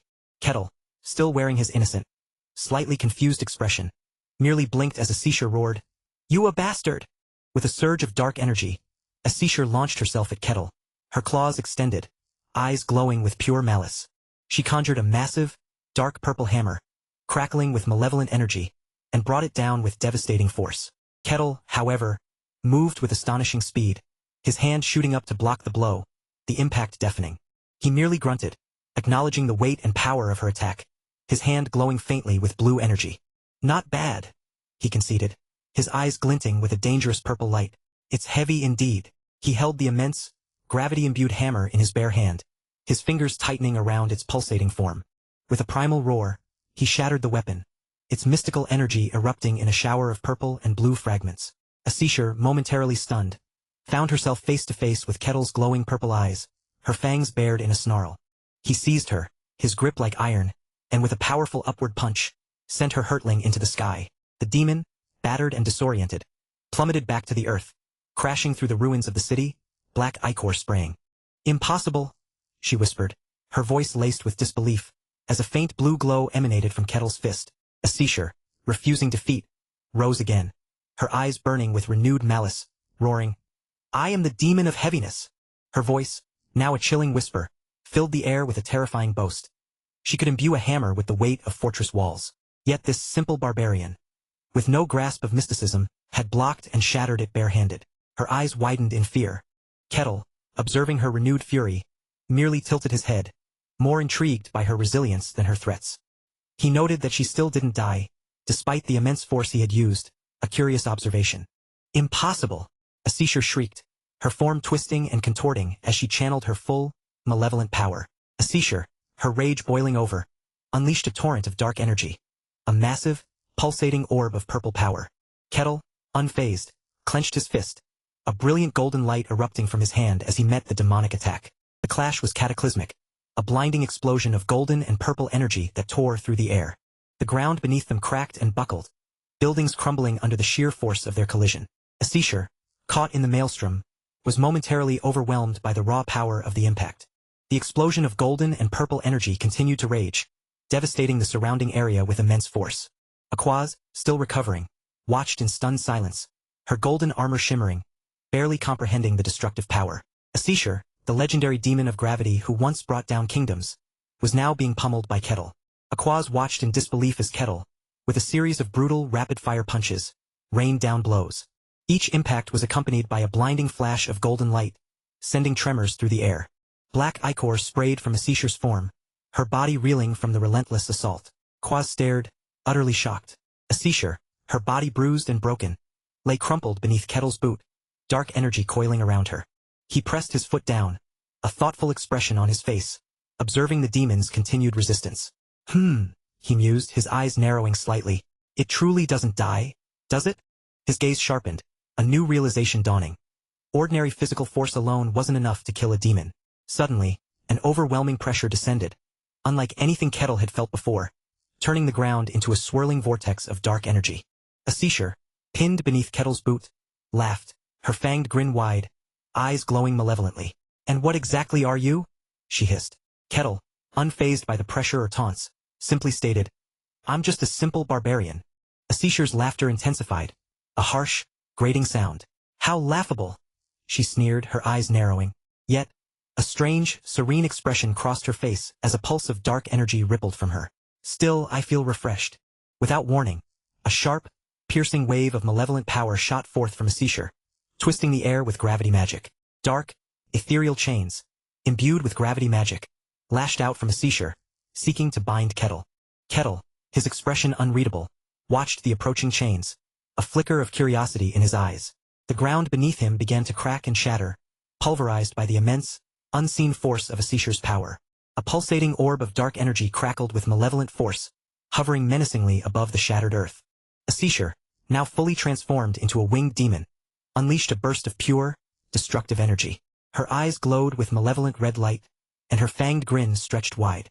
Barbarian, she hissed, her wings fully unfurled, crackling with dark energy.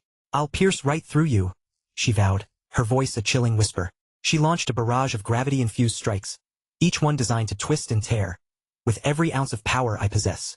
Kettle, still observing the demon with peculiar curiosity, mused aloud. So this is demonic power. Nearby, Aquaz, her face contorted in pain and anger, struggled against the ethereal chains that bound her. This is dangerous, she gasped. Her golden armor shimmered as she gathered the last vestiges of her strength. But divine power, she declared. Asishur, sensing the renewed divine will, bared her fangs in a predatory sneer. Thorns, strike and slay, she commanded. A torrent of sharp, piercing energy spikes rained down upon Aquaz, aiming to crush her spirit and body.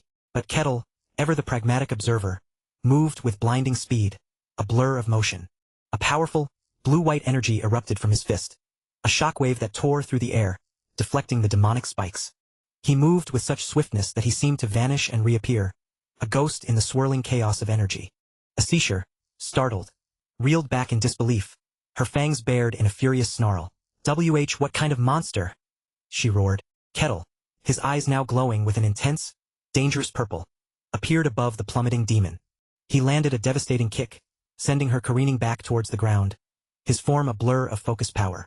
Just as Asishur prepared to meet his assault, a brilliant golden light erupted from Aquaz. Huh? The demon gasped. Despite her bonds, Aquaz bellowed, Carmenon, Chapter 5 Verse 58. Her voice strained but resolute. The golden light intensified, a holy radiance that consumed all wickedness, striking at Asishur with purifying force. Kettle, caught off guard, paused mid-strike, his eyes wide with childlike wonder. What's happening? Is this the power of God? Aquaz, her face streaked with sweat, cried out. We've gathered divine power for you. Strike it down now. Aquaz, her face streaked with sweat, cried out. We've gathered divine power for you. Strike it down now. Kettle's purple eyes flared with blinding intensity, acknowledging Aquaz's plea. His observation time was over. With a final, golden-white energy punch, Kettle declared, this was enjoyable, demon, as he pulverized Asishur. Asishur shrieked in disbelief, her form flickering. What? As the radiant force consumed her, the golden light flared, a blinding supernova devouring Asishur, her essence dissolving into crackling purple energy. Her eyes, once malevolent, widened in horrifying realization. So this is it. Asishur's form dissolved completely, her final thought echoing, I've lost. The demon's essence vanished, leaving only lingering purple energy and dust. Kettle, amidst the fading chaos, smirked. Still, that was entertaining. As his eyes returned to normal, Asishur's ethereal form, dragged towards hell, chuckled defiantly. Being dragged back to hell like this is disappointing. But it wasn't all in vain, she whispered, her eyes fixed on Kettle. I've confirmed that one such as you exists above. What is your name? She demanded, and Kettle calmly replied, Kettle. Aquaz shrieked, NNO, horrified by Kettle's casual revelation, while Kettle looked confused. Asishur, dissolving further, let out a chilling, triumphant laugh, her eyes glowing with chaotic purple energy. Hear me, all who dwell in hell, she shrieked, her voice echoing across a demonic landscape. Remember the name of the barbarian, Kettle. Aquaz stumbled, clutching her head, overwhelmed by the demon's dying pronouncement. Asishur's essence unraveled into a swirling vortex of monstrous red eyes, commanding, Feast on my memories, claim them. The myriad eyes swirled, forming a terrifying, multi-eyed tendril, proclaiming, the being known as Kettle. Kettle simply stared at the bizarre spectacle, a faint question mark hovering over his head. The horrifying, pulsating column of demonic memory descended, twisting towards him. Asishur's voice, A chorus of whispers echoed, "Barbarian. From this moment on, you belong to us." But as the tendril touched Kettle, the red eyes pulsed with brilliant blue light, then shattered. What? A seizur's voice whimpered as the tendril, unable to penetrate Kettle, recoiled. The broken, fragmented tendril detached, falling away like discarded scales. It withered, dissolving into wisps of red and black energy, unable to comprehend Kettle's raw force. Kettle blinked, a childlike wonder in his eyes, then tilted his head, utterly bewildered. "What happened?" he asked, genuinely confused. "It feels like something entered my body." A seizure, now a tiny, chibified demon, whimpered. How? That darkness should have torn through him. Kettle casually nudged a lingering wisp of purple energy with his foot, watching it dissipate. Aquaz and Hayes stared in wide-eyed horror, mouths agape, at Kettle's casual demeanor. Kettle stretched, a contented sigh escaping his lips, the residual purple energy crackling around him. He smiled widely, completely oblivious to the existential dread he had just inflicted. "So the request is finished?" he declared, his innocent smile contrasting with the chaos he'd caused. The Sun God's Church, a grand beacon of divine order, stood majestically in the kingdom of Gehent, within the Barkan territory, its spires reaching for a sky dotted with white birds. Suddenly, a young man frantically scattered urgent news sheets through the bustling streets, his panicked cries announcing, "Urgent news just in, an update about the village we lost all communication with." Inside a quiet study, a woman and a grim-faced man read parchments, their attention drawn to a chilling illustration of a winged demon. "After the Lich and now a named demon called a seizure," the text revealed. Lord Barkan roared in disbelief, confronting the spectral images of the Lich and a seizure. What on earth is going on? How can a mere barony be struck with such calamities? Slumping into his ornate chair, Lord Barkan pressed a hand to his forehead, a solemn guard reporting a demon bearing a name recorded in history itself. A small blessing tempered the misfortune. The Sun God's heretic inquisitor succeeded in driving it back. Lord Barkan, still grave, knew they must carefully consider how to handle the matters ahead. Kettle, observing the growing unrest, noted, "It seems the territory is restless." His expression a mix of curiosity and concern. Aquaz lay recovering, her eyes closed as Kettle acknowledged, "It's no trivial matter after all. The Lord must have a headache over this." Kettle urged her to rest. "Surely you're not planning to depart straight away? You should take a proper rest before setting out." Aquaz, however, sat up, her red eyes gleaming with determination. "No, there's no time to waste. This must be reported to the Holy Land without a moment's hesitation."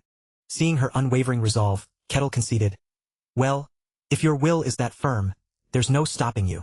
Aquaz then turned to Kettle, a flicker of uncertainty in her red eyes. Lord Kettle," she began, her voice hesitant. Rising, she expressed profound gratitude. "Thank you for saving my life. Had it not been for you, I would have become a plaything for the demon." Kettle, with a casual wave, dismissed her thanks. "There's no need for thanks," he stated simply. He offered a warm, genuine smile. "I was only rescuing a friend," he explained, his eyes twinkling. Aquaz blinked, a slight blush rising. Then we are friends now, aren't we?" she asked, returning his smile. Her smile faded as she considered the implications. For a barbarian to call a servant of the Sun God a friend, she mused, her red eyes narrowing. She looked at him directly.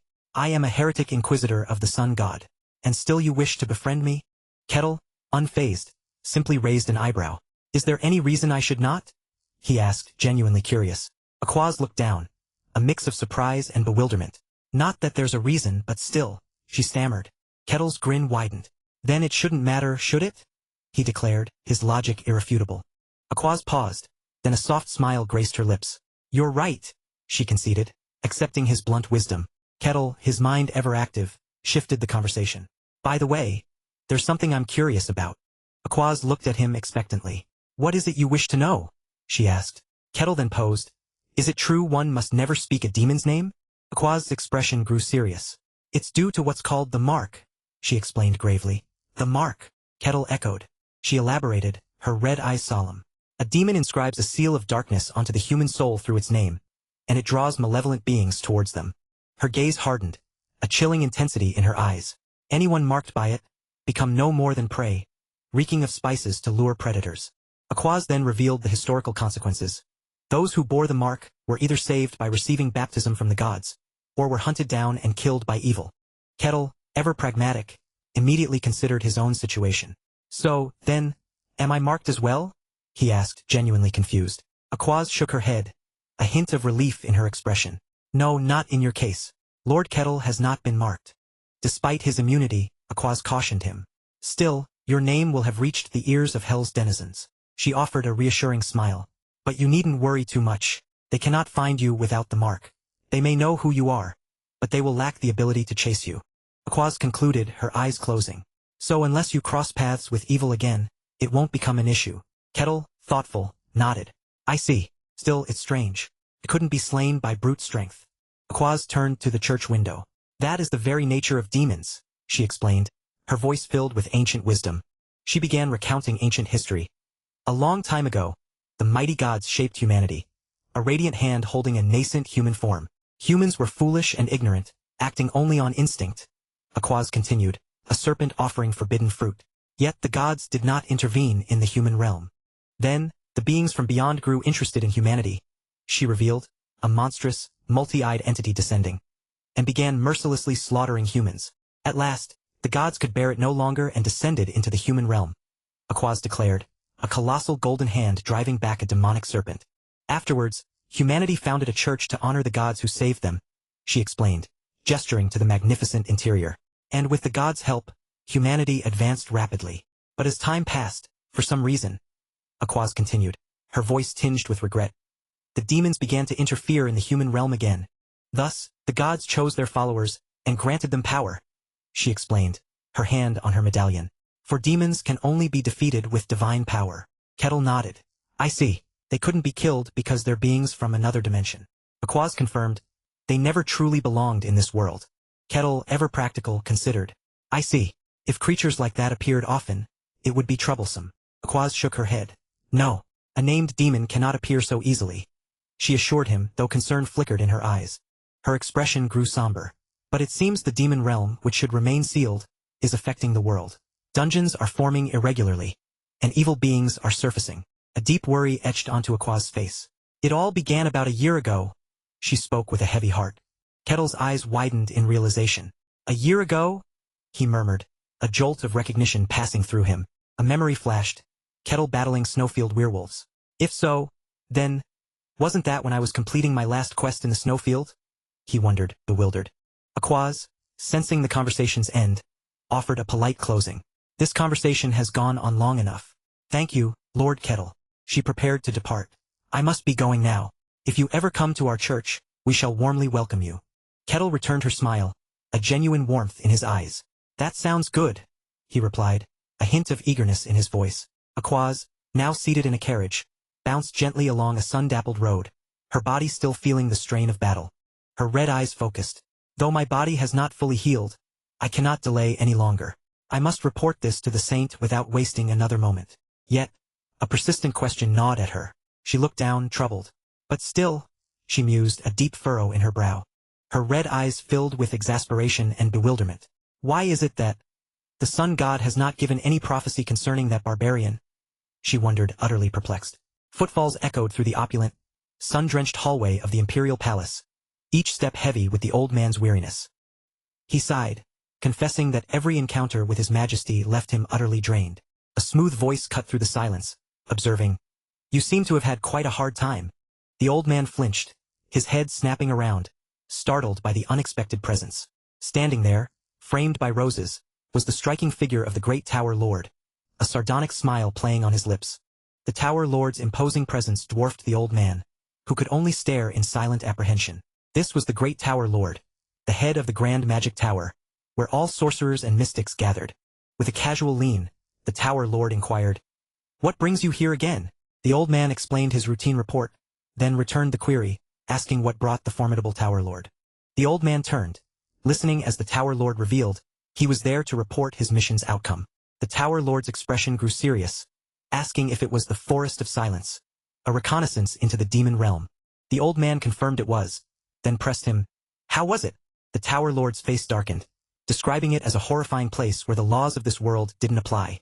True to its name, the Forest of Silence held no sound, no magic, not even echoes. He recounted how soldiers began disappearing one by one, leaving him disoriented and alone. The silence was unnerving, an unpleasant place, prompting the old man to question the Emperor's madness for such a conquest. The Tower Lord, however, maintained a detached fascination, finding the demon realm captivating despite its dangers. The old man, weary of such affairs, expressed a fervent hope to live an ordinary life, far from such madness. But the Tower Lord had other plans, snapping his fingers, unleashing a brilliant spatial magic circle. The palace hallway dissolved into a swirling vortex of cosmic energy, transporting them to an ethereal dimension. The old man, caught entirely off guard, stammered, demanding to know what was happening. The Tower Lord merely smiled, assuring him there was no need to make a fuss. He then posed a cryptic question, hinting that the old man had recently met someone extraordinary. A dawning realization flickered in the old man's eyes. "Don't tell me." The Tower Lord's smile deepened, a silent confirmation of his knowing. The old man cursed, recognizing the insidious eye of observation, demanding when it had been attached. The Tower Lord, with a playful shrug, revealed it was during their last meeting, a hobby of his. Despite his annoyance, the old man pressed for the Tower Lord's impressions, since he had seen everything. The Tower Lord confirmed his interest in the barbarian from the White Snowfield, a being he thought only existed in ancient legends. The old man, still reeling, admitted he wasn't entirely sure what to make of Kettle yet. The Tower Lord's eyes narrowed, acknowledging the real possibility of such a barbarian, one who defeated a swordmaster and crushed the Lich Cardos. The old man, stunned, could only manage a choked, "Wait, he defeated Cardos?" He hadn't known. The Tower Lord, with a knowing smirk, explained the news hadn't spread publicly yet, but whispers were already circulating within the tower. The Tower Lord, with a knowing smirk, explained that Cardos, the mage who once shook the continent, had attempted resurrection in the frontier but was defeated. He paid his respects, lamenting the loss of one of his few Lich friends, a genuine shame reflected in the icy blue glow around his face. The old man questioned his sentiment, but the Tower Lord affirmed the importance of friends in a long life, then revealed a crucial artifact was missing from Cardos's lair. The old man, puzzled, asked if all artifacts weren't recovered, to which the Tower Lord confirmed most were, but not the most precious one. A skeletal hand rose to his chin in contemplation, his red eyes narrowing as he wondered aloud where it could have gone. Shaking off the thought, the Tower Lord's gaze intensified, demanding the old man's thoughts on a critical matter. He challenged whether a mere barbarian could have truly defeated Cardos, a mage of legendary renown. The old man, stroking his white beard, conceded that if it was that particular barbarian, it might indeed be possible. A flicker of amusement crossed the Tower Lord's skeletal features as he noted, with a hint of accusation, that the old man hadn't informed the Emperor. The old man scoffed, questioning why he should, detailing the Emperor's madness in wasting manpower in the demon realm. He warned that if the mad Emperor learned of the barbarian, a catastrophic conflict between their opposing wills would surely erupt, engulfing the world. The Tower Lord's foot stepped forward, a ripple of blue arcane energy spreading beneath it, finding the old man's thought quite interesting. He then challenged the old man, asking if he truly believed the barbarian could face the Empire alone. The old man admitted he didn't know, but confessed a similar sensation upon seeing the barbarian as when he first encountered the Tower Lord. The Tower Lord's red eye widened slightly, a subtle shift in his otherwise impassive skeletal face. The old man quickly clarified he wasn't suggesting a hero class, lacking the ability to make such a profound judgment. The Tower Lord, his skeletal hand returning to his chin, a predatory glint in his red eyes, simply stated the barbarian would be valuable. More than enough value to overflow, he added chillingly, as the old man's eyes widened in alarm, a terrible realization dawning. Suddenly, the bustling, sun-drenched streets of Barkan territory, Gehent Kingdom, came into focus, filled with market-goers. A young woman, carrying a woven basket, walked with a light step, her blonde hair catching the sunlight, as a hulking figure, Kettle, walked beside her. He took another step, his footfall firm on the cobblestones. The woman, startled by his proximity, looked up, a faint blush on her cheeks, gasping softly with wide eyes. Kettle, noticing her near stumble, quickly reached out, his large hand gently steadying her arm. His lips curved into a charming, if slightly predatory, smile as he advised her to be careful, a hint of concern in his voice. He then asked if she was all right, and the woman, still flustered, gave a small, almost inaudible response. Kettle, realizing his intensity might be too much, saw a fleeting look of fear in her wide eyes. He muttered an oops, acknowledging his unintentional effect, a sheepish expression on his face. He mused that she would probably run away in fright, but the woman simply bowed her head in thanks. As she walked away, her basket swaying gently, Kettle watched her, a thoughtful look on his face. He tilted his head, a quizzical expression replacing his earlier amusement. What was this? He wondered, why did this feel so strange? Another woman, with braided brown hair, paused, her eyes widening in surprise as she looked at him. Kettle's eyes narrowed, a loading icon hovering over his head. his mind struggling to process the unfamiliar sensation. His expression shifted to one of intense bewilderment, wondering why people weren't avoiding him. Sunlight streamed into Lord Barkin's opulent chamber as he, seated on his golden throne, inquired if Kettle felt better after the demon's branding attempt. Kettle, now in practical attire, casually dismissed the concern, stating he was fine and didn't even understand what a brand was. Lord Barkin's eyes narrowed, a bead of sweat forming as he acknowledged Kettle's strength but sensed a profound shift in the atmosphere. Kettle, from his seat across the grand table, questioned what Lord Barkin meant by around here. Lord Barkin clarified, explaining he was referring to the estate's people and their changed demeanor. He surmised that the alteration was likely due to the rumors now circulating widely. The guards and mercenaries who survived the demonic incursion had spread their incredible story throughout the territory. Lord Barkin explained that after Aqua's apparent defeat, everyone but one person had passed out. When they awoke, Kettle's axe was radiating a powerful divine aura, astonishing the witnesses. This led everyone to believe Aqua's had lent him divine power, solidifying Kettle's reputation as her demon-fighting companion. Kettle, processing this, finally understood the reason behind the villagers' altered reactions. Lord Barkin apologized, admitting the rumors had spread too far for him to correct. Kettle, however, found it inconsequential, now understanding why people weren't afraid of him anymore. Lord Barkin confirmed that everyone now perceived Kettle as a formidable, demon foe. Kettle simply hummed, a thoughtful expression on his face as he considered the new title. He pondered the implications of being called a demon foe from his ornate chair. At the mercenary guild, Rosa, beaming with enthusiasm, congratulated Kettle on his promotion to C rank. Kettle, seated opposite her, questioned the significance of a C rank. Rosa confirmed his impressive 3-level rank increase, acknowledging his well-earned achievement. Kettle's eyes gleamed with a confident smirk, simply stating, "Good."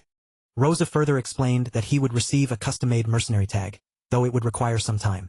Kettle expressed surprise at a custom tag, learning that C rank signified a true mercenary vouched for by the guild. She added that C rank granted him access to most capitals and churches across kingdoms without issue. However, Rosa quickly clarified that the imperial capital was likely out of the question due to the empire's strictness.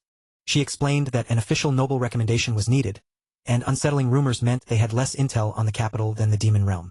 Kettle, with a hint of surprise, acknowledged the severity of the imperial capital's restrictions. Rosa cleared her throat, regaining her professional demeanor. She then informed Kettle that as a C rank, he could accept almost any request, even A-rank dungeons with a party. Kettle's smile widened, excited by the prospect of A-rank dungeons and various other requests. At a tavern, a burly, armored man, tankard in hand, marveled at the incredible events that had transpired.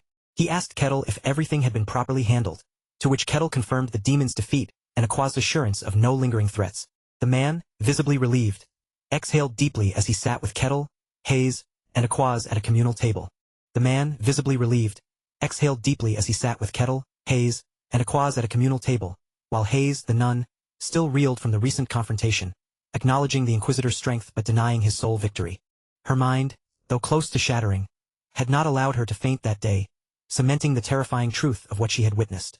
That experience was precisely why she knew Kettle's true power, having seen him utterly overwhelm and toy with a named demon. Therefore, in her distraught state, she concluded that Sir Aquaz had merely swooped in, taking all the credit for Kettle's brutal victory. The conversation shifted, the man at the table asking Kettle, "So, now that you're C rank, what are you planning to do?" Kettle, ever pragmatic, merely shrugged, stating, "Nothing changes. I'll just do my job as a C rank mercenary." The man across from him, momentarily impressed, leaned back, finding Kettle's humility so damn cool. But Hayes internally shrieked, "Don't be fooled. That's not human." Her mind raced, grappling with the unsettling implications of Kettle's power as he then asked his companions, "And what are you all planning to do now?" The man sighed, explaining, "We're F rank. So there's not much we can do yet." He then leaned back, a wistful look in his eyes, admitting, "To be honest, I was just planning to live out my days like a worthless bum." His gaze then sharpened, fixing on Kettle, declaring, "But I want to start living my life to the fullest, just like you, Sir Kettle." A sudden, crackling tension filled the air as the man's blazing eyes met the knight's fierce glare, Kettle calmly asking, "Is that so? Then, what do you plan to do from now on?" Hayes, sensing the escalating tension, cleared her throat, drawing attention to herself with a practiced piety. "Ahem, I simply follow the will of Lady Kaloja at all times," she began as Kettle tapped his chin, recalling something Aquaz had mentioned. "Ah, that's right," Kettle continued, his voice calm. As Hayes looked up, a mix of nervousness and anticipation on her face. Kettle explained that Aquaz mentioned Kalosia's followers were resting, with only the highest ranks active, causing Hayes to stammer, "Why yes?" Kettle, seemingly oblivious to her distress, nodded while Hayes insisted. Sir Aquaz must have misunderstood something. I'm just an ordinary priest." Hayes's forced smile quickly twisted into a grimace. Her eyes glazed over with deep, unsettling fear, her mind spiraling into terrifying possibilities. The weight of Kettle's casual observations, coupled with his immense power, was utterly overwhelming. Her internal monologue spiraling into a terrified whisper, "Escary?" Later that night, long after the tavern had emptied, the mercenary guild remained a beacon of faint light. Inside, Rosa, the receptionist, shuffled papers, her face alight with anticipation. Yippee, time to go home. But then, a heavy step echoed from the doorway, silencing her joyful reverie. Rosa's eyes snapped open, a sudden dread seizing her as she gasped, "No way!" An elderly man, cloaked in a simple brown robe, stepped into the guild hall, announcing, "I'd like to post a request," causing Rosa to groan, F***CK overtime. Forcing a polite smile, Rosa asked, "Sigh, yes, what kind of request is it?" Unnerved by the strange glint in the old man's glazed-over eyes, the old man cleared his throat. "Ahem, I'd like to request an escort. 2 people. Rosa's fingers flew across the keyboard, her mind calculating, as the old man clarified, "Me and a young woman." Rosa's typing ceased abruptly, her eyes widening in surprise as the old man stated the destination. "The Denian Kingdom. Its capital," he added, his gaze unwavering, leaving Rosa speechless. Her mind, ever pragmatic, began to piece together the puzzle, wondering, why post a request in a remote fief like this? An escort all the way to the Denian Kingdom. She mused, judging by the robe, they must be trying to hide their identity. Refined speech but shabby clothes, very suspicious. Despite her suspicions, Rosa maintained her professional composure, stating, "All right, I understand. Then, do you have anything to verify your identity?" The cloaked old man stood before Rosa, who, despite her weariness, eyed him suspiciously, demanding, "Do you have any proof of identity?" With a soft he produced a small ornate silver guild emblem, its intricate design glinting faintly. "This should do." Rosa's emerald eyes widened in recognition. "Wait, this is..." she gasped, her professional facade momentarily cracking. "That's a guild emblem, isn't it?" she murmured, noting the crossed swords. "Those aren't handed out lightly." Her suspicion shifted to cautious respect, realizing he was no commoner. "It seems like he's far from a commoner." With a soft tap, he placed the emblem on the counter. "Identity confirmed," Rosa acknowledged, her tone now formal. The old man, his blue eyes hinting at hidden depths, nodded. "In that case, I'll take the payment." He produced a single gleaming gold coin, placing it with a soft clink. "Let's settle it with this." Rosa's eyes widened in astonishment. "That's solid gold," she breathed, quickly calculating its value. "This should be enough for..." "Only one mercenary," she finished, her gaze snapping to him. "What?" she exclaimed, disbelief rising in her voice. The old man's face contorted in comical exasperation. "Why, you mean just one person?" Blue question marks seemed to swirl around him as he insisted. "It's an escort mission after all." Rosa patiently explained the dangers and costs. Keeping a mercenary as a personal guard isn't cheap, and it's dangerous work. The Denian Kingdom's far, after all. It might even take a month to get there. Naturally, it's pricier than your average commission. The old man conceded. "Why yes, that's true," he rallied. "But can't you do something about it? Maybe at least 2 people? Rosa replied.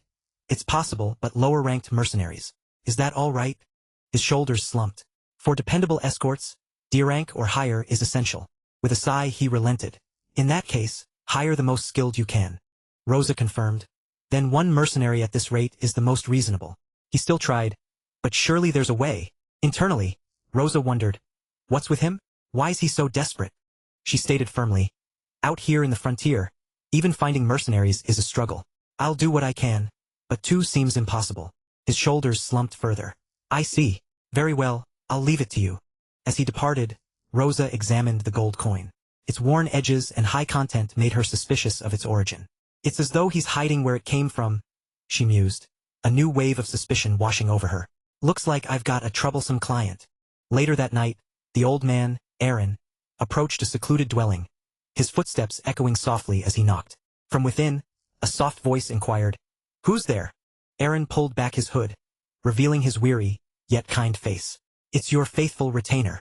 The door opened to reveal Elena, her blonde hair and blue eyes wide with concern.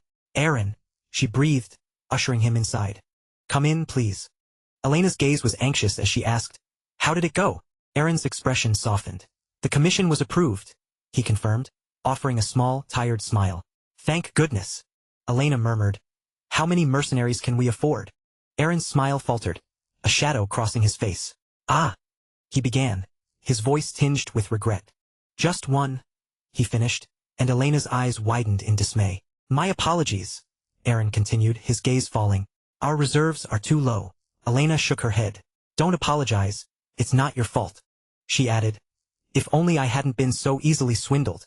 Aaron quickly reassured her. "No, there was no avoiding it. Even I wouldn't have fared better." A shared understanding passed between them, a silent acknowledgement of their predicament. As a wave of blue energy pulsed around them, Aaron, the old man, erupted in a theatrical wail, tears streaming down his face as his despair became a palpable force. Princess Eileen, though equally distressed, quickly stifled her own anxieties, commanding, "Enough!" with sharp resolve.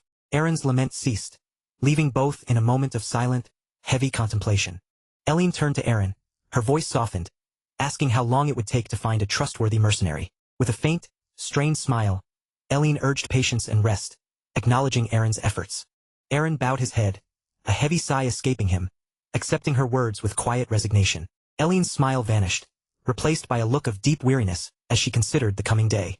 Aaron, consumed by self-reproach, lamented his perceived incompetence, his gaze fixed on the floor. Eileen acknowledged the difficulty of their task, finding their predicament increasingly troublesome. The grim reality of dwindling food supplies settled in, forcing them to endure hunger for now. Eileen firmly cut off Aaron's apologies, insisting the blame was not his. Aaron considered informing the local lord, but Eileen's response was an immediate, resolute, "Absolutely not." Aaron flinched, but Eileen's gaze held steady, her resolve unwavering against seeking outside help. She explained they couldn't trust anyone, as seeking help could put them in even greater danger. Eileen reminded Aaron of their flight from the kingdom, where allies and enemies were indistinguishable. Even after all this time, no word had come from home since their escape. Aaron, ashamed, confessed his weakened resolve, questioning the safety of the Denaian kingdom. Eileen reassured him, speaking of the king of Denaian's oath to protect her since birth. Aaron added that the king might even aid her vengeance, urging her to survive. Eileen, the princess, understood her survival was paramount. Her fall meant their kingdom's end. A hint of trepidation in her voice, Eileen questioned if they could truly trust any mercenary. Aaron, regaining composure, gently took her hand, assuring her the gold would secure a reliable escort. A blush crept onto Eileen's cheeks as she imagined her future protector, her eyes wide with hopeful anticipation. Her thoughts drifted to a romanticized image. A handsome, hero-like mercenary, dashing and strong. Meanwhile, Kettle stretched out on his bed, profoundly bored, musing, "I guess I've got nothing else to do." His thoughts drifted to his former barbarian companions, wondering if they still lived their carefree lives. A sudden realization struck him. "Is my quest over now?" he wondered, a tremor of uncertainty in his voice. He remembered the omnipresent quest window that had accompanied him since opening his eyes in the white snowfield. At first, he thought it a dream, but the biting cold and monsters proved its brutal reality. In that unforgiving cold, the quest window had been his guide, but it vanished after he left. Now it was quiet, almost boring, a stark contrast to his former life. He sat up, looking out the window, wondering if the system only worked in the white snowfield. Kettle wasn't sure, but he accepted the new reality, ready to enjoy this world as he pleased. His contemplation was interrupted by a new mercenary request. An escort mission? Kettle, now in a practical black shirt and fur-trimmed armor, held the escort request, a flicker of curiosity in his eyes. He wondered about this new task. Rosa's hand pointed to the request. Escort one woman and one old man to the Denyang Kingdom's capital. Kettle, leaning back, questioned if that was all. As Rosa explained the multi-day journey and mercenaries' full responsibility, he tapped his fingers, acknowledging the effort, while Rosa added that the generous pay came with a caveat. Kettle's gaze sharpened, prompting Rosa to elaborate on her hesitation. Rosa confessed the request reeks of something foul, offering Kettle an out if he preferred to decline. Kettle smirked, a predatory glint in his eyes. "That's exactly what makes it interesting," he declared, much to Rosa's bewilderment. Rosa, startled, could only manage a confused pardon? As Kettle's focus returned to the document, his eyes scanned the escort request, specifically noting the destination, the Denyang Kingdom. Kettle pondered, a thoughtful frown creasing his brow, finding the name oddly familiar somehow. A radiant image of Mylina Akasha, the elegant lady from the frozen plains, flashed in his mind, surprising him. He recalled her golden pendant and her offer of welcome, realizing the opportune timing. With a wide grin, Kettle emphatically accepted the request, declaring it perfect timing. Suddenly, a blinding flash of blue energy erupted, and his system window flickered into existence, crackling with static. Kettle's eyes widened in surprise as the glowing blue interface reappeared, startling him. The system announced his 1785th quest. Escort the targets to the Danyang Kingdom, a new mission. Kettle stared at the window, confused why it appeared now, while Rosa nervously stammered his name. Meanwhile, Aaron, the old retainer, hurried through dimly lit halls, his footsteps echoing with urgency. Princess Eileen, startled by a sudden noise, looked towards the door with a questioning gaze. Aaron burst in, clutching his chest, his face etched with relief and exhaustion. Eileen recognized him. Eileen, concerned, asked what was wrong, and Aaron, catching his breath, announced the request had been accepted. Aaron, triumphant, revealed that the only C-rank mercenary in their territory had accepted, clenching his fist in excitement.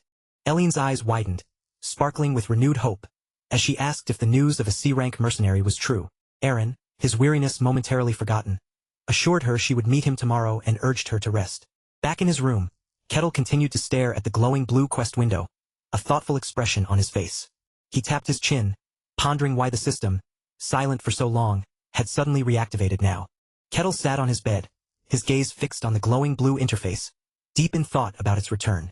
He wondered if the system wasn't exclusive to the snowfield, or if something fundamental had changed in the world. Outside, a violent crack of lightning illuminated the night sky, a brewing storm mirroring the unsettling changes. The next morning, Eileen's hand nervously tapped the table, her heart fluttering with anticipation. Eileen and Aaron sat at a sturdy wooden table in the guild hall, awaiting their mercenary. Eileen, her expression a mix of anxiety and hope, wondered what kind of person her mercenary would be. She imagined a sharp, intimidating warrior, or a scarred brute, yet hoped for someone cool. A faint jingle of a bell announced an arrival as Kettle's heavy footsteps approached the guild doors. Eileen looked up, her blue eyes wide with a mixture of fear and excitement. "Ah, you've arrived," she murmured. Aaron, too, let out a sigh of relief. Finally! As Kettle's imposing figure entered. Kettle stepped into the light, his imposing figure radiating raw, untamed power, his eyes glowing intensely. Eileen's hopeful expectations shattered, her eyes widening in pure, primal terror. Kettle stood framed in the doorway, his powerful presence casting long shadows, terrifying both Eileen and Aaron. Eileen, overwhelmed by fear, slumped in her chair, her body trembling. "See, could it be?" Eileen stammered, her face pale with fear, as Kettle offered a polite, "Nice to meet you." Rosa, witnessing Eileen's terror, looked on with a mix of concern and exasperation. Eileen fainted, collapsing into Aaron's arms. "Why, your grace, Eileen," Aaron cried, glaring at Kettle. Kettle, observing the princess's collapse, mused that people still reacted with primal fear, despite his demon foe reputation. Rosa intervened, attempting to mediate. Kettle asked if these were his employers, and Rosa confirmed it. Rosa formally introduced him. "This is your assigned escort, Kettle, the Ashen Barbarian." Aaron gasped in disbelief. Aaron erupted in furious protest, demanding a replacement. "A barbarian, you say? That's absurd." Rosa, her expression hardening, challenged Aaron, questioning his doubt in the mercenary guild's judgment. Aaron, taken aback, stammered a retraction, but Rosa's cold stare remained fixed on him. Rosa, with a menacing glow in her eyes, offered to cancel the contract and refund payment, terrifying Aaron. Kettle, observing the drama, felt like a walking bomb, an unsettling presence causing chaos. Despite the turmoil, Kettle's resolve remained firm. "I'll accept it," he declared, his eyes unwavering. Aaron, still distraught, tried to appeal to the unconscious Eileen, his hand reaching out in despair. Kettle, intrigued, looked at the fainted princess, a subtle, almost imperceptible tilt of his head. He looked forward to working with her, he thought, as the unconscious princess seemed to whisper, "My name is Eileen,